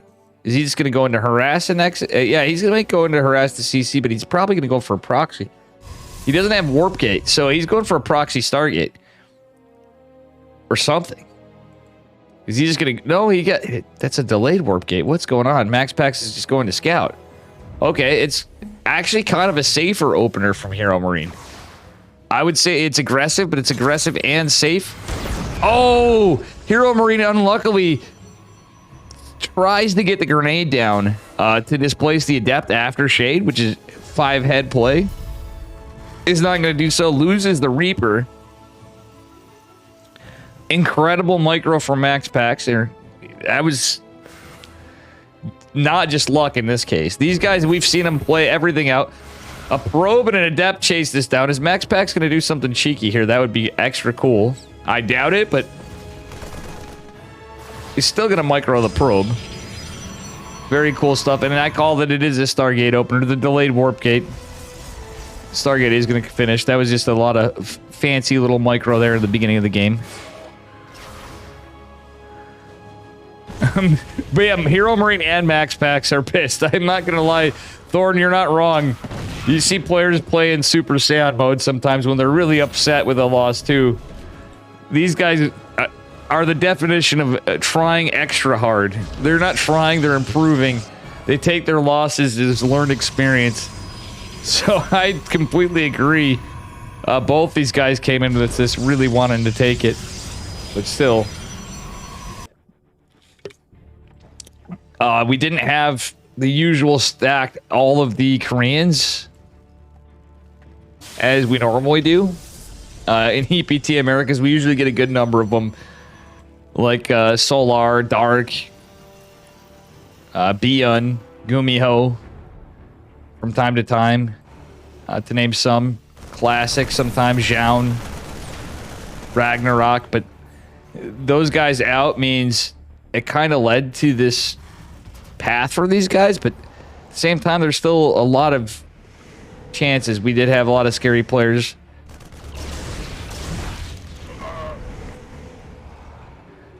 But it did seem like it was very possible for this to happen.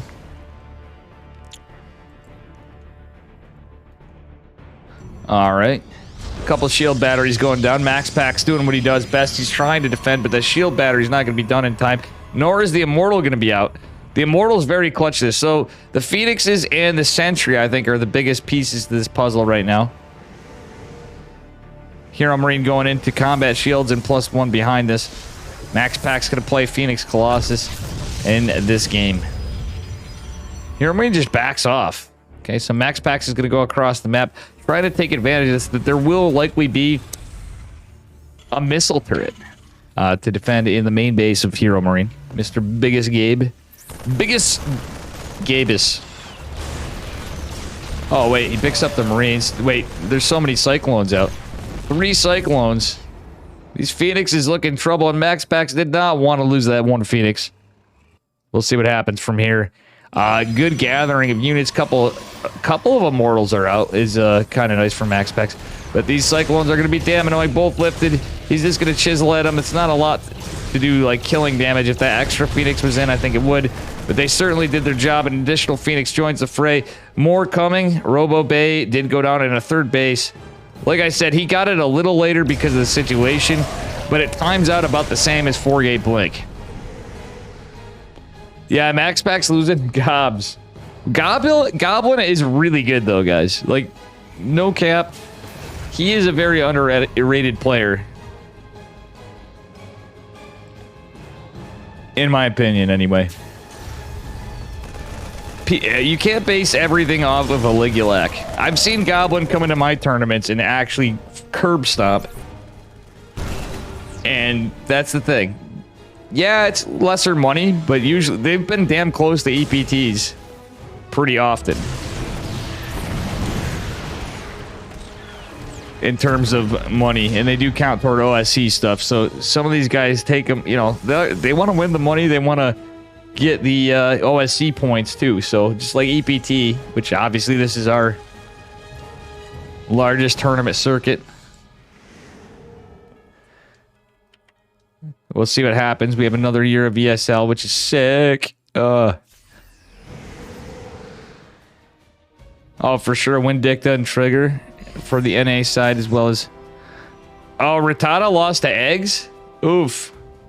Oof. I didn't even look at the losses because we've been having games pretty nonstop. I just had time to use the bathroom a couple times, which is awesome. No waiting time tonight. That's been pretty based. Not much waiting time. I mean, I'm sad Trigger didn't make it to the semis, but at the same time, to see 2 of my boys, it always happens, but especially like Trigger and Geralt, another player I think is extremely talented. Army Supply looking in favor of Hero Marine, obviously, in this case, just how the match works out. But the Vikings going to be a bit of a problem because the Phoenixes aren't there to help protect. Oh, with that said, Hero Marine's going to push the Nat. Max Pax has to be careful. One of those Colossi is really injured. And another is going to join the fray, however. So if you lose... Oh, no! That one Colossi did fall. Again, it's a matter of more versus less. Battery overcharge is going to help a bit. We'll see what happens. Hero Marine forced to cancel the missile turret. This game is a banger. Hero Marine looks like he's in a good spot. But for how long? Max Pax is about to have a power spike of +1, but the Vikings are so many. There's not as many Phoenixes, and that is not a winning fight. Shield battery fell as well. Some of the Marines are cleaned up. Yeah, Max Pax looks like he's on his back foot. Charge is a long ways away. I was going to say if he had charge, he could break out, but it's not like you can just instantly do that. Not being caster and just stating the obvious. It's kind of the timing of the build order and the decisions that had to be made and where the gas had to be spent. So he couldn't, and minerals for that matter. You couldn't just build a Twilight. The Photon Cannon, totally agree with. But these Colossi are just falling like dominoes. Those Vikings have been clutch. There is an Archon being morphed. The probes are pulled. Max Pax really wants to keep this 3rd base, but he wants to stay alive. At this point, I don't really know what's going to happen because Max Pax does have a decent army supply, but he can't really contend with all the... technically, he could fight off the Vikings, I guess. The Archons are a good call, but this is just such an entrenched position for him. And this is the Hero Marine build that just does so much damage. There's so many Protoss. Hero would have a hell of a time fighting this build. We see Big Gabe do some good damage with this kind of play, and I guess he was saving it. He was trying some 3 racks plays. It worked well against Geralt, but this is GG. Hero Marine's going to bring us to a game number 3 at the least. He may be pissed off too, and now do a reverse sweep. We've seen it happen many times. It is Gouda.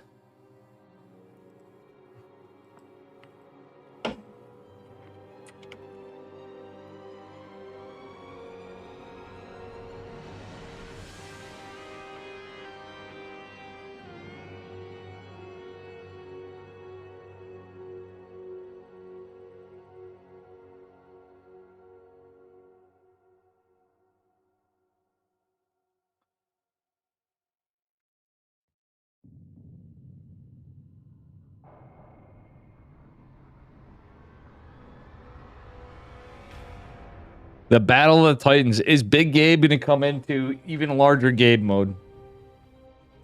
And that's the question.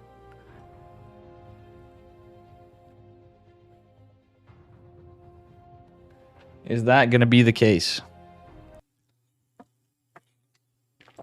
Is he going to be like Mario and eat a fucking mushroom and turn all like larger and probably seeing some psychedelic stuff?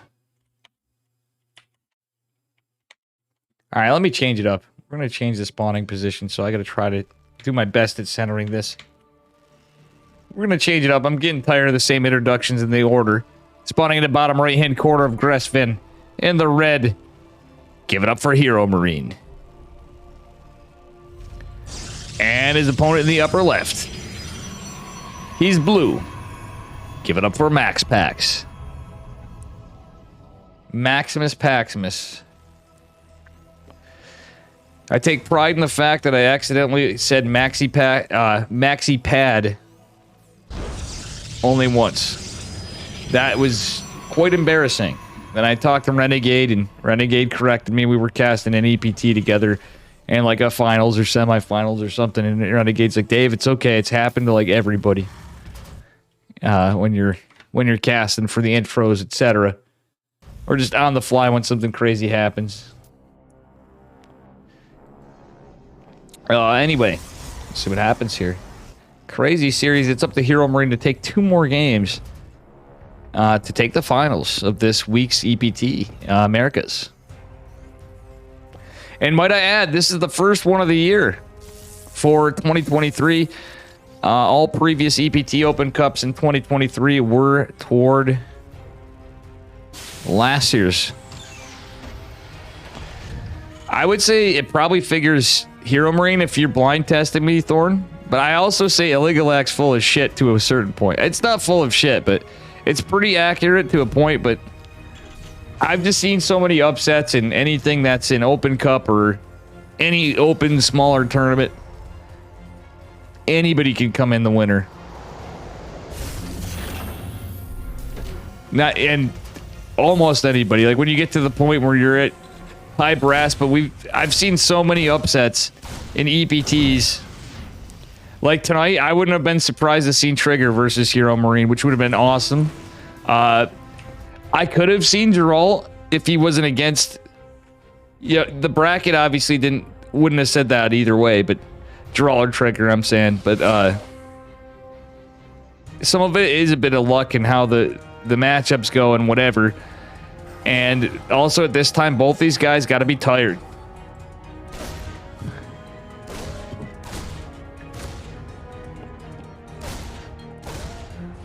No doubt. Welcome, Cali girls. Oh, I'm sure you made some great ones. I actually was rooting for the hero because I have to. I had so many friends in there after, and whatever the case, that it was rough.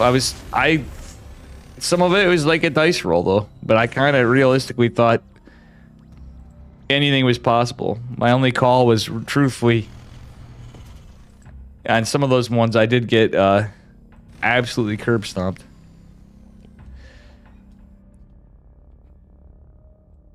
But you could tell everybody, you know, it's a live tournament. People, it's a little different than playing in EPT Open Cups and stuff. And I think people do forget when you're playing in a live tournament, the nerves got to be crazy when you're, especially as you get into it. And you can just see with all the players.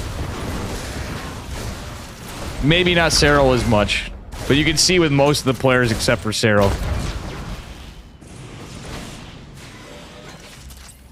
When Cyril wins, he has like the emotionless face and the thumbs up. Well, he has like a slight smile. But other than that, he's just kind of like, eh.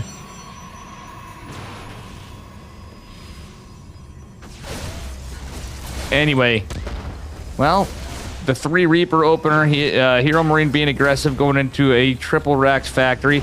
MaxPax may know it's... Oh, yo! I missed this. Hello, that was some sick micro. Oh, MaxPax with a block. That was not 1, but 2 Reapers. What the hell did we just see? Very cool stuff.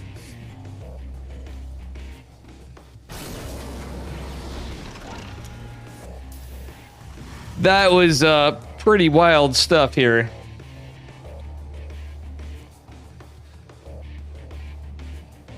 And I already found my series I think I'm going to send to Loco today. I think Han Mono versus Geralt was a really cool fucking series.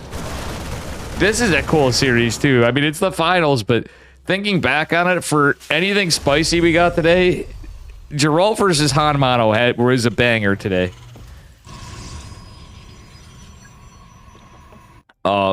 There were so many good possibilities of series. I'm sure we missed a lot of stuff. It would have been a lot better casted. And I'm very sad there was only myself, Steadfast, and Rocklets covering. We have Enki now as well, but that's it. Only 2 English casters.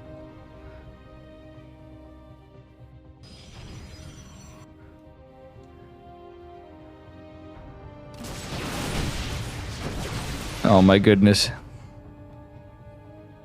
Hero Marines with a big ass push. Every Protoss player would be absolutely shaking from this one.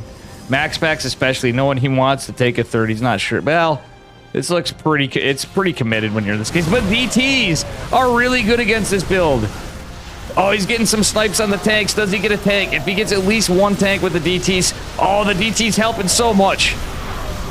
That Dark Templar, I didn't even see the Dark Shrine behind this because I was too busy laughing about that Reaper micro. Oh my god. Oh, Jesus, not the Reaper micro, the situation. Another Dark Templar's out. Nice blink back. Oh, Hero Marine saving the scans after noticing the DT. And unfortunately, we lose some internet right here, so it's going to speed up. All right, so we did miss some of the game for a second. MaxPax losing some pylons. The robotics facility seems to be in jeopardy. Does Hero Marine see the DT and get a scan? MaxPax really should have jumped right for the tanks. I know it's a tough call, but he's going to get... If he gets both of them, that's huge. Because he needs every unit he can to hold this. This is 100%... very well, it's at least very committed. It looks 2 base all in from Hero Marine. He's getting, you know, he could take a third if you get some good damage. But MaxPax basically just has to hold. Not just, he has so few units. But the DT's doing, oh my god, nice snipe on the medevac as well. MaxPax should aggress here. I really don't hate it. DT gonna clean up the Marine after the Marauder falls. Now Hero Marine is gonna be in full retreat. Well, MaxPax is chasing him down with not a lot. He's got a 3rd base. He's just going to keep pressure on, hoping to get some stuff. But Hero Marine's already dropped a missile turret behind it. That was a stim and combat shields. +1's going to follow up pretty soon here. And that's what we got going on so far. MaxPax going for another robotics facility. He's going for charge. He's going for an Archon. And he's going to keep pressure. He has the Warp Prism out. Did he lose? Yeah, he did lose the 1 robotics facility, so that's a rebuild at the net.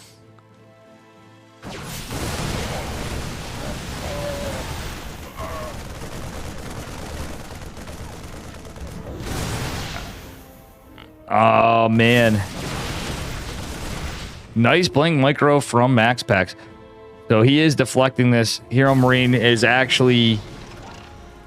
looking pretty even on army supply. That's scary. Concussive shell's gonna be a little scary for MaxPax, but he's getting charged in +1. 3rd base gonna finish as well. So he wants to get collateral damage. He's getting into a robotics bay behind it. Losing that robotics facility was a nice catch for Hero Marine. MaxPax going in for an Archon drop and maybe charge lots after. Maybe this will be a tell when Hero Marine sees there is no... Oh, Hero Marine's actually taking the other path. Max Pax needs to go hit this stuff. No, he's already scouted this. He just picks up a... Oh, gets a Marauder, too. An SCV, I was going to say. Max Pack's going to recall, and then he's going to go in with the Archon, getting some damage. No actual value. Siege Tank is going to siege up, but Max Pack's could get charged a lot, so I don't think he needs to commit to that too much. Oh, beautiful. Oh, GG and Max Packs. Cleans house doing Max Packs things. How are you doing, Kano? Welcome, welcome. And that is it. That is the EPT Open Cup America's number 162. Max Packs does it again. A 3-1.